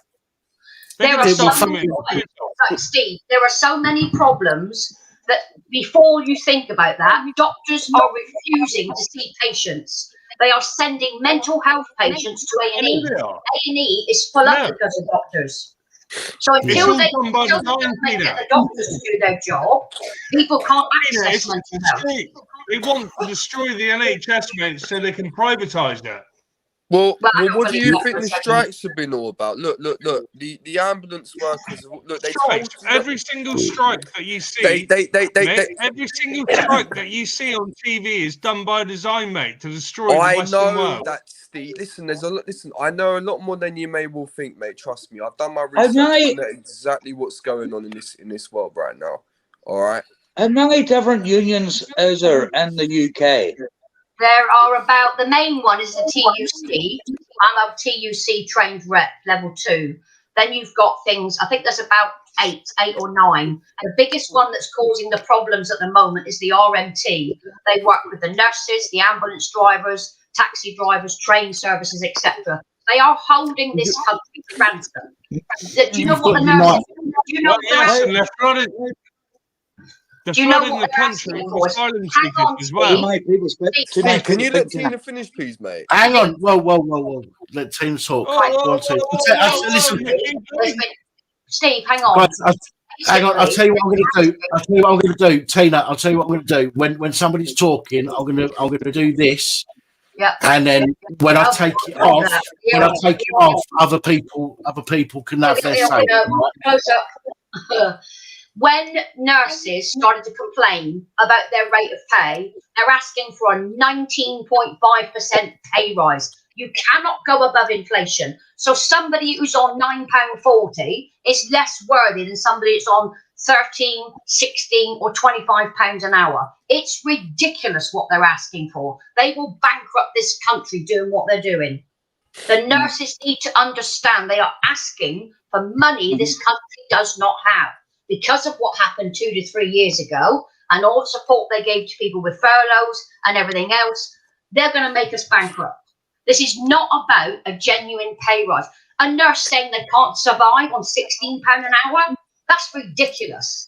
There are millions of people in this country earning £9.40. They know how to budget. Why can't a nurse? It's disgusting. Yeah. Okay, Tina. Yeah. Right. Yeah. I get what you're saying. Right. But they're the mainstream media are pushing like nurses eating out of food banks and all this shit and eating out of skips, which is a complete lie, mate. You've got nurses earning £15 an hour, and you've got people working at McDonald's for £9 or £10 an hour, and they don't seem to be able to, to eat out of skips. They're not doing it. So why are nurses? It's a big lie, mate, to destroy the NHS. Yeah. So if I can answer you, Steve, in my job as a housing homeless officer for 14 years, we used to do food banks and stuff, and I would get people coming in. The first thing I would do is sit down and do an income and expenditure form. I had a couple with 2 kids telling me they needed a food bank voucher. They were earning every month take home £3,000. So I went through the income and expenditure with them. They both had hire cars. Why did she need a car? The school was only 10 minutes walk down the road. That's the first thing I told them to do. Get rid of the rentals. Your husband buys a car to go to work, and you walk with your children to school. And Yeah, but you're starting to sound like the World Economic Forum. Control. No, I'm not. Why should they walk to school?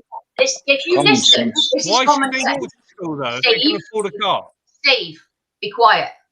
This is common sense. The first bills you pay, mortgage or rent, gas, water, electricity, council tax. Those are the first top priority bills.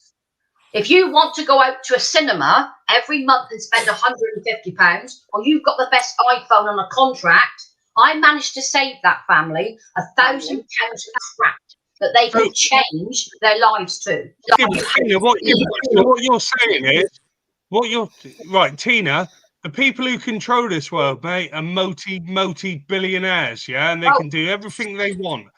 Yes, so you're saying it's acceptable, yeah, for people to have to stop doing the things they want to do, or walk their kids to school in the rain, or put them on a bike and send them to school. Is that acceptable, Tina? Yes, it is. What's wrong with a child walking to school?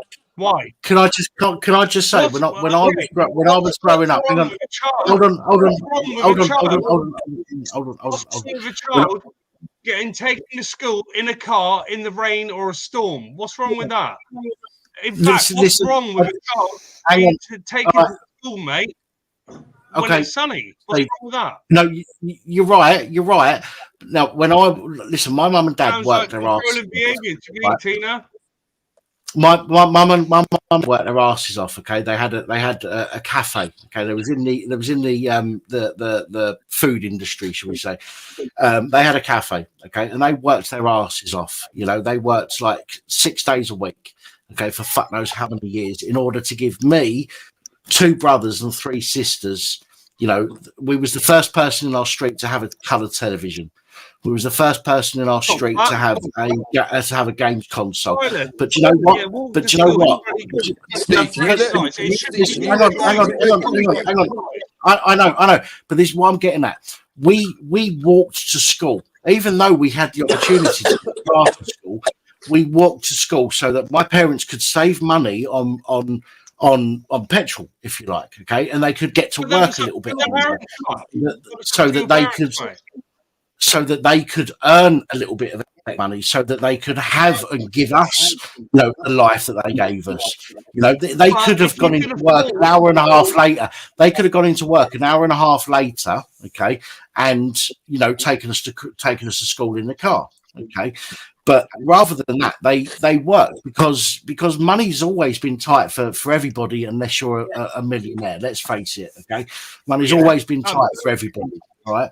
So if you're struggling, if you think that you are struggling financially, okay, shouldn't it be a choice? It should be a choice, your choice. No, it can't be a choice, though, can it? It can't be a choice. You can't have a choice of how much money you earn, but you can't say it's a choice of how much money you earn.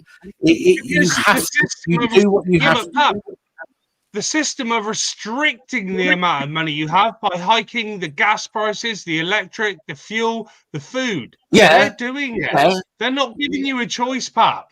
They are controlling you. They want to get rid of cars, and ultimately they want to get rid of us. In a way they are, yes, in a way they are. But remember, a lot of people haven't got the ability to come up with a spectacular business idea and create something that nobody's ever seen before and make millions of pounds of it. Most people have to take whatever job is available, okay, and therefore we do not have a choice. But we don't have a choice on how much money we can earn. Okay, so this is the issue. Controlling us. They're controlling the but it's not though. But yes, it is. It isn't. But there is a war in Ukraine to control us and tell us. Right, I understand that. But we're going to put gas prices up. We're going to put fuel prices up. Yes, we're going to put food prices Steve, up. It's I get that. Can you Steve, please let Dan finish his piece? Because I'm trying to hear him. No, I keep hearing him. But somebody who's cleaning offices as a job, because that's the only job they can get, versus somebody who has created their own fucking business, who's earning £1 million a year. Okay, got a choice. It is okay. That is something that we are. You know, not everybody has business acumen in order to be able to create a business that makes them £1 million a year. Okay, so therefore we have to do what we can. We have to earn the money that we can. No, jobs are never going to be the same pay. Therefore, some people are on shit pay. Some people are on fucking brilliant pay. People on brilliant pay haven't really got that much to worry about. The people on shit pay who haven't chosen to go into that role, they've been forced into that role for one reason or another. Maybe it's because of their education or whatever it might be. But it's not a choice that they've made consciously in most cases. Some people choose not to work. I get it. You know, I can't physically go and do what I used to do. Being a chef, I'm a qualified chef. That is my usual job. I can't go and do that anymore. Because no, I'm not saying that. I'm just using that as an example. I can't go and do that anymore. Therefore, I'm classed as unable to work. Okay? So rather than just sit here and do fuck all and just, you know, struggle, I'm trying to create something here. Okay, I'm still struggling. Don't get me wrong. I make a few quid from this. Okay, but I don't make enough. What you do make a difference. You know, it's not enough to make a grand difference to my life or my financial situation. But yes, the government are screwing people over, but people aren't in a situation where they're making a choice in general to have a shit wage. They are in a situation where they have to take a particular job that pays crap compared to other people who are able to take a decent paid job. I wasn't talking about that. I'm talking about you should not force people to have to walk to school or cycle, using these what the government are doing, is pushing the cars. They want to get rid of the cars under Agenda 30, and that shouldn't be happening, You should have a choice. People go, oh yeah, those kids should exercise. It's up to the child. If they want to exercise, if you want to get a lift by your parents, what happens, if your kid walks to school, when it's dark at fucking 8 in the morning in the winter, your child walks to school, and gets kidnapped by somebody, then you'll be saying, whoa, I wish if I drove but the thing is, that could happen any time of the day anyway. Yeah, if you drove them, I get what you're saying. I get what you're saying. They're trying to attack guards. They're trying to attack but what about people? But what about people that haven't got a car? Listen, some people who haven't got a car, their children walk to school. They can't. I give them a lift when it's raining. Right, and I get it, but not everybody's in that situation, Steve. Okay, some people might say, "Have anybody here walked to school?" I walk to school. Yeah. I want disco. I used to. I want disco. From the age of I remember 10. riding the push bike Doesn't matter. in rain. Doesn't matter. You've got the Can I ability to can I, give your child a lift to finish off school, that? yeah? Dan, can I If you've finish got off a your- minute and just if you've explain a got the bit more to ability to Steve? give your child a lift to school, then I think it's a good thing. Can I? Well, I again, give my child a lift at school, mate. He goes kickboxing and gets his exercise.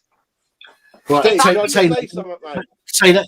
Let me just say one. Let me just say something quickly, and then who was that? You, Danny, that just said Yeah. you want to say. Yeah. Something? Right, Danny, say what you need to say. I'm going to say something quickly, then I'll pass you back to Tina, and then we'll move on. So sorry. Go on, Steve, Danny. you're just saying about the what happened if your daughter got kidnapped on the way home from school or something like that.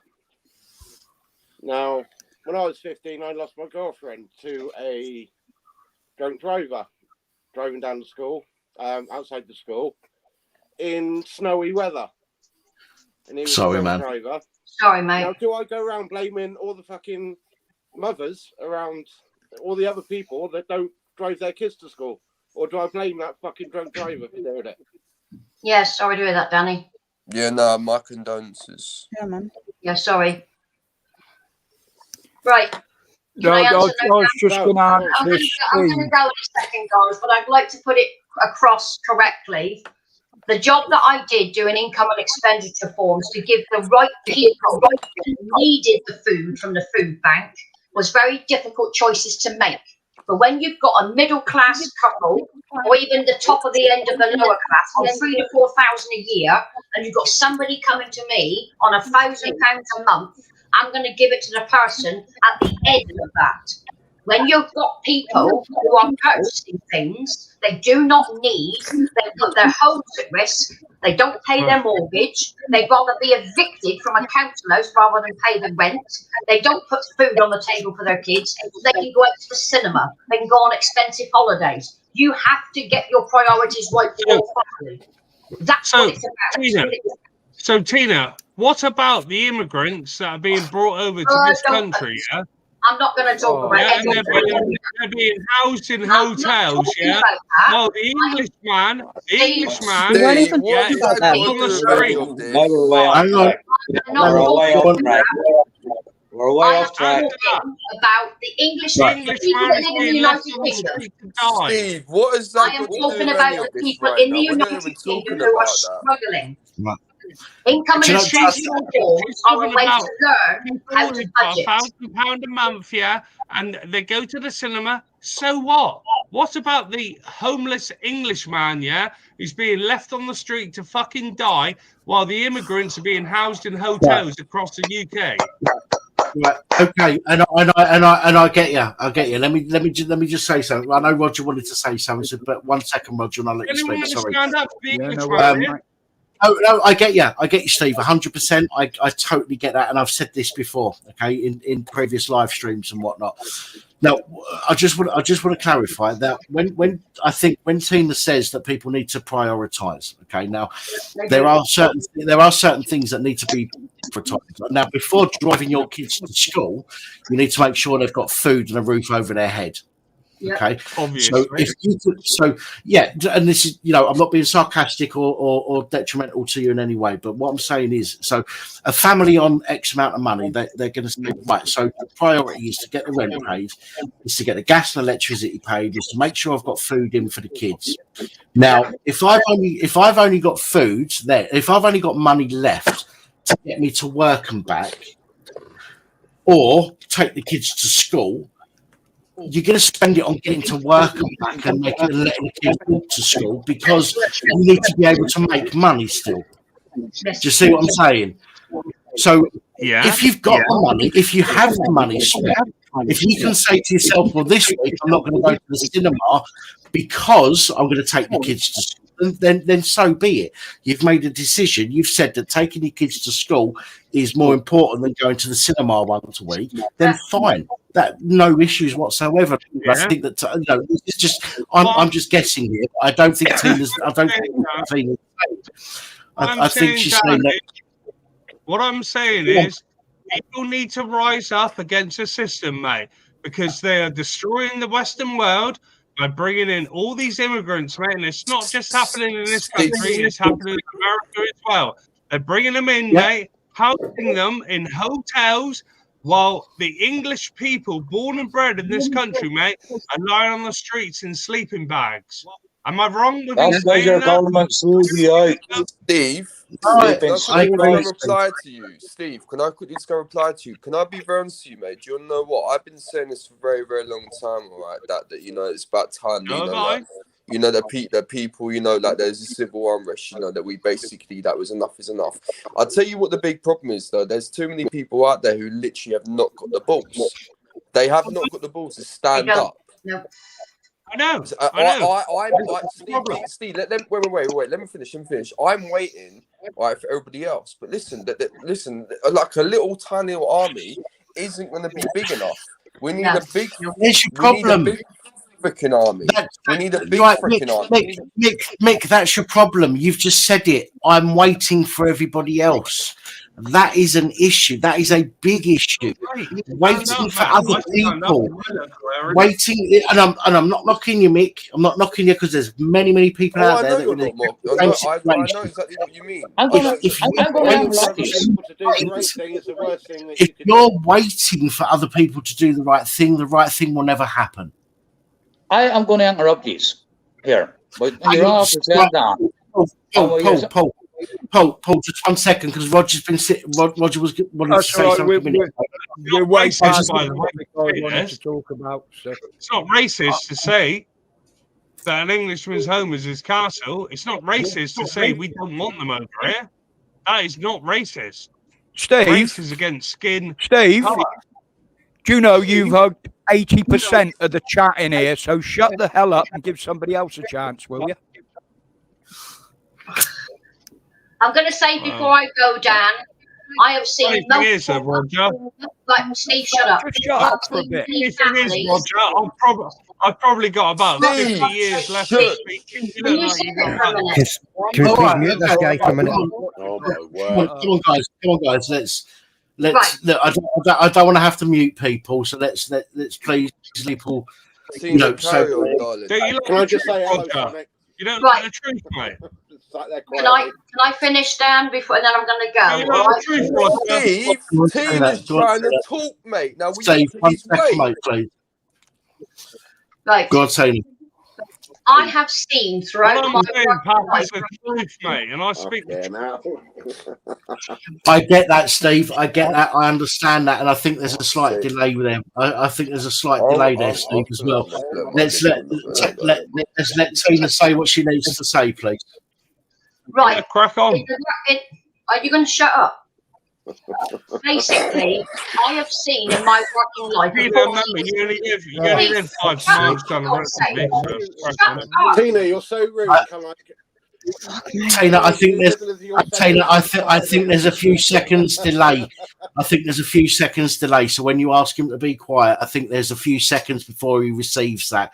So let's just bear in mind that there might be in the work that I have done, I have seen huge differences in the genuine working man to the people that are scrounging for food vouchers, for extra benefits. They have enough money coming in to run their family, but they are putting all of these luxuries above their children. I have seen families torn apart by losing their house because they'd rather go on an expensive holiday than pay their fucking mortgage. This is the stupidity that I've had to deal with for most of my working life. And I hate these people. They've got enough money coming in and they should learn to budget. If you want to produce children, it's your job to take care of them. It's your job to budget. Stop buying these expensive phones, expensive rental cars. Get to grips with what reality is. Live in the real world. It's the person who needs the food bank that can't access it because of these fucking idiots. And that's what used to piss me off. And when they used to come into me saying, oh, I need a food voucher. No, you have enough money coming in. I'm going to draft it down. I'm going to show you what you need to pay. If you don't want to do that, get out. And that's the way I live my life in business. I don't care. I've said in some previous reports that when I've spoken about police going, oh, we've got to use food banks, and I've said it in these reports. Now, I don't have a car, okay? So I don't have to pay for a car. Now, if I was in a household where we've got 2 cars and we've got a mortgage on a 4-bedroom house, for example, there was a detective from one police force who's in a 3-bedroom house and there's only her and her kid because the husband's left. There's only her and a child. You don't need a 3-bedroom house. I'm not being funny, but you could sell that 3-bedroom house. Okay. Glad Tina's not. Not me, I would have had a shit childhood. We shouldn't have to do that. We shouldn't have to sell what we've earned. Okay. But unfortunately, the world is the way it is. And sometimes we have to say, right, we have to sell something or restrict something in order to do something else. That is the way that the world works, unfortunately. And as horrible as it is, unless you're a millionaire, that's how we all have to live. And we have to get used to it, unfortunately. I don't like it, same as nobody else likes it. But it is what it is. So when you've got somebody that's saying, for a police, for example, that's saying, I'm in a 3 or 4 bedroom house in an affluent area, I'm paying X amount of hundreds a month on my mortgage, I've got 2 cars in the household, blah, blah, blah. Well, sell one of your cars, then you won't have to worry about the tax, MOT and insurance on that, or the petrol. You could consider, because every other cunt has to, downgrade in a household, okay? Because let's face it, nobody's going to own a house in the next 10, 20 years. Everybody will be renting. So you may as well just sell the fucking house now anyway.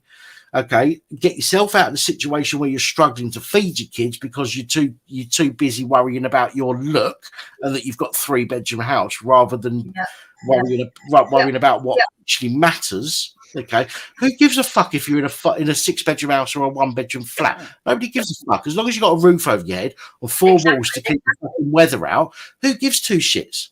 Do you know what I mean? So, from my opinions, don't moan about what you haven't got. Okay, change your habits, what you're spending your money on. Okay, and prioritize things properly, so that you do have money to be able. Because at the end of the day, all that matters when you're a family in children, all that matters is your children. What house you live in doesn't matter. What car you drive doesn't matter.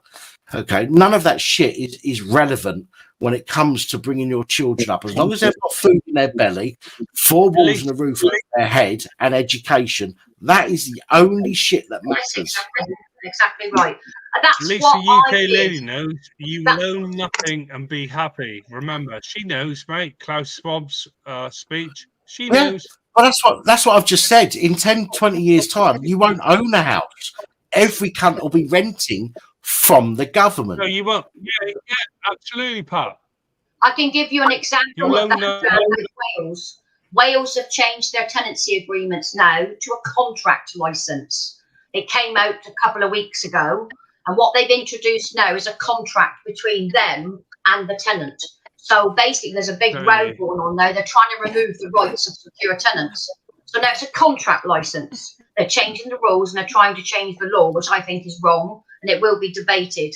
I struggled with disability when I damaged my left-hand side in 1990. I was left temporarily paralysed for 2 years. I struggled an incapacity benefit. My ex-husband was a pisshead and didn't want to work. But I went without food to put food in my children's mouths. I made sure the bills were paid. I despise people who have money and want more.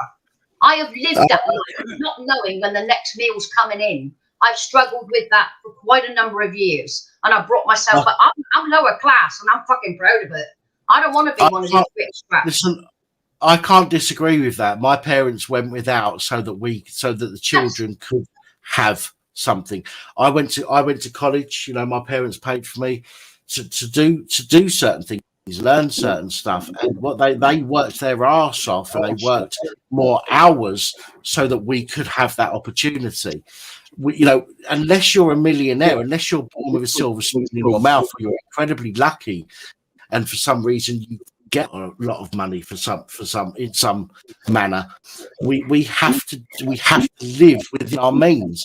A lot of people live outside of their means, and we live in this bubble which we call a comfort zone.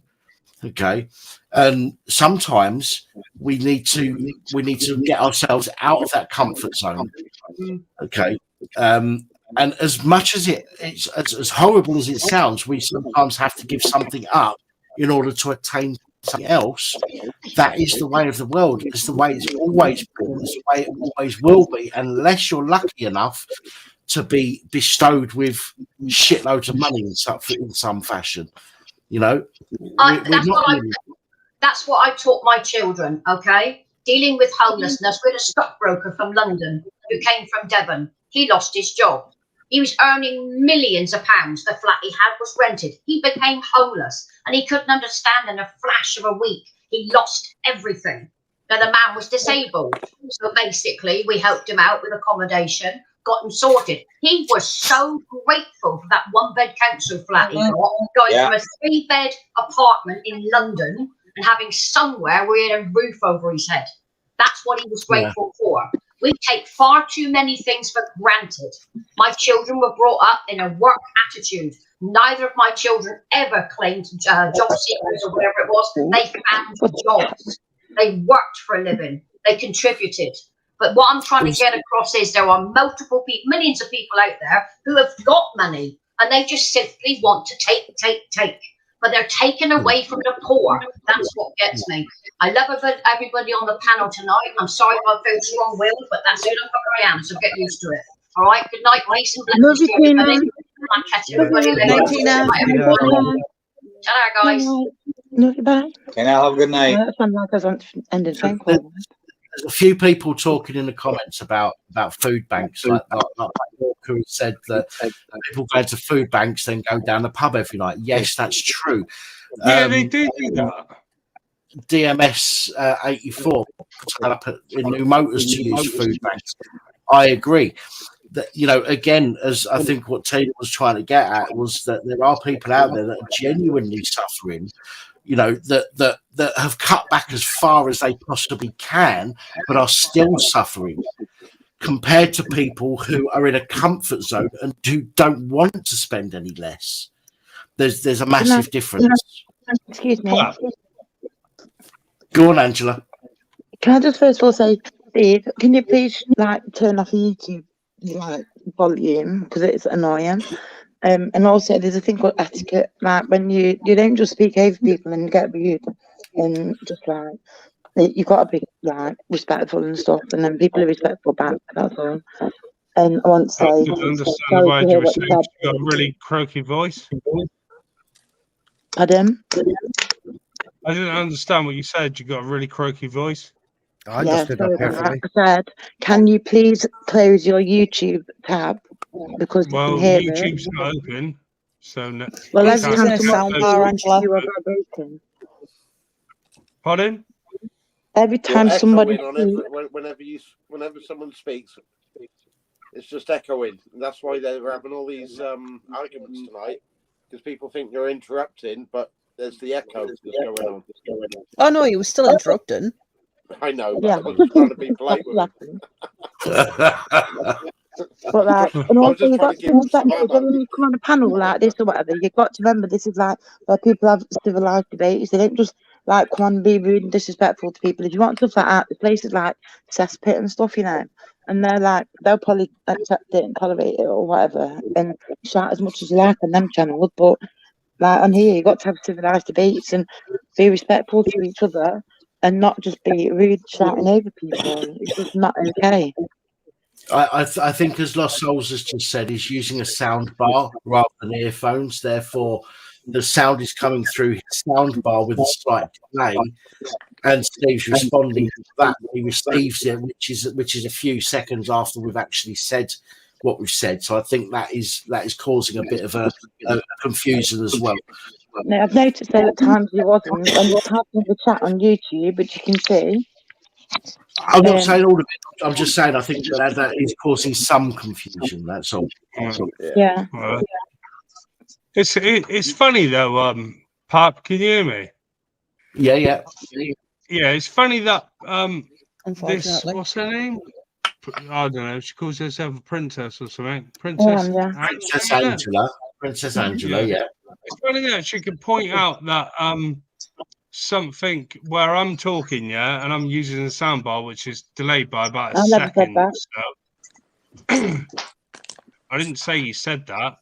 I'm saying I'm pointing out that you're speaking about something where I'm using my soundbar that's delayed by about 1.5 seconds. You're quick to notice that, but you're not quick to notice things like what Tina says. I mean, for instance, I watched Pap's live stream. That's because we couldn't hear what Tina What the was saying. flying fuck has that got to do with that?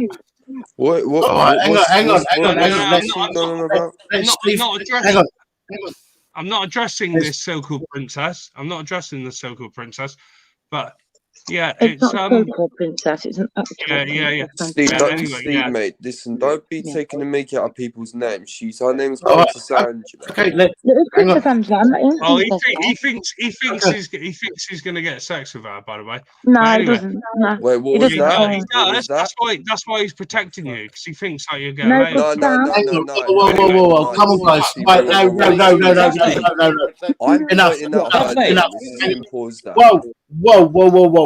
Let's not start making these silly accusations against people and things like that. Okay, let's not go down that route. Okay. Yeah, but anyway, what I was saying, I'm only going to say that. This is the last time I'm going to say that. No one notices that. What's she called? Princess? No, not princess. Bitch Tina. No one's noticed that. Tina bitch. That's the one. No one seems to have noticed that. On like your last or maybe your second from last live stream, she spoke about people on disabilities and said anyone on disability can work, and she started having a rant, and then she went, well, I can't work because I'm on disability. So didn't she contradict herself in that manner? No, there's what she's meaning. What she's probably meaning. Yeah, she did. There's a difference. I know Roger wants to speak, but I'm on disability. Okay. Now, I'm not knocking anyone on disability. I'm saying I'm just explaining. She's not knocking people on disability. Okay, people on disability generally can work. Okay, on most disabilities they can work. There is nothing. Hang on. If you're on ESA, if you're on employment support, Dan, I've got a call out and come back in. Sorry, mate. 2 seconds. You cannot work. Okay, legally you cannot work. You can earn £140 a fortnight, I think it is, but you cannot work if you're on employment support allowance. If you're on disability, you can still work and earn disability. Yeah, I understand. I'm not talking about working and making, how much you can earn. She had a go at people on disability and said, people on disability. Yeah, I want to jump in here, Dan. People on disability, that's disgusting. They're making out that they can't work. And then after that breath, she said, I'm on disability and can't work. That's what she said. What it saved. Right. I think it's probably a context thing. I know Roger wants. Let Roger say what he wants to say. Yeah, because I'll forget what I was going to say. Right, Steve, shut up for a minute and listen. Oh, Tina has got more. Shut up, you pillock. Tina has got more qualifications. I love the old man. Dan, well, shut up then. For a minute. Go on, old man. Yeah, I'm going to fucking knock you out. Boot the fucker down. He's a disrespectful bastard, and he ain't about it to listen to anybody. So. Yeah, I'll listen to you. Yeah, well, shut up and listen then. Tina has got more qualifications to deal with that sort of thing than you will ever gather in 3 fucking lifetimes. So shut up.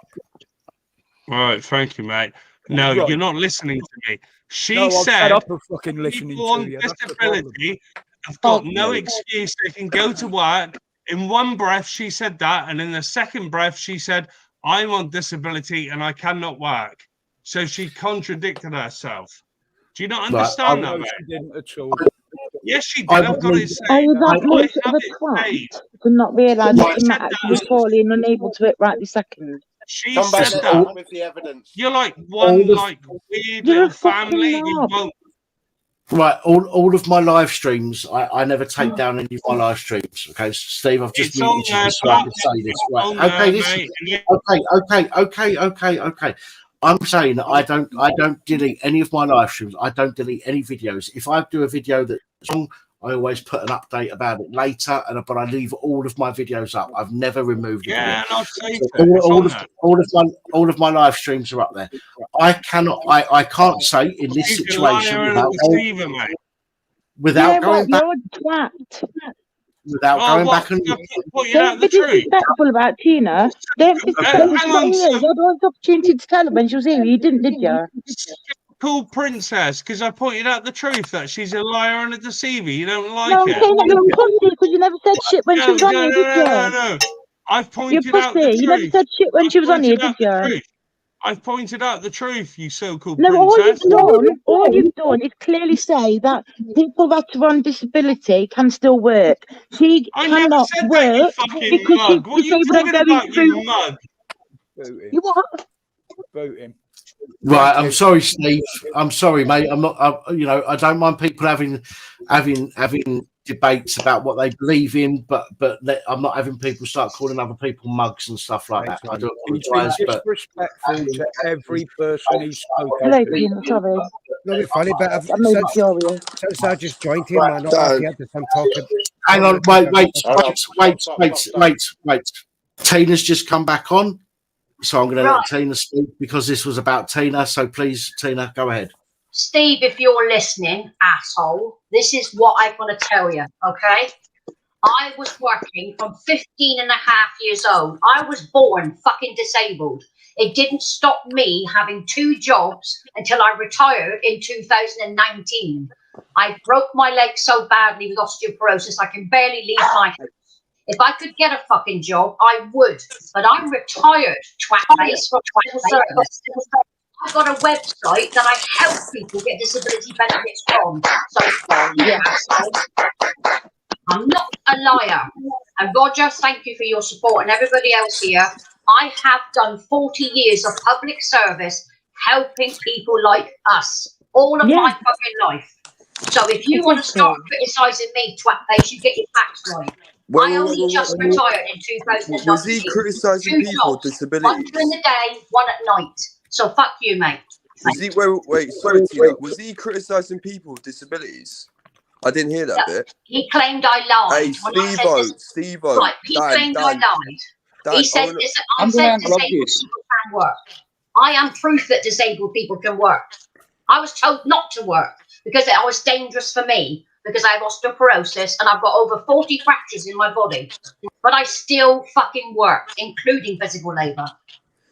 Steve, there you go.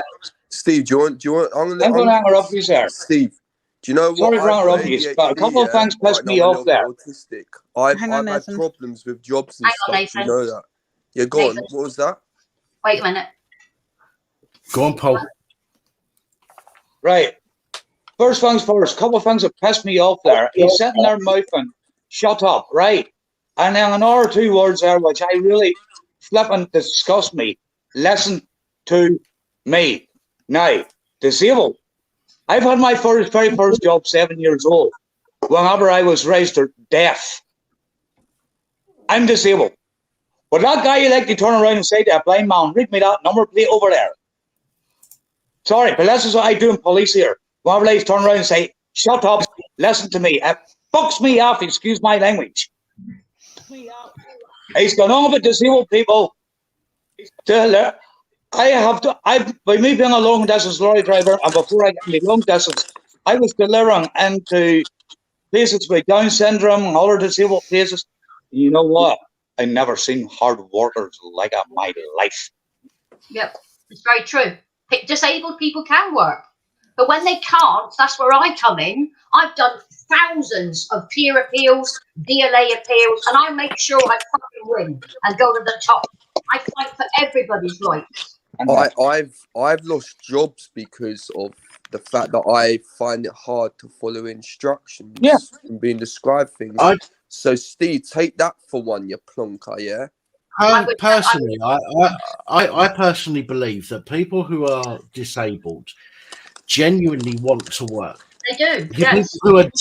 People who are genuinely disabled genuinely want to work. Yep. Okay. I know nothing else. I'm disabled not through necessarily my own doing. I do that in inverted commas because it was a stroke and it could have been due to my lifestyle, but I didn't ask to be, you know, I didn't ask to have a stroke. The same as some people don't ask to be born with disabilities, and I think that genuinely people that have got disabilities do actually really want to work, and if they can find a job that they can do with their disability, in many cases they will do it. To me, it's people who are on ESA, for example, employment support allowance, who haven't necessarily got a disability. As yes, some people have got disabilities through mental health who are on ESA. I was initially, okay, but there are people out there who are on ESA who don't want to work. Okay, because something's happened during their life and they think, sweet, I don't have to fucking bother working anymore and I can get paid for not doing anything, blah, blah, blah. There are people out there that do that, but the people, I do genuinely believe that people who are born with disabilities or who have actual disabilities that put them under the disability bracket, because ESA isn't a disability bracket, it's just an unable to work at the moment bracket. I think people who are genuinely under the disability bracket do genuinely want to work. And when they do work, they work fucking hard from what I've seen in my lifetime.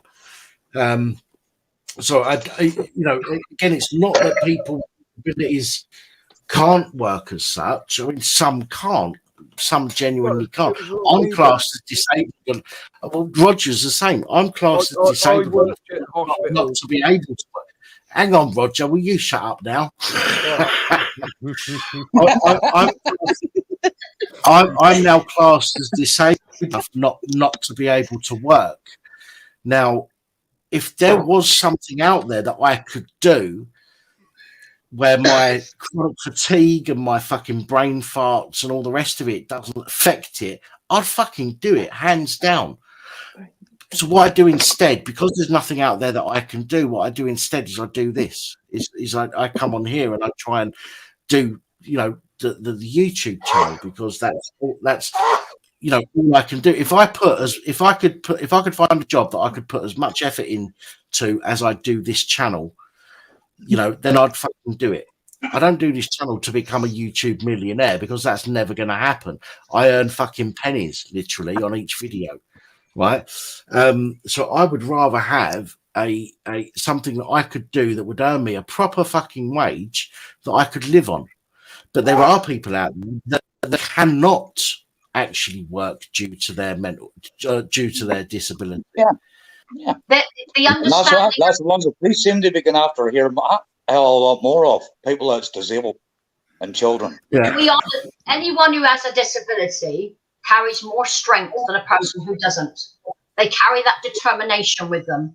They carry that person. They want to be the best that they can be, and they should be allowed to do that. That's why I support a charity called Trelaws. It's to do with children, paraplegics in wheelchairs, that kind of thing. They go to a school. One little girl wanted to be a receptionist. They made her dream come true. They set her up with a business company. She's now the receptionist on the main desk because she has a brain and she can talk. You might have a physical disability. That's why I changed my work from physical when I was paralysed to using my mind. Could you work in a call centre? So my daughter worked for a global multi-billion-dollar yachting service. Okay, they didn't like the fact that she was disabled, so they tried to push her out of her job. She stood her ground. Unfortunately, when COVID came in, they found a way to get rid of her.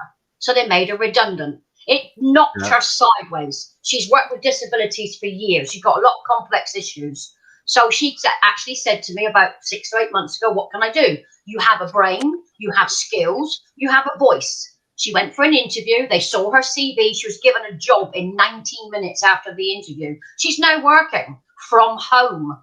The actual pandemic has created something that people can now do as a keyboard person. She does invoicing and sets up all the systems for the money to be paid. She's been doing that for 20 years and well experienced. She's now working. So I've always encouraged people to go to work. We have a right to be part of the workforce, but they have to understand we have limits. That's what it's about. It's not about me saying I'm disabled, I'm not going to work. I can't work. I smashed my tibia under my knee. It's completely buggered. All the other problems with my joints. I can't even leave my house without support. So what did I do? I set up my website to help people. That website's growing. So that's what I chose to do, was set up my website to give free advice to people to help them realise their dreams. And if people like Steve can't fucking recognise that, they can help themselves and jump off a bridge somewhere. Let me just respond to Stevie Wonder there, who says, "Pap, you could work in a call centre." Do you know what, Stevie? You are right in a way. Okay, I could potentially work in a call centre. Well, I could, but the problem is, being in a call centre would cause me issues because of my anxiety. Okay, being around all of those people would cause my mental health to flare up. Okay, that's a bit of an issue. Yes, I could work from home and answer calls. Okay, but then what happens when my chronic fatigue kicks in and I need to go to sleep? Now, doing these, I know when you watch these live streams, yes, I can do these. I mean, I've been doing this live stream for 4 hours and 20 minutes. I'm fucked. Trust me, I'm fucked. I could go and crawl into bed right now. Okay. You have to be at a point where you can commit to yourself to be able to commit to anybody else, and to work for someone or to work, you have to be in that place where you can commit and dedicate your time to a company or to yourself or your own company. But if you can't, like, you have to look after you, don't you? I think you can't be there for yourself. You can't. If that made sense, that came out all wrong, didn't it? Well, no, but this is why I've set up the IMA. The IMA is my thing. Okay, once I get that to a point where it's trading, which it's not at the moment, but once I get to a point where it's trading, because it's my company, I can run whatever the fuck hours I want. If I want to take a nap in the afternoon, I'll take a fucking nap in the afternoon, and I've got nobody to fucking worry about. I've not got somebody breathing down my neck saying, "Why haven't you done this work?" Do you know what I'm saying? So you know. So working for somebody, although I would quite happily go and work for somebody, it's finding a job that would accommodate the disabilities that I have. You know, the fact that I can't walk very far, the fact that I can't use my left arm very much. You know, yes, I can move my left arm around, but if I'm holding a phone, you know, for example, if I'm holding a phone here, I can't hold it there for longer than about 2 minutes before I have to drop my arm and use the other arm. Okay, not a big issue because I can use the other arm. But the fatigue, the brain farts that I get, I forget words sometimes. Sometimes I'll be talking and I will come across a word that is used, you know, 1,000,000 times a day, and I'll forget it. And I can't think of it, and I'll be like, "Fuck it, I can't remember what the word is." There are groups out there, Dan. The company that my daughter's got, they've got on their website disabled, equality, and diversity. They sent an occupational health advisor to my daughter's house to get her set up. She can do her 6 hours a day between midnight to midnight. We know she gets fatigue, chronic pain, so she needs to take a nap during the day. She can, as long as it's done in that 12-hour period, midnight to midnight. So they've given her that's pressure into them. No, you're right, and I get you, but you know what? That's pressure in there because like, you could have a couple of days, couldn't you? Very not well. Yeah, part of the point I'm trying to put across, as Princess Angela said, when you've got mental health issues, sometimes you can be down for more than an hour or two. You could be down for a full day or 2 days or even longer. You know, but say that with your medication, don't you? You know, like the knock-on effect if you miss one dose. But there are companies that are doing it now because of what happened with, we know, the pandemic. There are companies that are accepting that, and they are accepting that people have illnesses where they need to take time out. And that's what this charter is, to do with disability, equality, and diversity. They specifically look for disabled employees. This is what's growing. It is getting better for people that want to go to work. I do. Which I'm not knocking. I'm not knocking that at all. Although it might sound like I'm trying to find excuses, I'm not. If I could find a job that could genuinely take on my issues, you know, the fact that I could go a day or two when I can't do anything. I can't even get out of bed. You know, when where I might need to sleep for 8 hours a day, and that 8 hours a day might come at any point. That might come, you know, if I'm to do 12 hours a day, that 8 hours sleep that I might need may come within that 12 hours. Therefore, I'm only working 4 hours. Therefore, I'm breaching my contract of employment. So there are issues. You know, and I get what Tina's saying. There are people out there that are genuinely trying to help people in these situations. And since the COVID, a lot more places are happy to adapt to take people on from working from home, which is fucking great. And again, if I can find, you know, a job, if the job centre came to me or Pip came to me and said to me, right, do you know what? We've found you a job. They don't care whether, you know, don't give a shit. As long as you do 40 hours a week, whenever that might be, as long as you do 40 hours a week, then fuck it. Then they're going to take, I'd be happy with that. But unfortunately, there isn't anywhere that would say you can do 40 hours a week out of the entire fucking 7 days, however many hours that is, whenever the fuck you want.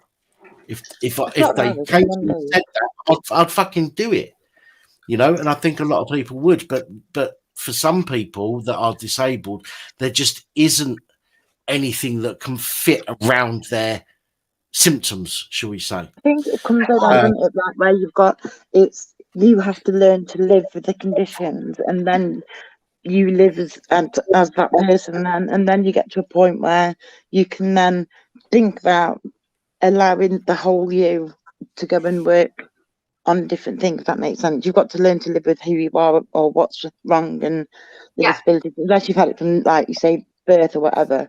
I think, like myself, it's like with the comorbidities that it's classed as, and it's not just even like the one thing, it's another thing, and blah blah blah. Quite a few mental health, physical health craziness for me, but it's learning to adapt and to get onto a level where I can now think, well, not now, but last year, whenever it was, I thought I could actually do something now in my life to be able to go on and do this and this, but I had to get to a level within myself and to be able to control it, if that makes it, like control my own personal situation, and only then. But it's only just been like more recently, and that's after doing like 2 degrees, God knows what, and like just fostering for 40 years.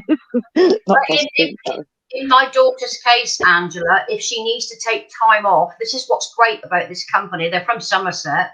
If she's so ill, like Dan gets fatigue, chronic pain, my daughter's got mental health as well, she can go sick and they won't discipline her because they understand what's wrong with her.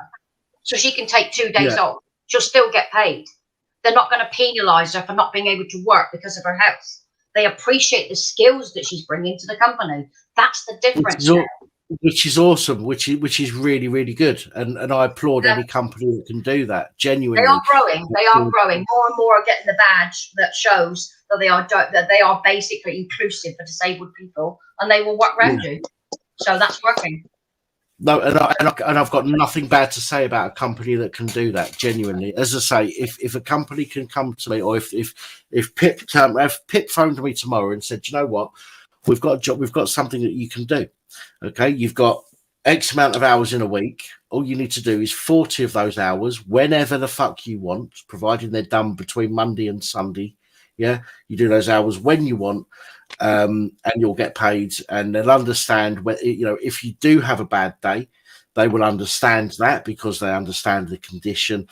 Obviously there has to be limits. If you take off 4 days out of a 5-day week, there has to be a limit. Do you know what I mean? But they would address that.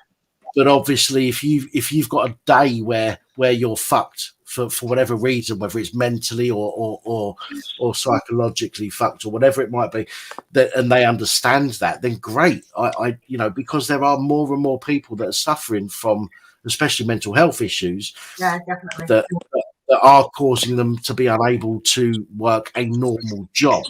So if somebody came, as I say, came forward and said, look, this is the situation, we can do this for you, and it fit with the symptoms that I have to go through, then I would, without doubt, I'd still do the channel. I'd have to do it once a week, but I'd still, I would do it. I genuinely would, because I would make more money working even if it was a struggle, I'd be better off doing that than I am doing YouTube and being on PIP. Trust me. But it's not about getting rid of that disability benefit. That's paid to you because you're disabled. My daughter is working and she still gets PIP because they want disabled people to go back to work with the PIP. Go on, Roger. You were going to say something there, mate. Yeah, I got to try and remember the timeline now because you know how I forget things short term. Now, sorry, mate. I worked all my life, man and boy. A few years ago, I had a blood clot on the brain. That cost me 6 weeks in hospital. I went straight back to my job of walking behind the lawnmower, working at the hospital for 8 hours a day. Then I destroyed my shoulder. Went back to work 8 hours a day. Then I had the bypass, but I couldn't go back to the job because my legs just weren't up to it. Yeah. And I was still working up on roofs. This is even after the bypass. Up on roofs, decorating, plastering, shit like that. But as soon as the strokes hit last March, the doctors literally said, you're in no fit state to work and it's too dangerous for you to work. My working life came to an end just like that. And it is something that I'm just not used to. Yeah, and it takes a lot of fucking getting used to as well. It takes an awful lot to, as you know, suffering from a stroke yourself, you wake up one day, you can't do half the things you used to do. I mean, I went to see my parents, you know, over Christmas and you know, they've got an upstairs and I had to walk upstairs every night to go to the spare room to sleep. And I cannot tell you how difficult that was. I don't have stairs here where I am. I'm in the ground floor flat. But just walking up those stairs, I cannot tell you how difficult it was to do that. And the reason I bring that up is because I literally woke up one day after having the strokes and I was immediately unable to do some of the things that I used to do to the level that I used to do them. As time has gone on, that has got worse and worse. Now, I can't even stand up to wash up without my legs and my back hurting.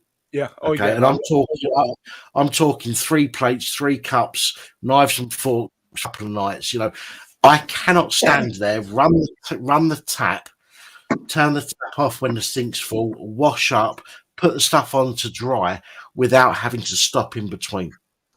It is fucking horrible. I can assure you that nobody, and I wish that on nobody. I genuinely was just now when I went up to the toilet and come back down. It's because you had Can a I wank. ask you? Arthritis. So wobbly a bit. Go on, Paul. Is Go on, mate. anybody here into their natural remedies?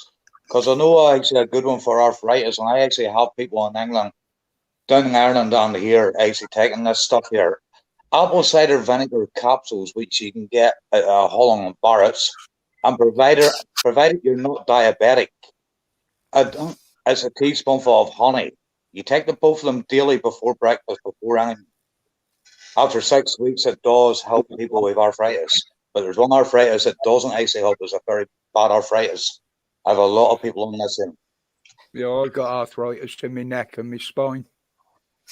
If you're not diabetic, hold on, Barris, get the I've got this other thing in the blood. That's just you, Dan.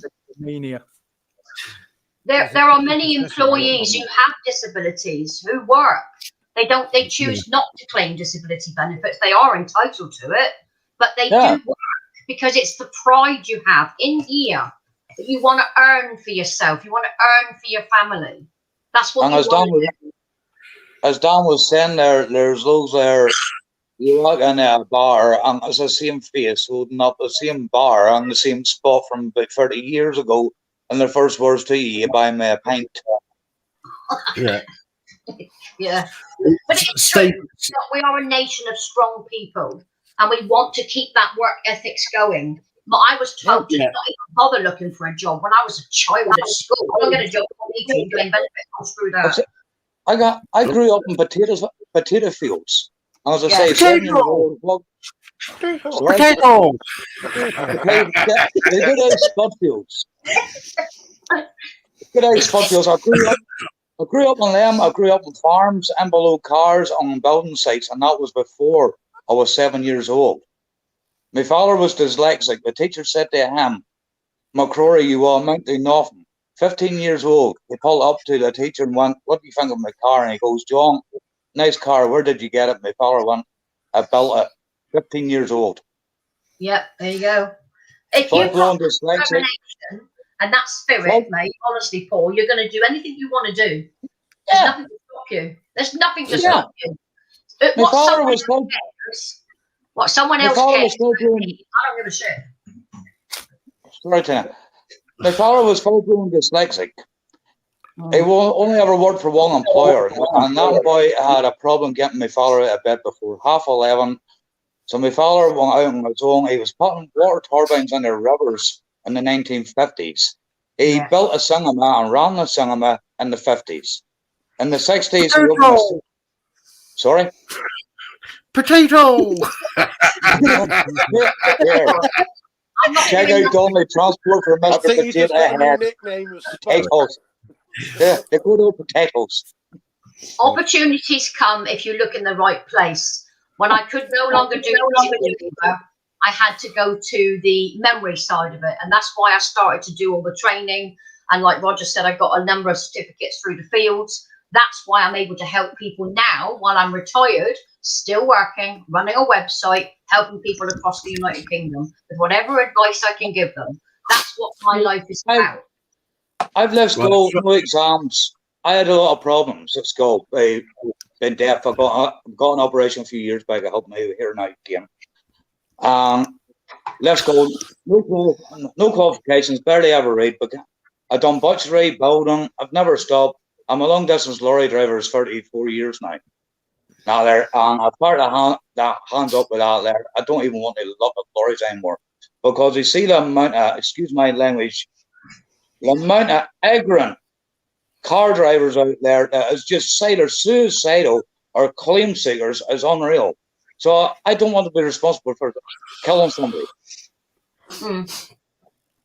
Right, can I respond? Sorry, I just want to respond to a couple of comments here. So Stevie Wonder, you're right. You're right. It's not a board, and I don't have to explain myself. The reason that I sometimes go into depth about things is, again, as I've said earlier, because I want people to know that, I'm like any one of you guys. I'm a normal person. I have my own things that I need to deal with. Generally, all you guys see is me on camera doing my reports.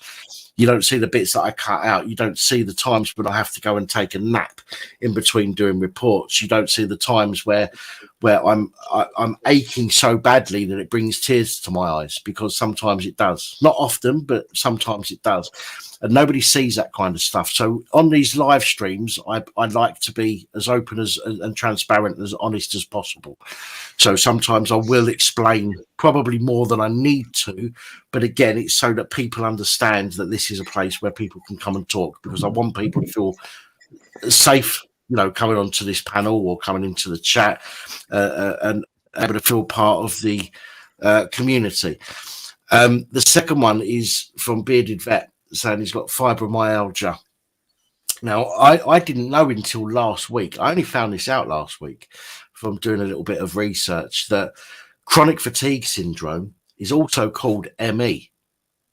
Yeah. Now, some of you probably heard of ME. I didn't know that CFS was classed as ME. I thought that was a completely different thing. But apparently not. Based on the NHS website and many other websites, ME is CFS, chronic fatigue syndrome, which means if you've got chronic fatigue syndrome, you've got ME. And I had no idea until last week. So I know fibromyalgia is different to ME, but some of the symptoms I know are very similar, because I've known people with fibromyalgia, and people say to me, "Have you been checked for fibro?" Because the symptoms are so similar. So I understand. I get where you're coming from with fibro, but again, chronic fatigue syndrome doesn't sound like anything. You know, it just means you're fucking tired. But when you say ME, people understand more about ME than they do CFS, and people have heard of ME more than have heard of CFS. But I don't like using, you know, when I was talking to my parents and my brothers and sisters, I didn't use that term. I didn't use the term ME. For me, it's chronic fatigue. And I think it always will be chronic fatigue. But medically, I could well be under that bracket of having ME.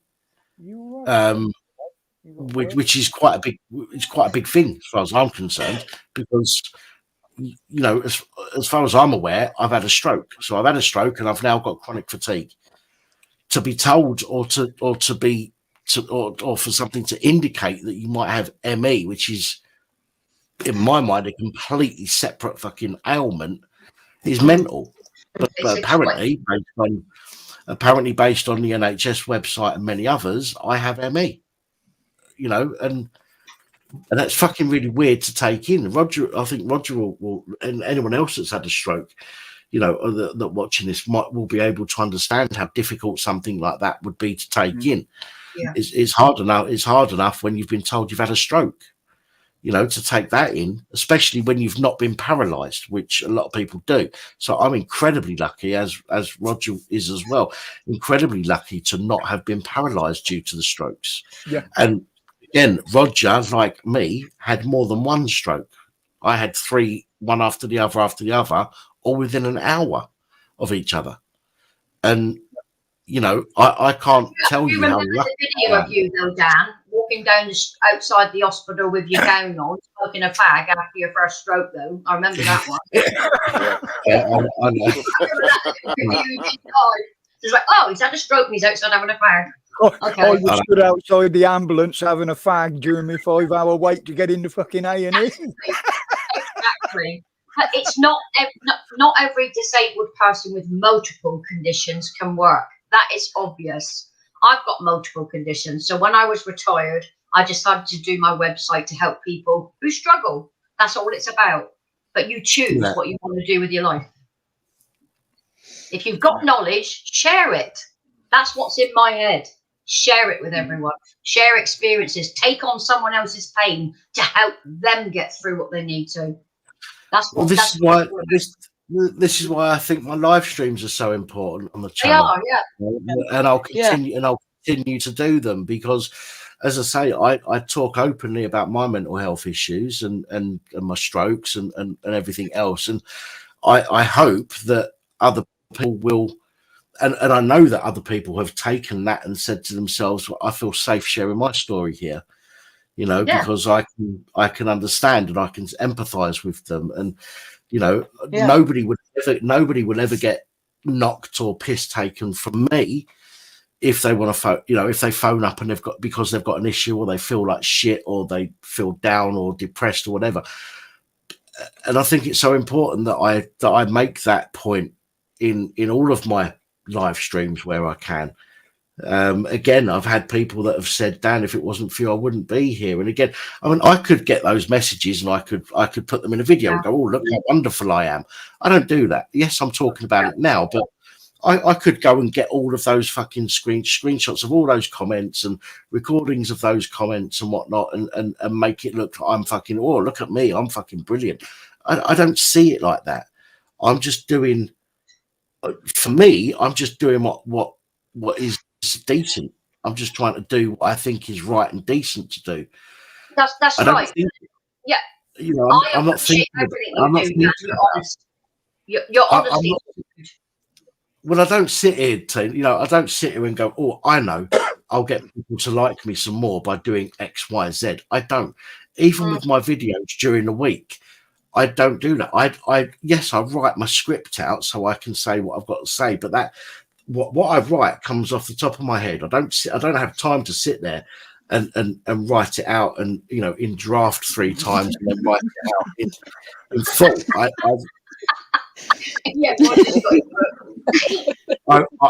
I write down what comes into my mind because as far as I'm concerned, if it's coming to my mind, then it's important. you know. So I'll put that across to people, and the same, you know, these live streams. I don't, you know, I've had a drink. I've done 3/4 of a bottle of brandy tonight. If I was an arsehole, if I was a liar or an arsehole or a scammer or something else, I would have fucked up by now. The amount of times I've been pissed on live stream. You could not keep up a lie like that for long, drinking bottles of brandy online on live streams. I'd have fucked up, and people will be saying, but you said XYZ, you did XYZ. This is why I don't give a fuck. This is why I say to people, show me your evidence. Exactly right. But in my situation, Roger mentioned my qualifications, but I didn't get those on my own. It was the people I met along the way. I got in touch with the domestic violence unit because I was a domestic violence victim with my father. Okay. I was kicked out at 15 and a half. But I met the women going through domestic violence. Okay. They taught me how to do different things. They taught me what they needed. So it was because of them I started my benefits advice. I started learning about the DWP. It's because of the way they were treated. And it's the same I've done all my life. When somebody brings a situation to me, I'm still learning new things now because of the people I meet, the men, the women, the children. I'm learning all the time. I am nothing without what I've been taught by strangers. Every skill is down to strangers. It's your past that makes you who you are. Yeah. Right, changing the subject slightly now, unless anybody wants to finish up with any comments on that particular subject. Yeah, I can say one thing.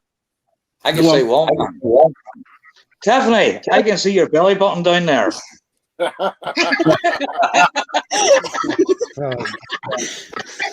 I was waiting to do that as an hour. There's always one, isn't there? There's always one.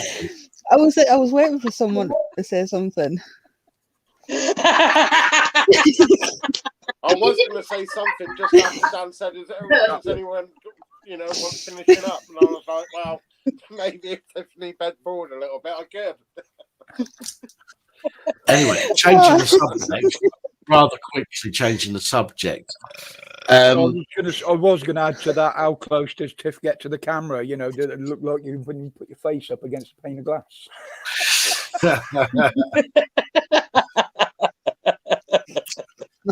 Changing the subject slightly to... Well, I say so you can paint one blue, put it on your head and look like a copper. This is changing the subject completely because it's now sunken into the gas. So let's change the subject slightly. Let's talk about YouTube's apparent new terms of service. Oh yeah, the swearing thing. Is that what you're talking about, Dan? YouTube's apparent new terms of service. Now, I've seen several people mention this today, but I've searched and I've not found any videos really. I found 4 videos on YouTube about this. All of them, apart from one, come from channels with about 7 subscribers. Now, the one that comes from a channel with more subscribers is from Simon Sideways, Reverend Simon Sideways. Now, what I've noticed is I've actually got a link to the actual changes. Now, what I've noticed in those changes, for me, is nothing. Now, when you're monetized and you upload a video, you have to self-certify yourself. Does your video have nudity? Does your video have, is it cussing people of a certain protected characteristic? Is it sexual in nature? All this kind of stuff. You have a questionnaire you've basically got to fill in on every video you upload. Now, one of the things that I've noticed is that they even boarded up said they're banning swear words. Well, what I've noticed from reading the terms of service, the updated terms, is nothing different. In fact, it's better than what it was. And the reason I say that is because when I upload a video, I get the option to self-certify. The very first question, is there profanity within the first 30 seconds of your video? If you say yes, you get restricted advertising. Okay. Then it says, is there, harsh swear words. So if you're calling somebody a cunt during your video, then that could demonetize your video, which is fine. But what the new terms of service are saying is that if they're swearing within the first 8 to 15 seconds, currently it's within the first 30 seconds. So if they're swearing within the first 8 to 15 seconds, that's better. You don't have to wait so long to let rip. Does that make sense? So if they say, right, so you've got two options. You've got this option, which is if you swear within the first 30 seconds, you're going to get restricted. That means you've got to wait 30 seconds before you let rip. Or you've got to wait 8 to 15 seconds before you let rip. Which is the best one? For 8 to 15 seconds, it means you can let rip sooner. So, and a lot of people seem to be very upset about this. Now, again, I'm still looking at the terms of service, but from what I can gather, none of this would actually affect most channels. I have an intro on all of my videos. Now, my intro is 15, 16, 17 seconds long, which puts it outside of that scope of 8 to 15 seconds, which means I can fucking swear in my videos. And I should get away with it. Double the length of them. So your next video is going to have you cunt at the end of it, or after the end of the intro. no, your next time you do a live, just wear your t-shirt that says "Hello, you cunt." Well, even that, apparently, even that can cause a potential demonetization or restricted monetization. But I can't see from the information that I've seen, and I've got a link to a page where YouTube are updating people because of the confusion around this. I've got a page that YouTube are updating quite regularly about this.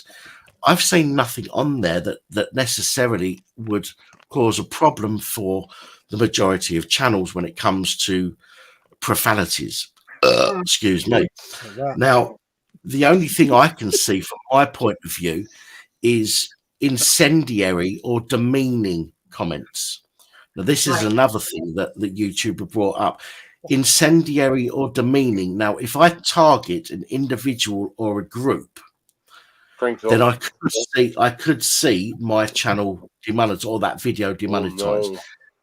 And too often I could get the whole channel demonetized. Now, I talk about the police generally, although not specifically, although not exclusively, I do talk about the police quite a lot. Now, a lot of the police that we talk about, not most, but a lot, are pedos and pervs. Now, I could turn around. That means I could then turn around and say, this dirty, filthy pedo bastard has been kiddie fiddling. That could then, under YouTube's new terms of service, be deemed as incendiary or demeaning, even though anything I say is backed up with facts. So I could potentially have issues with the channel over that. But I do not see, although a lot of people are saying it, I do not see that there is a major issue with this new change when it comes to profanities, from my own opinion. I'm not saying there isn't. This is just from my understanding of the new changes and of the rules. There doesn't seem to be an issue with people who do use profanity. I could say, I talk, when I talk, I use the English language in its entirety, in the fact that I will talk and say fucking wanker, cunt, bastard, in every other sentence pretty much. That's the way that I talk.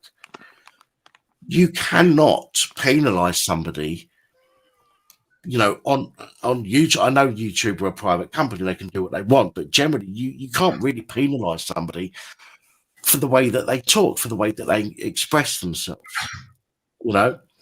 So I don't see how, number one, I don't see how it could work if YouTube done what people are worried they're going to do.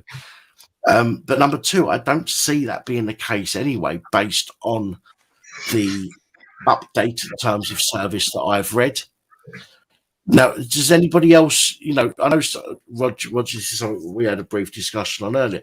Does anybody else see anything different to that? I mean, you know, I'm open to hear from other people, and if somebody's got a different opinion, I'm more than happy to hear it. Well, does that apply to... Go on, Tina, sorry. If it's a debate, which can sometimes, as you've known, get heated, would that be included in that kind of discrimination if there's a debate and we're having a discussion? So is YouTube going to start penalising you if there's a debate? We don't agree, because things can get heated, you know. So Reverend Simon Sideways mentioned this in a video he done earlier, saying that, oh, how is this going to affect me? And his video was talking about how he's not going to be able to do live streams anymore on YouTube because somebody might come on and swear. Now, again, what it actually states, and I've not got it open, but what it states is gratuitous swearing. Okay, profanities, gratuitous profanities. So therefore, I don't see how after 30 seconds, if you turn around and go, oh, this guy's an absolute wanker, you know, he can go fuck himself. That's not gratuitous. Gratuitous is you fucking bastard, fuck you, fuck off, you fucking prick. Yeah. Well, I get what you're saying. Yeah. Dan, Yeah, I've got an idea for a brilliant video, and I'm gonna fucking do it as well. I'm gonna title it. You'll be demonetized. I'm gonna entitle it "Doing a Video Within YouTube Rules," and I'm just gonna sit there and look at the camera for 10 minutes. CJ Audit in Northern Ireland actually did a good one. He decided to do a silent audit outside Larne police station.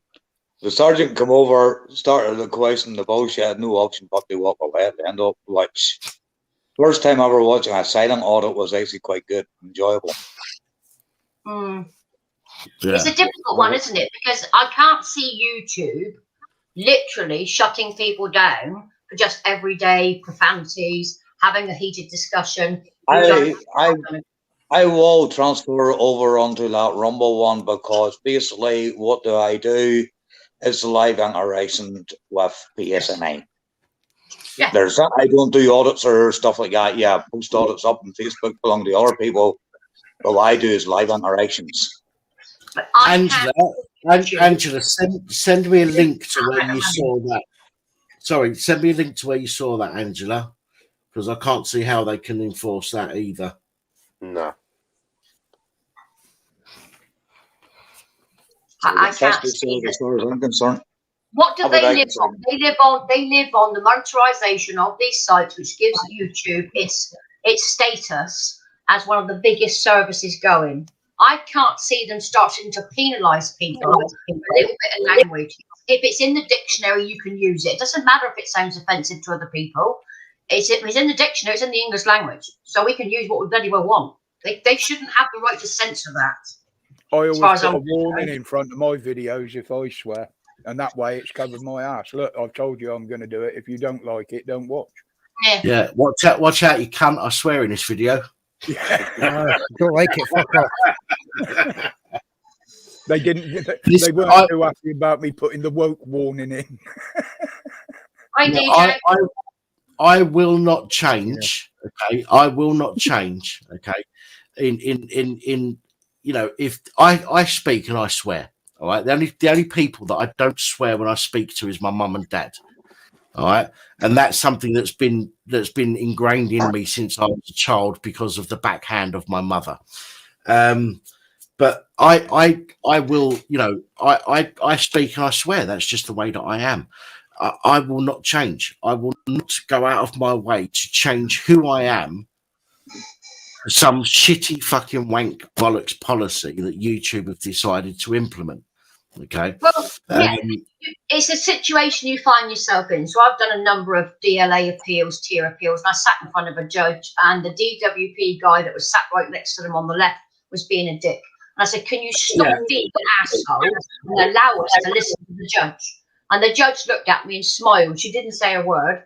And I heard the clerk came across and said, "Please omit that from the transcripts," because I called him an asshole.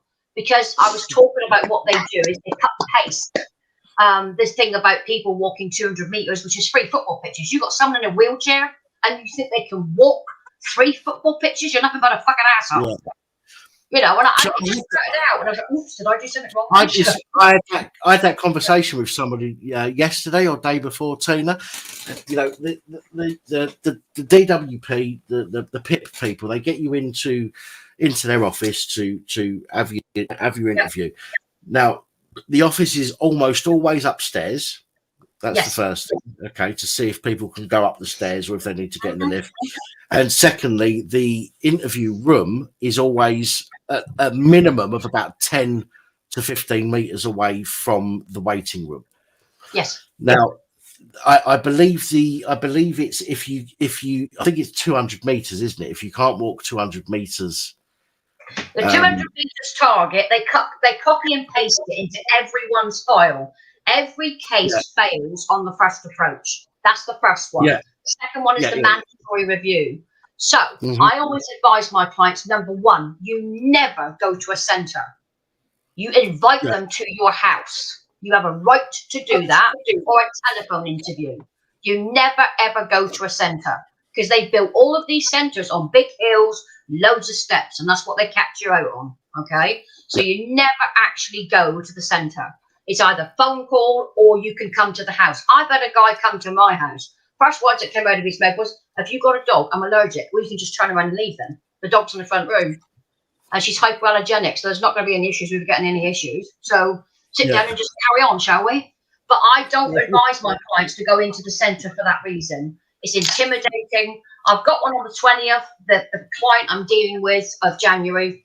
She wants to go into the tier appeal. I said, that's fine. We'll arrange for a taxi and I'll get my wheelchair so we can go in. She's chronically unwell. But what happens? What's that? Heather had a visit from the NCA, the National Crime Agency, to make a statement about, I think it was a possible fraud about one of her ex-clients or something. She wasn't involved in it. Yeah. They sent a bloke and a woman out, plain clothes, obviously. It was an arranged interview. There was no issues. We didn't have any issues with it, although I did have cameras running. Of course. Or a recorder. First of all, the first thing he asked was, what's all the computer stuff? But then he spotted we had a cat. And all of a sudden, he's allergic to cats. So I said, fine. So I picked up a kitchen chair. I took it up right up the other end of the living room, put it against the wall, and you can fucking sit there then. The cat's down this. It's like you guys, well, some of you guys know I went through breast cancer, and now I've got my 5-year scan, and I'm clear at the moment. So I'm really happy about that. But I had a guy come in, and I had to wear a machine on the back to take. I had sepsis after the surgery, and it almost killed me. And I had to have a special vacuum machine on my back so I couldn't lay down flat. He never even put down on my documentation that I had cancer. Never mentioned it on the report. I went mental when I wrote my review. Absolutely mental. But that's what I do for people. It's about getting the actual system right. There's a way to work the system. I have their Bible in my house. It comes out every April. It is the DWP Assessor's Departmental Manager's Guide on how to screw people over. So when I do a mandatory review, I actually use their own laws against those bunch of tosspots at the top. And that's why we get a win, because I won't stop. If I can't do it, and it's got to go further up, I refer to other agencies that can take it to high court. Well, I've actually got a contact with DWP since I found out about this ME thing. What I've put on my last update, they sent me a form during COVID. They said, we're not doing interviews. Here's a form, fill it in, tell us if there's any changes. At which point I told them I've had the strokes, etc. But since then things have got worse. So I need to update them on that. I need to tell them that I need to speak to my doctor just to clarify this whole ME situation. You and I need to talk about that offline. Yeah. But they, again, I'm still waiting over a year now. I'm waiting since I sent off. It's about 12 to 14 months delay. The one I'm doing in January, that's taken a year to get to the tier appeal. Yeah. But I need to, as I say, I need to update them on the situation because things are worse now than they were when I filled in that. I have been asking you to ring me for how long? I thought I did. No. We've not discussed it for 6 months. I've been asking you to ring me every fucking week. Well, this week, I'm not putting videos out this week. This week is for me to catch up on some bits and pieces, so I'll call you tomorrow. You better, or I'll be ringing you 24 hours a day. Don't laugh, Roger. She will, she will, Dan. She will. Right, you know I've she got to will. go, guys. It's 3:15 in the morning. I've got to be up in 3 hours. Danny, you take it easy, mate. Thank you so much for coming Good night, on. Danny. Right, cheers, Danny. Have a nice evening. Take care, man. Take care. Yeah, Take care. the tier appeal system is designed to basically create an issue. Like I went to one, I very limited mobility. A friend took me there in a wheelchair. My appointment was 9:30. I went to the actual meeting. Okay, they put someone else in front of me. They made me wait till 11:30. I was in agony, sat in that wheelchair, basically. Then the woman comes out at 1 o'clock. We're so sorry you've had to wait. I said, I am absolutely disgusted with this. Are you going to come into the meeting? No, I'm not. I'm now going to go home because I am in absolute agony sat here waiting. My appointment was at 9:30. There was an emergency in front of me. The man was running around like an athlete around the fucking building. I said, there's nothing wrong with him then, is there? So I said, that's it. We're going to book it now over the phone and you can book another one. I'm putting an official complaint in. I got an apology from them. But yeah, it's about learning how to work the system. So what I do when it's mandatory review, I take down the Bible. I buy it every April. As a charitable organisation and volunteer, I get it for £20 instead of 80 quid. But it's what they use. They use all these laws to try and twist it. So I reverse that by going after them. I use their own laws against them, basically. And I love it when you go in, the judge, the DWP person, and a GP. The judges know me in Exeter. They know me by first name. Hi, team. How are you? They know me. Right. Guys, I just to let you know, Nathan, if you're coming back on, I'll let you on now, mate. I've also got Rad Gamer in the back here. Oh yeah, poor guy's been typing, hasn't he? And I know people have opinions on Rad Gamer, but it's never been an issue for me. So, with that being said, I've got no reason not to let him on. But if you become a pain in the arse, you're gone. Understand that. And we've also got Sideshow Bob's back as well. So I'll let you guys back on. Roger that, pal. There we go. How you doing, Gamer? I'm all right, bro. Good. I saw your comments in the private chat. Let's hear what you've got to say. I've got a lot to say, really. I've been waiting a while, and it's like there was a lot of topics, but it's like regarding people. The first one I wanted to get onto was regarding people claiming PIP and trying to put people down for it. Because at the end of the day, listen, I could claim PIP if I wanted to, but I choose not to. Because I didn't class myself disability. I didn't class myself disabled. But would you class me disabled? Having is that coming from me? I don't know. I'm sorry. That wasn't It me. was coming from my end because the phone was running out of charge. That's okay. No worries. But would you class me as being disabled to be able to claim PIP since I've got severe anxiety? Okay. I wouldn't even say I've got depression, but them say I have.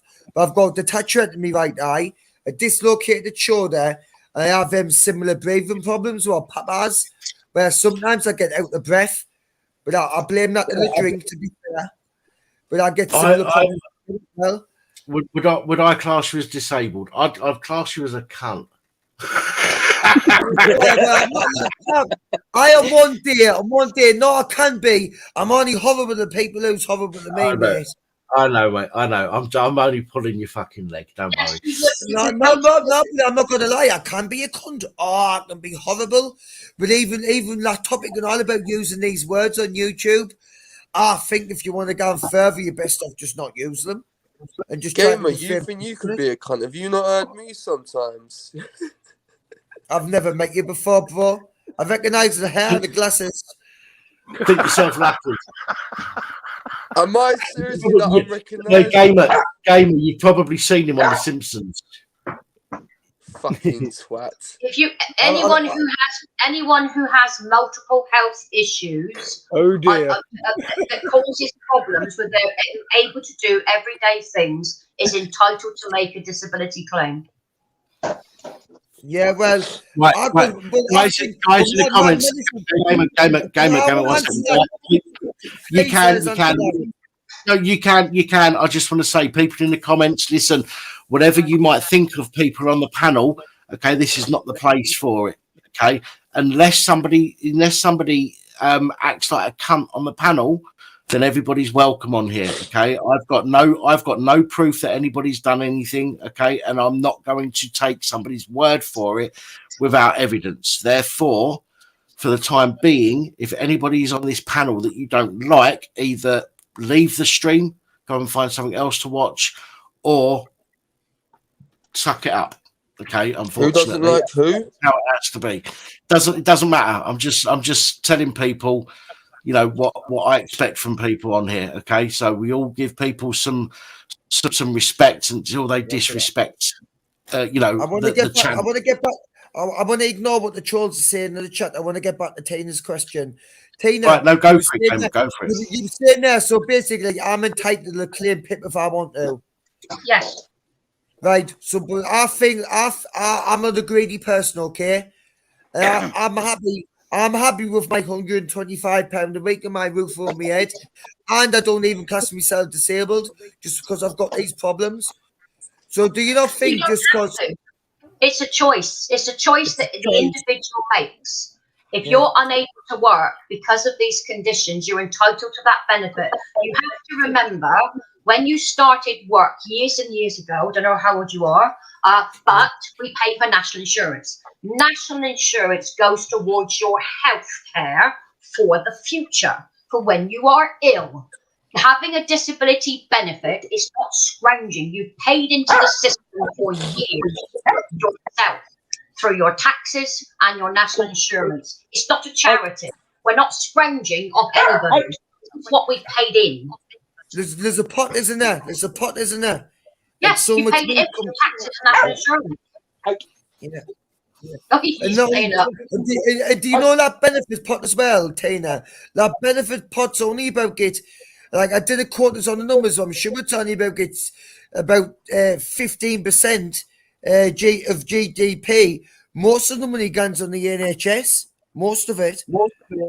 Yeah, it does, but a small portion of what you pay is for your health when you get older. That's why pensioners get a pension, state pension, pension credits. It's to cover you in your older years. It's the same for your health. You've always paid into the system. That's why we have the best NHS service anywhere in the world, even though it's on strike at the moment. Oh, 100%. Which I don't agree with mine. I don't agree with these strikes, especially paramedics who's gone on strikes. I don't agree with it. Either. I'm sorry. I'm being greedy. But what I'm saying is, it's a choice for the individual. If you don't want to have a label because you're disabled and you don't want to claim it, I've known people that have been disabled all their lives. They've never claimed the benefit at all. They don't want to. It's an individual choice. But for some people, like a majority, like myself, I'm now retired. I'm officially retired. I was retired age 59. So basically, I've always been disabled. I didn't want to claim benefits. I worked. It's only the last 10 years that I've had PIP, and I've got chronic disability. Yeah. I've only not worked for so many years as well. I can't remember off the top of my head. But I've worked since I was 16. But I prefer work. They prefer work, and then people were talking about like CVs and that earlier, and like you didn't realize it's like I've always done in my life. It's not. It was never really about what you knew. It was more about who you knew, how you got the jobs. It wasn't about going to the job centre and getting them up the job centre and all that. It was more about the people who you knew. And your friends that you knew and says, "Oh, there's a job going here, we'll get you in." That's how you really got in. Knowledge is power. If you learn about every subject you want to do, and you have that knowledge and that skill, you will get work. I think Paul wants to say something. Who controls? Okay, then who controls the knowledge? You say knowledge is a power, but who controls the power? You do. So it's the person, it's people. You need people around you. You need people. Exactly. You learn from other people, and then you keep that in yourself. I'm going to stop because Paul put his hand up, Dan. So hold on there, Gamer. Don't answer. Just a wee quickly here. Sorry for interrupting you. No, I see earlier on whenever I asked you how many unions was there in the UK. How many unions is there in France?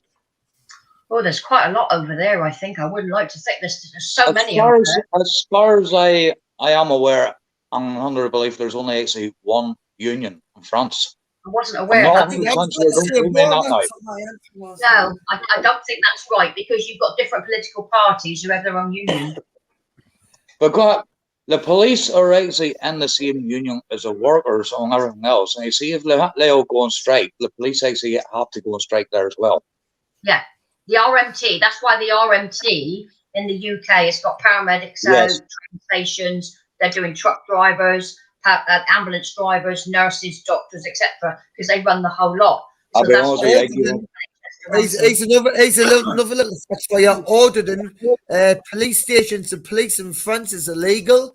Just remember, I out on the streets. Obviously, I've never been. Sorry.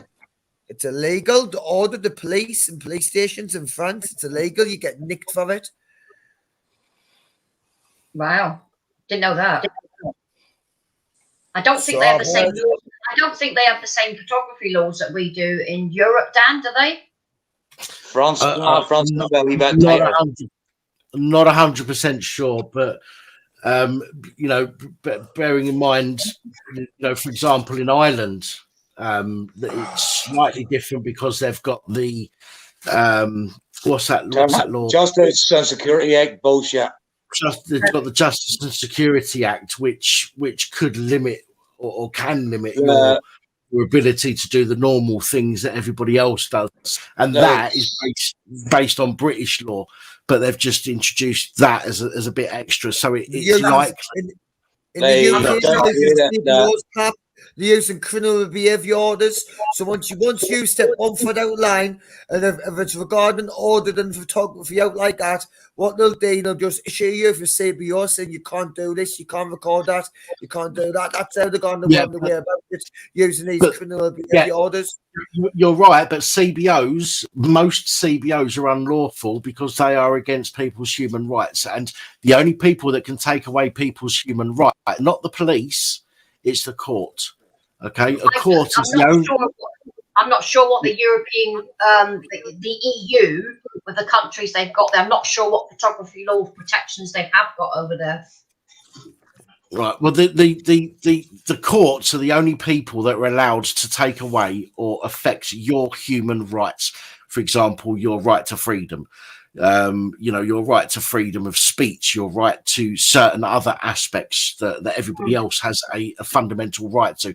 A court is the only organization, the only entity that can affect that.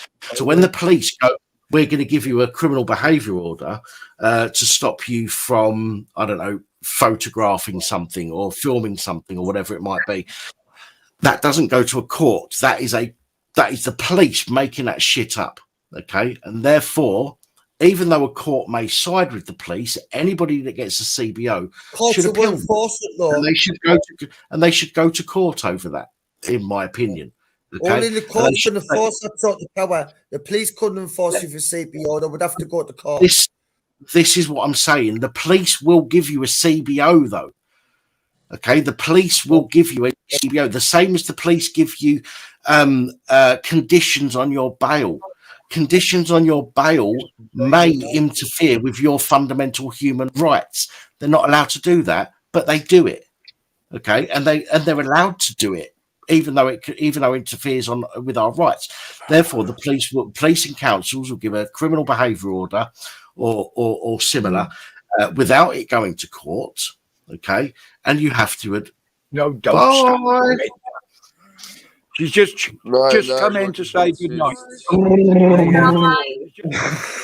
Nice. Wow, I don't know what I'm watching now. Like this one of the show. Now you know why I got no bloody hair. I'm sorry, I forgot everything we were talking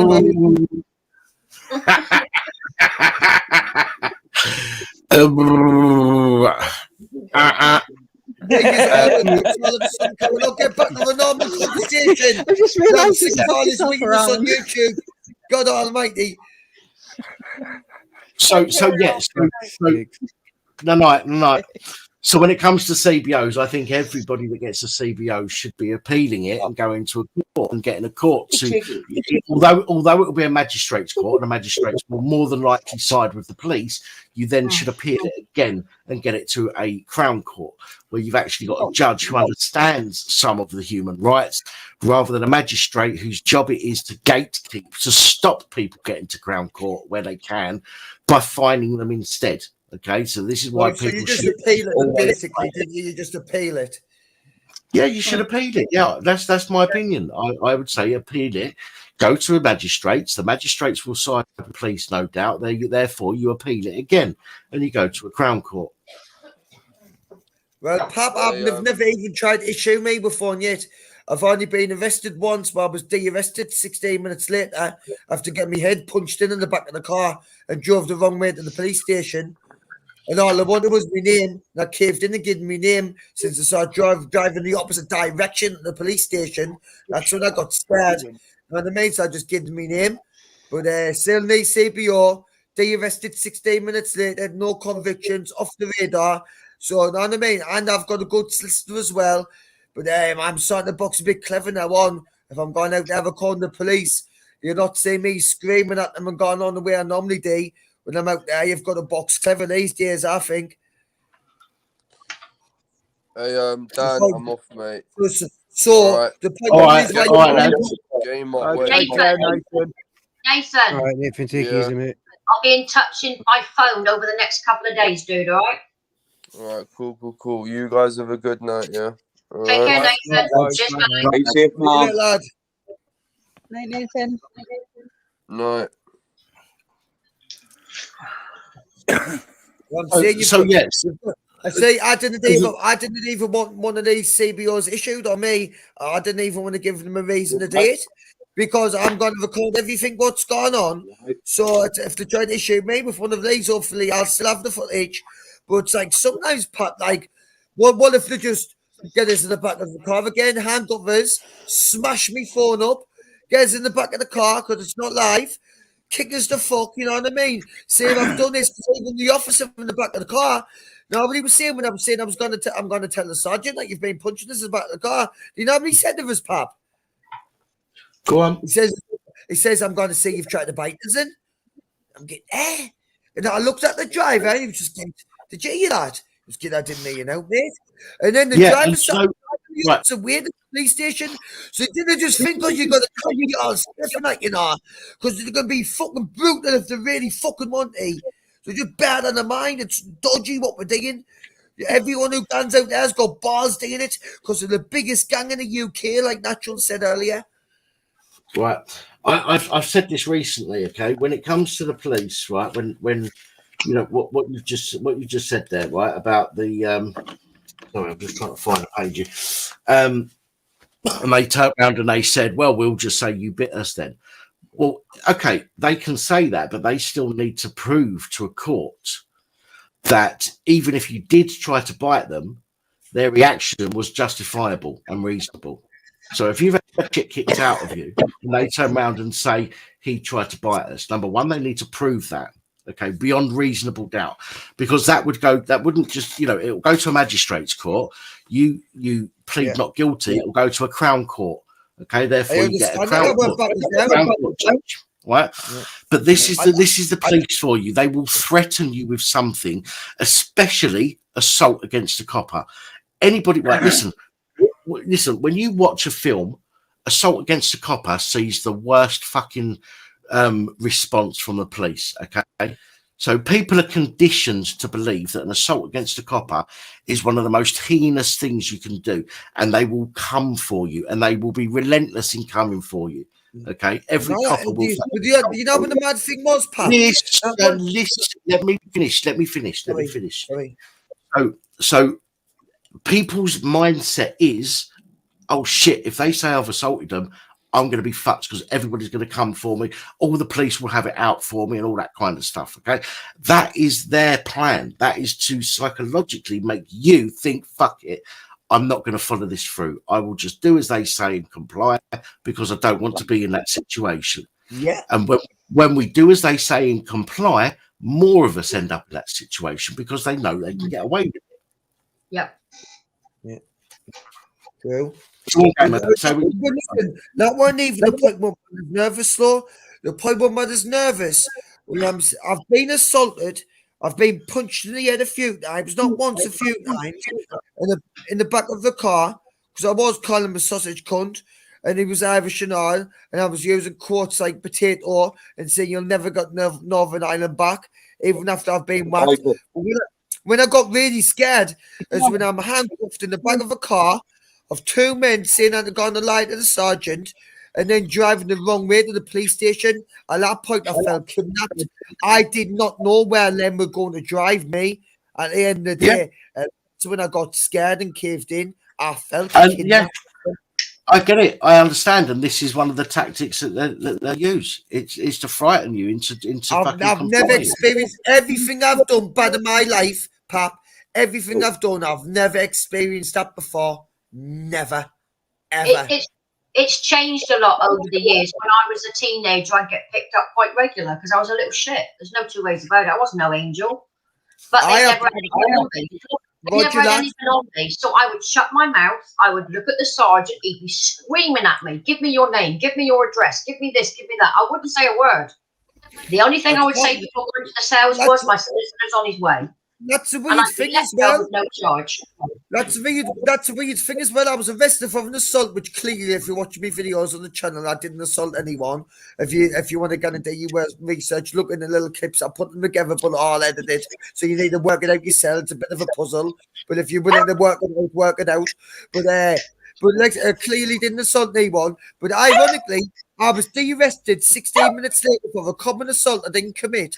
But all I wanted out of us was my name. That's all I wanted, my name. And I didn't really understand why I was so desperate to get my name. I didn't fully understand that one. It's basically about collecting data, fingerprints, photographs, DNA. That's what they want. That's what they're after. My solicitor was brilliant in my younger days. They couldn't catch me. Oh, we think you broke into somewhere. Where's your evidence? And in the interview, you're not going to say anything. I'm going to say this exactly. There's going to be no comment from me during this interview. And I shut right up. I used to fall asleep in the interview room on the table. You must sit up. You must do that. I didn't do what I was told. I used to do a shit time all the time I was there. No. But I had a solicitor that used to walk in. What's the charge? We're not sure. She's out of here. Was it always like that? Listen, because I'm just picking into what you says there. He says he was like that in your younger days. Is he still like that now with you? Huh? I'm saying you're saying he was like that in your younger days. He says he was really good in your younger days. Is he still like that with you now? Who? The police? Your solicitor? Oh no, the solicitor I had, he passed away years ago because I'm 61. So, it was a long time ago, gamer. So in my teenage years, I was terrible. I was a shit. Yeah, I went out doing things that weren't legal, but they couldn't fucking catch me. That was their problem. And I'm not gonna lie. Listen, I've had the same solicitor my entire life. You know, anytime I've been in trouble, I've used the same guy. Mine was a bit of a drug user, so he ended up having a heart attack through, I think it was heroin and alcohol. So well, mine got me off bail. Mine got me on bail. I was on bail for arson with intent to endanger life, witness intimidation, all that. I was released on bail 6 days later because he looked at the case and knew I hadn't done it and knew I wasn't guilty. So on a charge like that, you do not get out of bail 6 days later on charges like that. 2 kids in the tent. I've only ever been in court. Yeah, but I've only ever been in front of a judge in district court to represent someone. And I've only ever been in court for any other reason for jury service that they made me do 3 times. So that's the only times I've been in court. I've never stood in front of a judge being charged or being questioned by anybody. Never, not in my entire life. Well, I've represented myself in family court. I've represented myself in family court to see my daughter. But obviously, in the criminal court, you need a solicitor. You're a bit naive if you think you can represent yourself in the criminal court, unless you know exactly the laws you're talking about. Because these want you representing yourself. These educated people will eat you alive. They'll twist you apart. So you need to know what you're talking about. They do not want you representing yourself, and the actual terms of it is representing yourself. Representing. Proper terms of it. Sorry, Dan. No, sorry, I just want to respond to somebody in the comments. Christmas Tea Limited Edition, if you're still watching. Listen, there is free speech here, okay, but there is a difference between free speech and targeting somebody. So when your comments are when you have several comments targeting a particular person, that becomes, basically it crosses the threshold into some kind of harassment.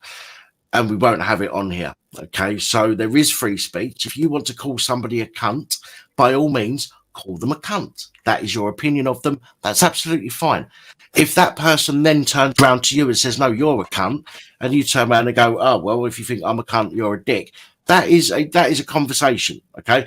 But when you are saying to somebody, when you're targeting somebody, okay, and they don't respond, and you target them some more and they don't respond, and you target them some more and you don't respond, that floats into the realms of harassment, okay?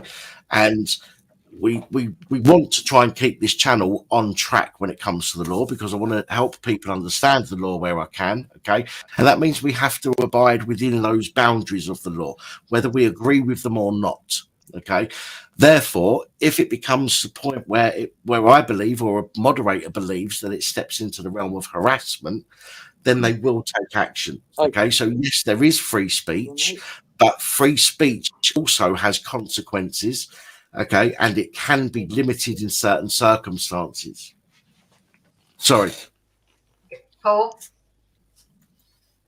No, but like I said, I just feel like the reason I like the joint panels like this when you're talking about stuff like this is because I feel like I have got a lot to offer because of my past experiences.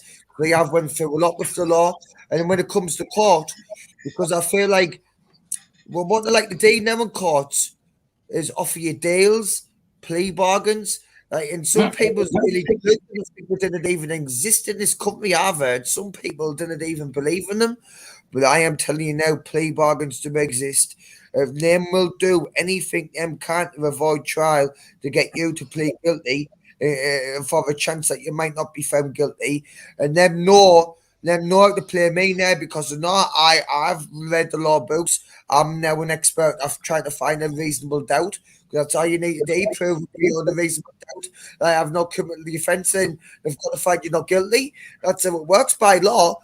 But it doesn't really work like that. Justice is much more corrupt than what you think. But that's why I want to get a bit more educated on myself because not everyone gets a fair game. I think it's like more money you have, the more higher power you have, the better system you've got, blah, blah, blah. But if you get them on legal aid, you didn't really get a fair game because they're just thinking like you're a nobody, little druggy benefit scumbag or something like that. I don't know. But like it's like higher class, middle class, and low class. Shake your hand, club. If you look at the courts, right, and you haven't got a solicitor, the one person you should target is the clerk of the court. If you ask for assistance from the clerk of the court because they can't find a solicitor for you in the duty office, the clerk of the court is a QC. That's the one that advises the judge. I know that. I worked that out when I represented myself. When I was in the family court, the clerk of the court will defend you if you request it, and they can't find you a solicitor. The clerk of the court can step up and represent you, and you will not get a stronger fighter. I've never represented myself in the criminal court before, but in the family court, I had asked the legal clerk because the clerk is the one who's like the legally qualified one, and the magistrate. They are the QC. That's the most legally qualified one there. They are indeed. And you can ask the clerk for any like queries that you've got. That's true. And I only know that from the family court because the same rules do apply. They will act as your solicitor. It was one of Crime Bodge's posted up many years ago that he actually got the clerk of the court to represent him. And they are QCs. They are specialised in teaching the judge what laws they can use. Yeah. That's what they do. So if you can't get a solicitor, you can ask for the clerk of the court. Yeah, that's true. Tina? Yeah. Comment on screen. Tina's link. Contact us directly. I did put my email up as well to nothing, but I'll do that again. I just added a comment to that, Tina, saying that you contact initially through the website and then you will arrange the personal contact after that. That's all they got to do is all you got to do nothing is there's a box which says contact, request assistance, fill the box in. If you can't fill the box in, you move your mouse to the right and up pops a voice recorder. For those who can't read and write, there's a voice recording system. Like you do on your phone, you press play, you speak into it, you leave the message, you get a copy, I get a copy. But if you fill in the box, please help me, I've got this particular issue, I will get back to you within 24 hours. Okay? Right. I've also got somebody else sitting in the back here who I'm going to bring on. It's Fluke Dog. So I'm going to bring Fluke Dog on short for a wee while. I'm going to wrap this up in about 15 minutes anyway, guys. I've just done my blood pressures. I'll pass off and let you all be now anyway, sure. Listen, I'm wrapping this up in about 15 minutes for bed. So I'm going to bring Fluke Dog I'm going to on. piss off and I'll wish each and every one of you all good night there before I piss off here anyway. You take care. Meet you, mate. Potatoes, lads. Take it easy, all right? Very, very good year to you, each and every one of you, and all the listeners, all the watchers on here as well. Dan, God bless you, lad. God bless Ireland. God bless you, Irish. God bless you, lad. Right, take it easy, mate. Paul. Do I call you Paul or Potatoes abusing their powers? Well, I like to call it Parasite Services, Northern Ireland. Sorry, I'm going to call you potatoes. You're never going to get potatoes off me. Every time I see your little grin now, it's always going to be potatoes off me. You're never going to get away from it, Avery. You know, potatoes. Master Spot. Lacey's not handcuffing us, putting us in the back of the car and pushing me in for it. Calm down. Right. Oh, no, I was at the time. I was fuming at the time. All right, gamer, calm down. Gamer, Dan, Roger, Tina. Good night, mate. Fantastic there. And I want to call him just DJ Sonic. It's a pleasure, and thank you all for having me on again. No worries. Paul abused potatoes. No, I'll try and get this. Dan, I might need you to kick me off here. Okay. I'm going to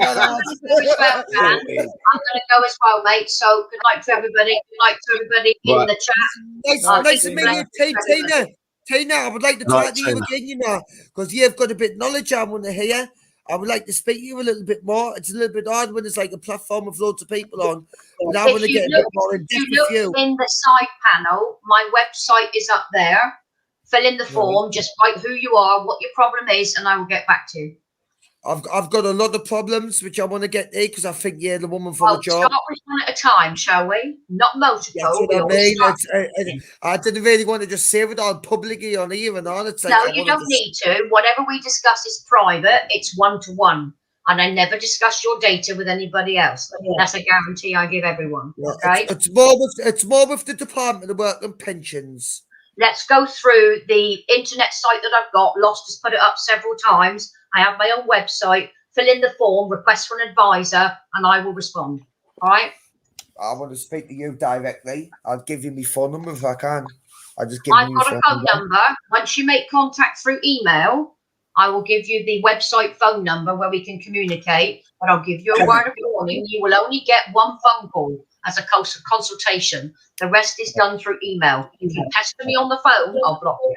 All right. No, nothing like that. No, nothing like that. I'm not going to piss you yet. Morning.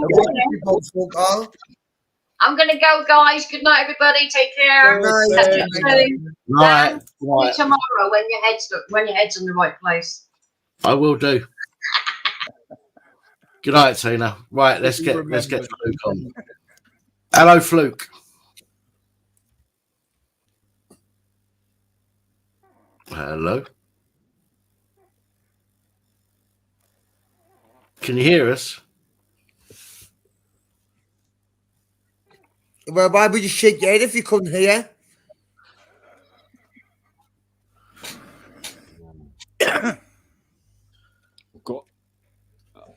I don't know if you can hear me. I've got no audio.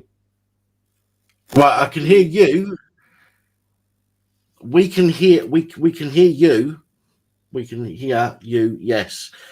I don't know why you can't hear us, though. That would probably be something to do with your side.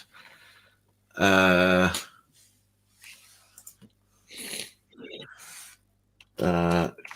out and come back.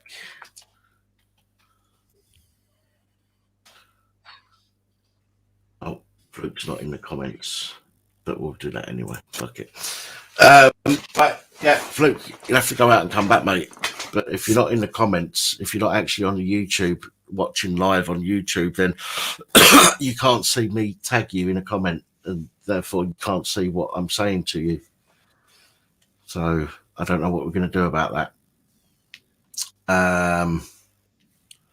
I just didn't understand how, like, we can hear him when he spoke. He shook his head. When we said, "Can you hear you?" He says no, but I didn't know how we could hear us and we couldn't hear him because I didn't know how the audio works like that, because surely he can hear us. Right. Tiff, does favour just touch your nose, just so I know it's you.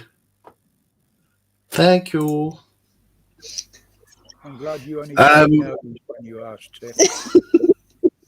Fluke, I don't know what to say, mate. If you can't hear us, then I don't know what to say. Apart from leave and come back again.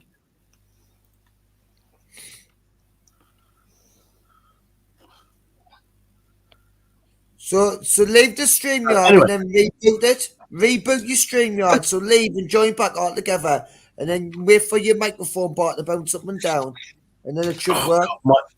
I'm fucking strangling myself here. I've been sat on this chair for so long without moving that my balls are fucking strangled. Oh God!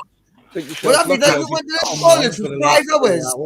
Well, you've been on the pina coladas. You've not went for a drink for 5. Not went to the toilet for 5 hours. Oh, I went for piss earlier, but I've sat down since then, and I've, as I've sat here, I've slowly slid down the chair a little bit, and my jeans and my fucking boxers. You know what I've been doing for the last 5 hours, Pap? I've just been constantly playing chess with random people on in the world on the internet, just playing random people on chess online for the last 5 hours. But some people's good, and then the rest of them shite. Well, listen, I get really bored when I'm playing the shite ones. I only want to play people who beat us. I only want to play people who can beat us. Really, I'm not interested in the people that can beat. I just want people who can beat me. But I'm obsessed at the minute. All I've been doing when I'm out nodding with my dog, I'm either sitting just listening to videos on YouTube, not even watching it, just playing chess on my phone. Dog's out. If I'm not out with a dog, I'm just playing chess on my phone. Listening to videos on YouTube, having something to eat. That's my life. Drinking, bongs, when it comes like holding the police and that, it's like I've sort of like I didn't know. I've got a little bit nervous about it. You know what I mean? After what they've done, you read what you're saying about saying that they've got me like not wanting to do it. Even me, balls of steel, has got a little bit nervous after I got in the back in the head. You know what I mean? I just thought, I lost my bottle. And I'm thinking, they're paying for my house. Like, I'm going against the biggest gun in UK. So people need to start having a bit more respect for the people who's gone out there fucking recording this. Because it's not all la-di-da. It's not just making a couple of videos for YouTube, man. They'll fucking do you in, man. What about when they take your phone off you, man? They'll fucking taser you. They'll kick you all over, man. They're brutal. You're deluded if you think they're not. Right, I'm done with my little fucking rant. Which is exactly why people need to be able to live stream quickly, easily, with a couple of taps, okay, rather than what we have to go through now. I heard about your 360 camera thing. I know I heard. You know, even with YouTube, you've got to, what have you got to do with YouTube? You've got to open it up. You've got to click on create live stream. You've then got to put in a title. You've then got to fucking take a screenshot for your picture. Okay, and then you've got to press go live. That's too many steps. Exactly. You need to be able to go to the and do you know if it's just one guy solo as well? Just one guy with a phone in his hand. What about the fact police officer just swipes that phone out of your hand? What protection you got then? Well, this is why it needs to be live. This is why it needs to be able to go live, not save to the SIM card. Fucking live. 2 taps, go live, job done. Yeah. But what about if they just even take the phone off you and just shut down the phone and just turn it off? Well, even if they do, well, that's not going to make a difference either way. If they do, they could do that to a normal video, or they could do that to a live stream. It's not going to make any difference. It's still going to be the same end result. But what a live stream does is it stops them from deleting all of the footage, so you can't show any of the interaction. With a live stream, at least it will show up to the point they take the phone off of you. Yeah. And if you lock the screen before they take it, the screen goes black. They can't see what you're filming, and they think it's off. I honestly recommend a hidden audio cam, just a hidden audio microphone. That's what I really, really recommend. Because I know even if you take your phone, there's no way to do that, because they'll search you and they'll find it and they'll take it from you anyway. So, as like Roger said, the best way to do it is to actually live stream. Okay, within 1 or 2 fucking clicks of a fucking button, get it live streamed. You should be able to put your phone onto, thingy mode, standby. Okay, and it should still be able to record audio and visual that way. What do you think about digging? What do you think about digging it in numbers and not digging it by yourself? So you've always got like someone else always have recording it anyway. Doesn't matter. Don't make a difference. It genuinely doesn't make a difference. No, because what they're going to do? They're going to take you. Okay, everybody else gets to fuck off. They're going to take you. They've got your phone in a bag, which gets put in a car with you, that's still recording. Okay, your friends aren't going to be able to get any of that footage for you. Yeah. Well, if you watch Natural Born Serial Killer in my video when I was arrested in Sunderland, in the town for the assault I didn't commit, while Natural was recording, I was getting punched in the head in the back of the car while he's pointing the camera in the car, and you couldn't pick up anything because of the blacked out windows and that. You couldn't pick up anything, but you could hear me screaming at him in the back of that car still. I'm still arguing a toss with him. I got the shit. That's the first time I've ever experienced that myself, Pap, you know. And I think, well, I need a backup plan here. I need some backup plan. Just find out where I can come by myself. They'll kill us one day. Listen. I had an idea a while back, okay, and what that idea is, it to be honest, it's not a fresh idea. This is an idea that I took from an American company, okay, who created an application. And what that application does is, if you're having an interaction with the police and you start filming, okay, what it does is it alerts anybody else in the area that has got the app on their phone. Doesn't tell you who you are, okay, or give any information as to who you are. All it does is it says there is an incident happening in, within a, half a mile radius of where you are. That will then alert people to go to that area, who then film from their own phones. Okay. So that could potentially, if you're having an interaction with the police and you're filming using the application on your phone, it would then alert anybody else that's in a specific area around you.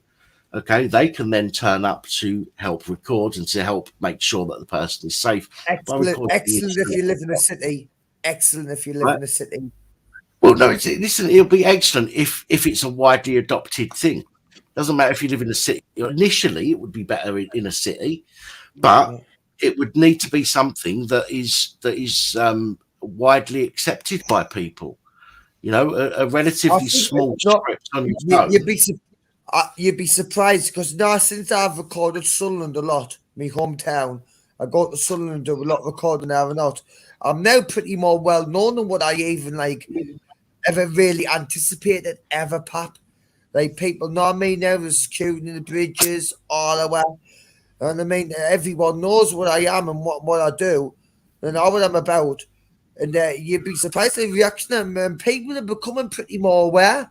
And that you can record in public, you can make videos, I mean, and people's getting much more aware of the rights as well, because of the guys who's went out there and done this in the first place. This has went on for a while, but the point of it is, I'm just saying that people are getting pretty much more aware. Yes, but the main point isn't about getting individuals to record their interaction. It's getting everybody to understand that if they see an interaction between somebody and the police, they should have an obligation to make sure that that person's safe. Like we have an obligation to prevent a breach of the peace. Yeah. So what hang on. The police are the ones that generally instigate a breach of the peace based on their own police national legal base. Okay. The police are the ones that instigate a breach of the peace in many cases. Now, what people need to understand is that we all need to be protected from malicious scumbag arsehole coppers. So if we see somebody, whether they're black, white, gay, straight, whether they're a bloke wearing a frock, doesn't make a difference. Okay, we may not agree with their personal choices, but they're human beings, and we all need to fucking help each other. We all need to protect each other. We all need to support each other. I would want everyone's as nice as you and me, Pap.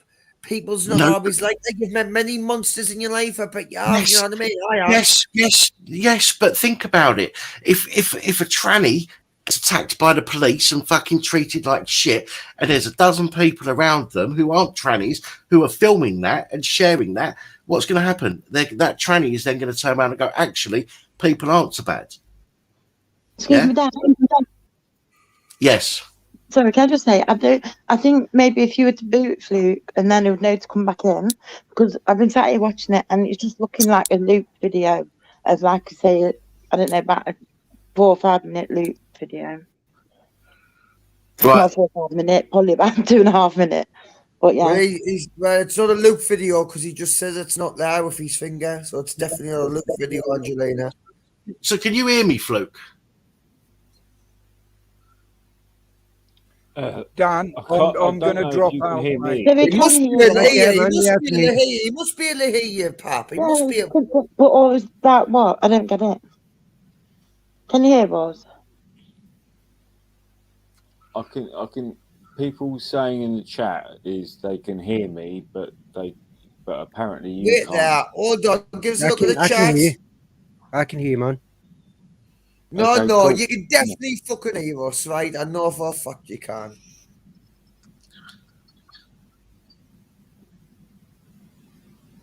Well, to be honest, I said I was going to be another 15 minutes, and that was 17 minutes. That was 17 minutes ago. So I was just going to drop out. You do this every time. What's so funny? What's funny? Nothing. I was just having it Sonic. I don't know why. I just thought he was talking. I'm just getting my phone's fucking up. I'm sorry. Right. Well, I said 15 minutes ago. Well, I said 17 minutes ago. I was going to wrap it up in 15 minutes. So, with that said, I'm going to call it a night, and I'm going to go get myself into bed because I've got shit I need doing tomorrow. It's been a bit of a busy day today. So I am going to wish you all good night. I'm going to thank you all for. I'm going to thank you all for joining me this evening on this impromptu live stream, which, it was just a random thing that I decided to do, and it's now fucking nearly 6 hours on, and I'm fucked, and I really shouldn't be doing these live streams like this, but there we go. Danny Austin, I know you've gone, but thank you so much for your support with your donation earlier. Much, much appreciated. Everybody that's contributed tonight, whether it's in the comments or on the actual panel, again, thank you to you guys. The channel would be absolutely fuck all without you. And actually, before you go, still got something. Let me just say something. Right, I got an email from YouTube just before Christmas, giving me some statistics from the channel, and you guys, I owe you guys a thank you, because in 2022 alone, I got 4.4 million views.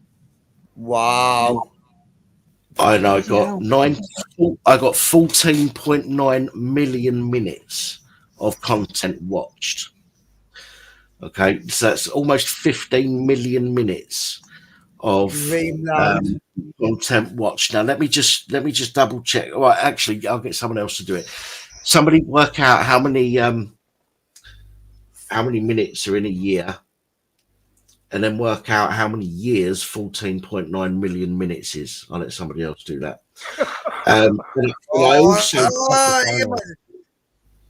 also got 344,800 likes.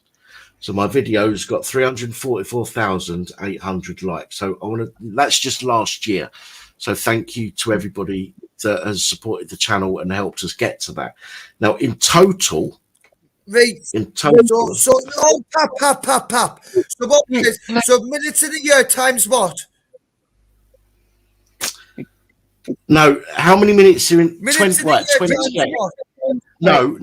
28. How many minutes are in a year times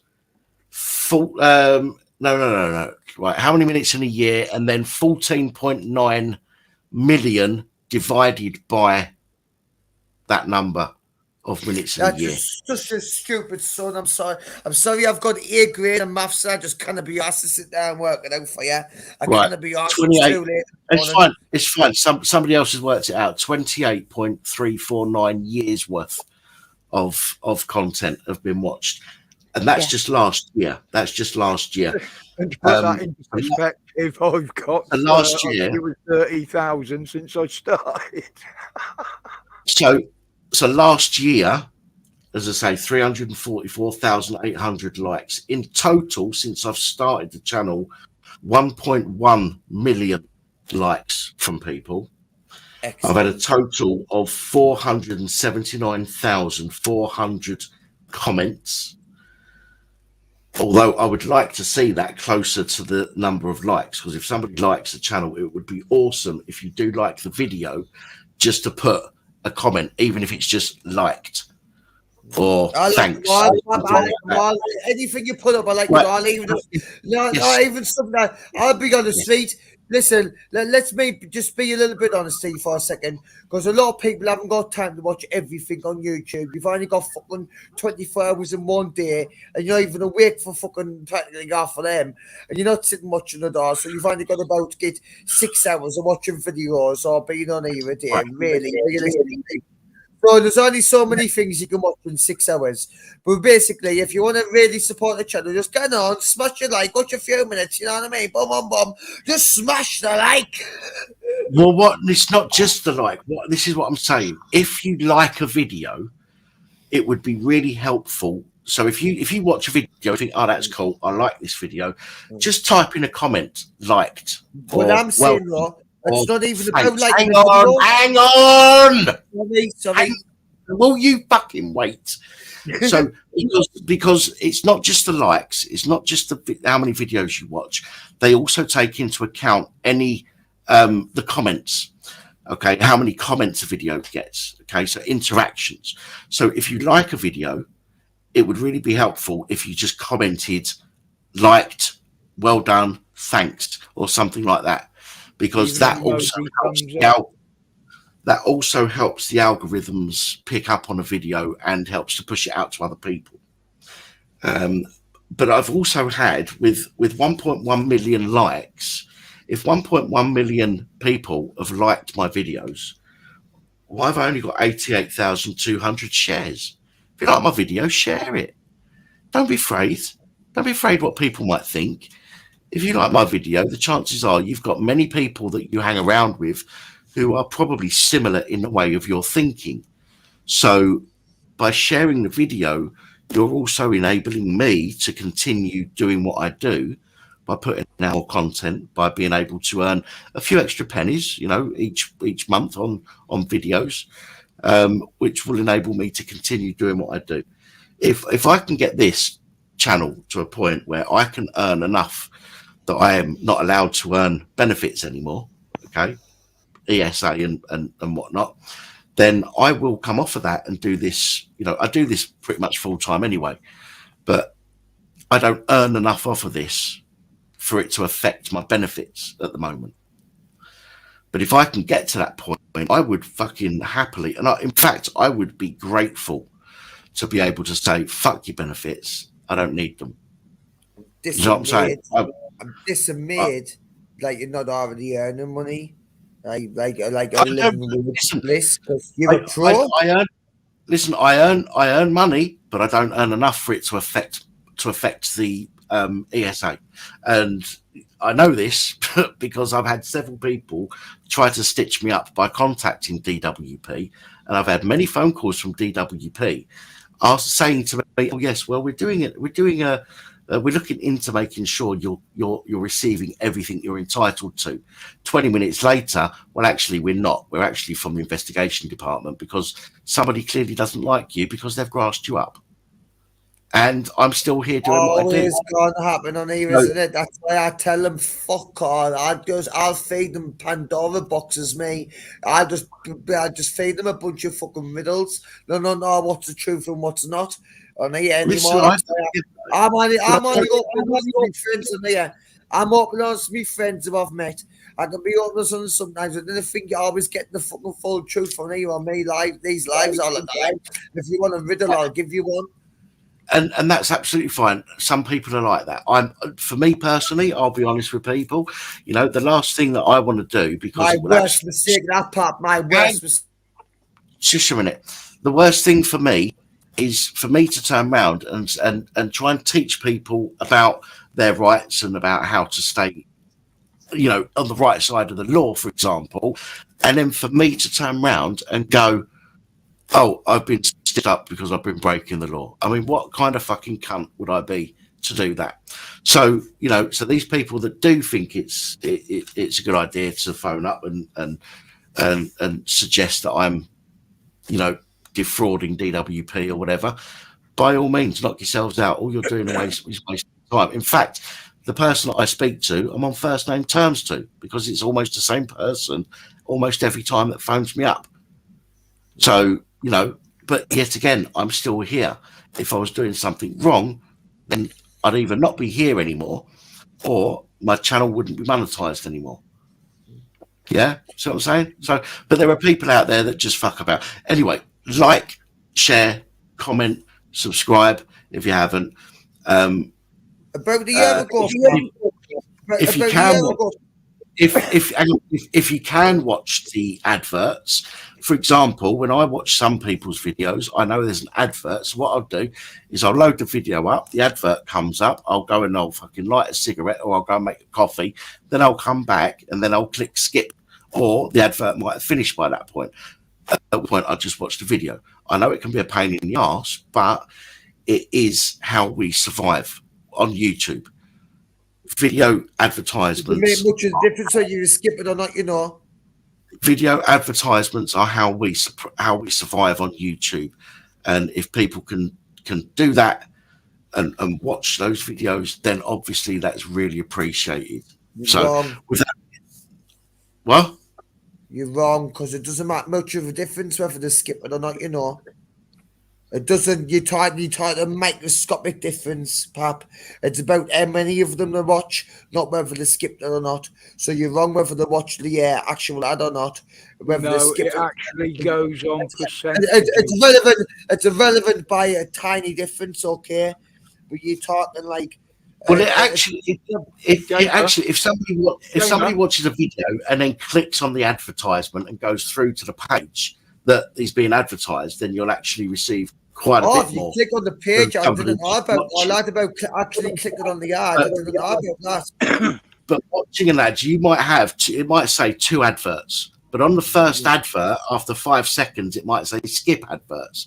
Yeah. If you skip both them adverts, then you lose out on ad revenue. If you watch the first advert, tiny bit. Yes, tiny bit, but overall it adds up. It goes on percentages like the video likes.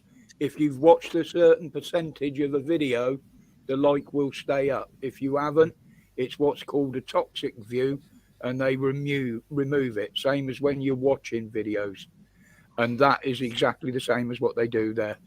If you watch a certain percentage of the video, the ad, then the revenue will be paid.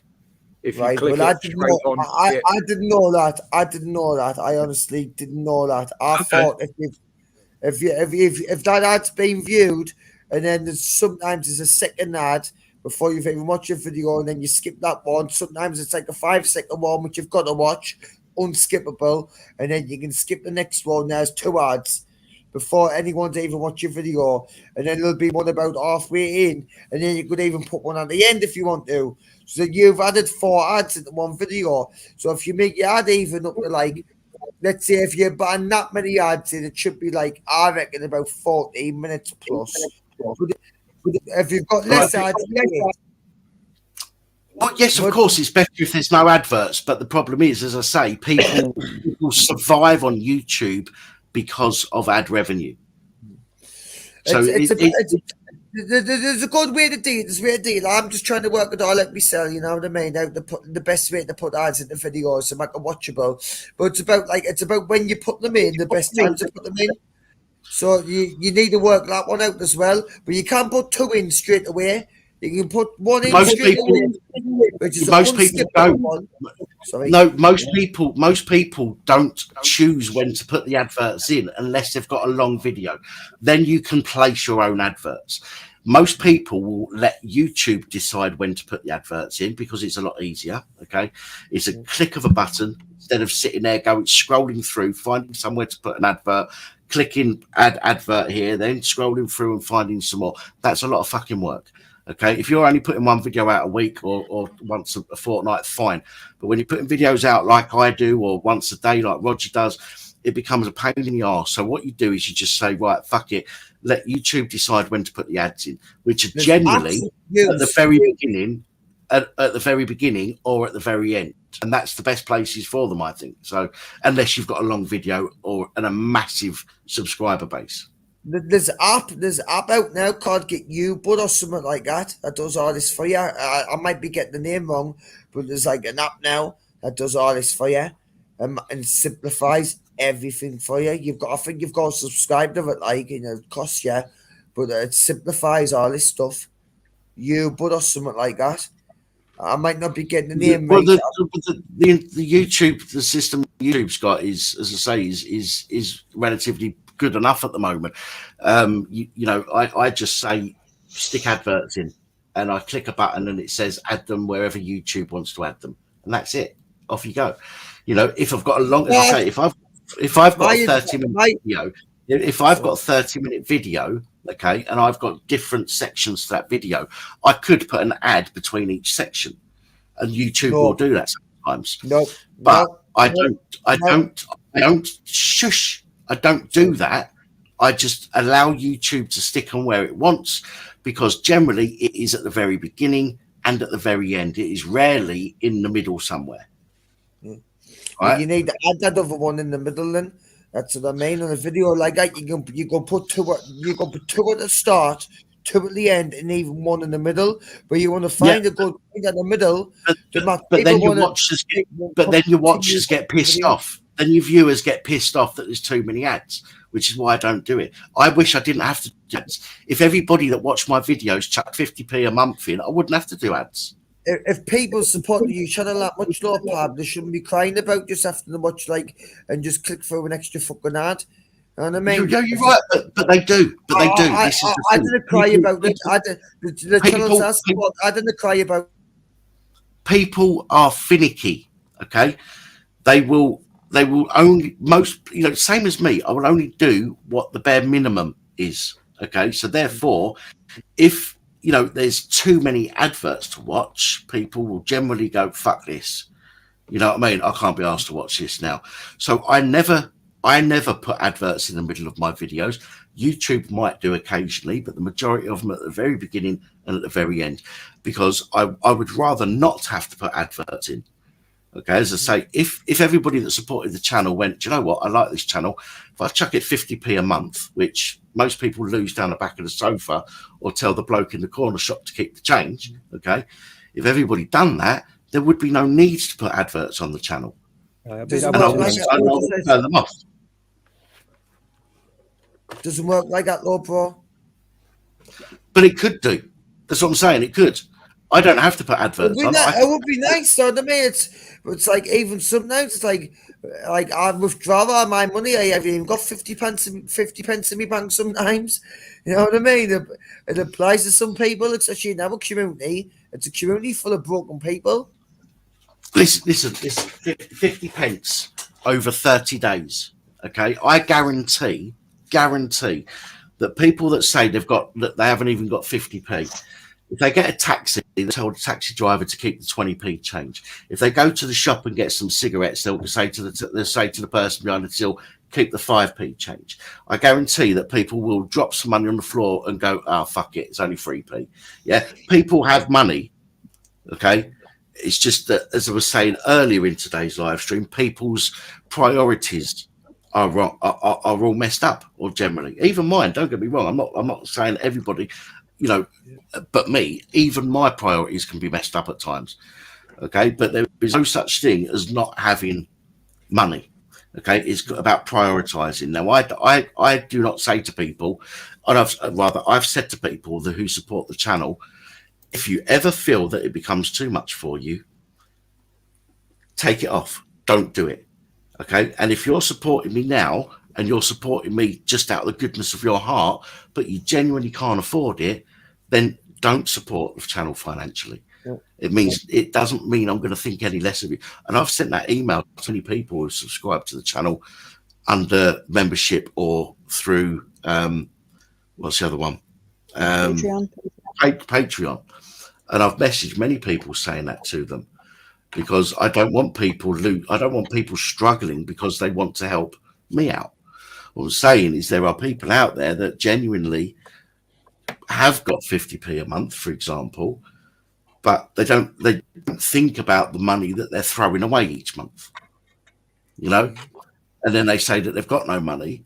But when you think about it, when you break it down, you could buy a pot noodle that you don't actually need, which is £1.09.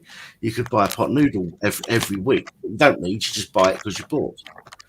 The only way I can put it with your pap is that I've learned over meeting clever people in my time is that the universe works in mysterious ways, and I believe the more you give out in this world is the more you receive.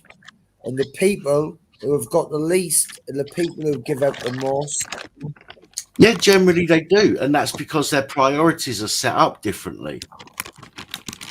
Their priorities are set up differently because they've not got this money that they don't have to worry about where their money's going.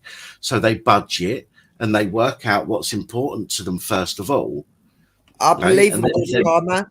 I believe in good karma, and I believe in good people. If you're willing to give it out, sometimes there's like a boomerang effect, or you could call it a butterfly effect. I prefer the boomerang effect, where it does come back to you.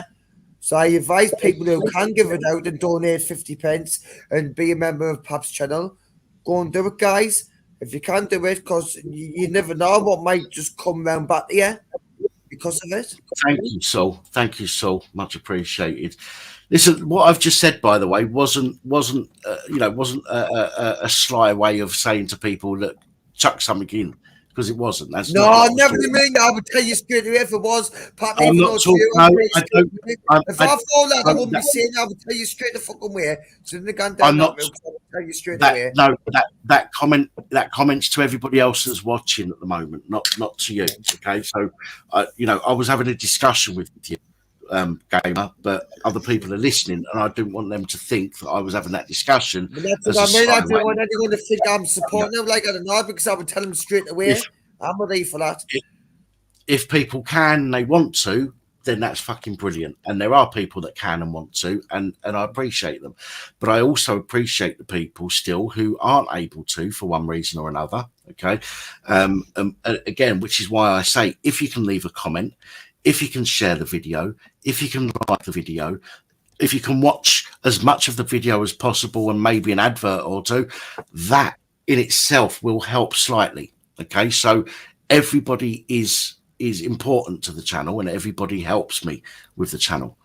Okay, so if people aren't able to become a member, for example, if they can watch the entire video, if they can watch a video or two, if they can like and just say thanks in the comments, all of that will help for YouTube to spread to a wider audience, which would then obviously reach other people that might be able to help by becoming a member.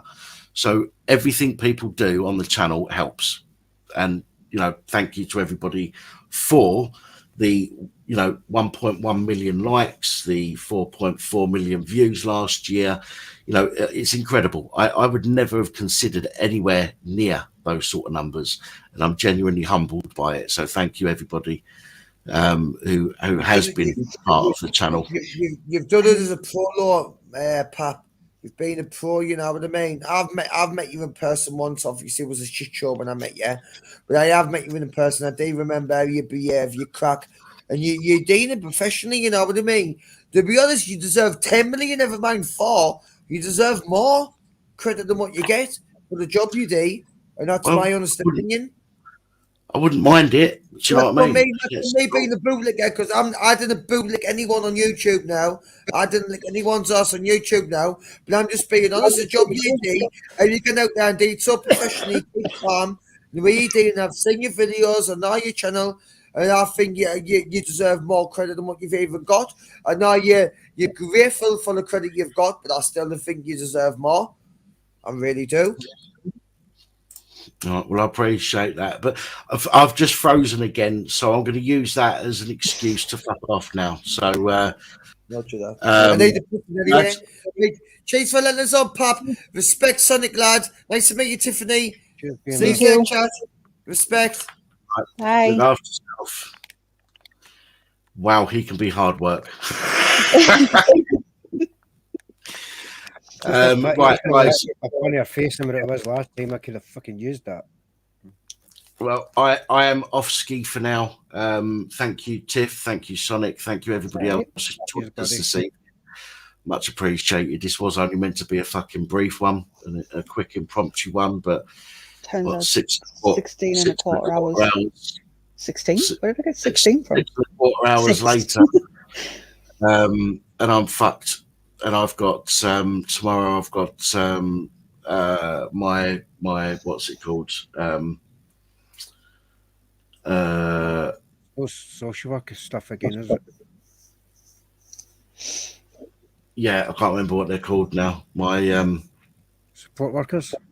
Support worker, that'll do. Yeah. So I've got a support worker coming around tomorrow between 12 and half 12. So I've got to go. But thanks again, everybody. Love to you all. Merry Christmas. Happy New Year to everybody. Thank you once again. And I am fucking out of here. Cheers. Cheers, guys. Night.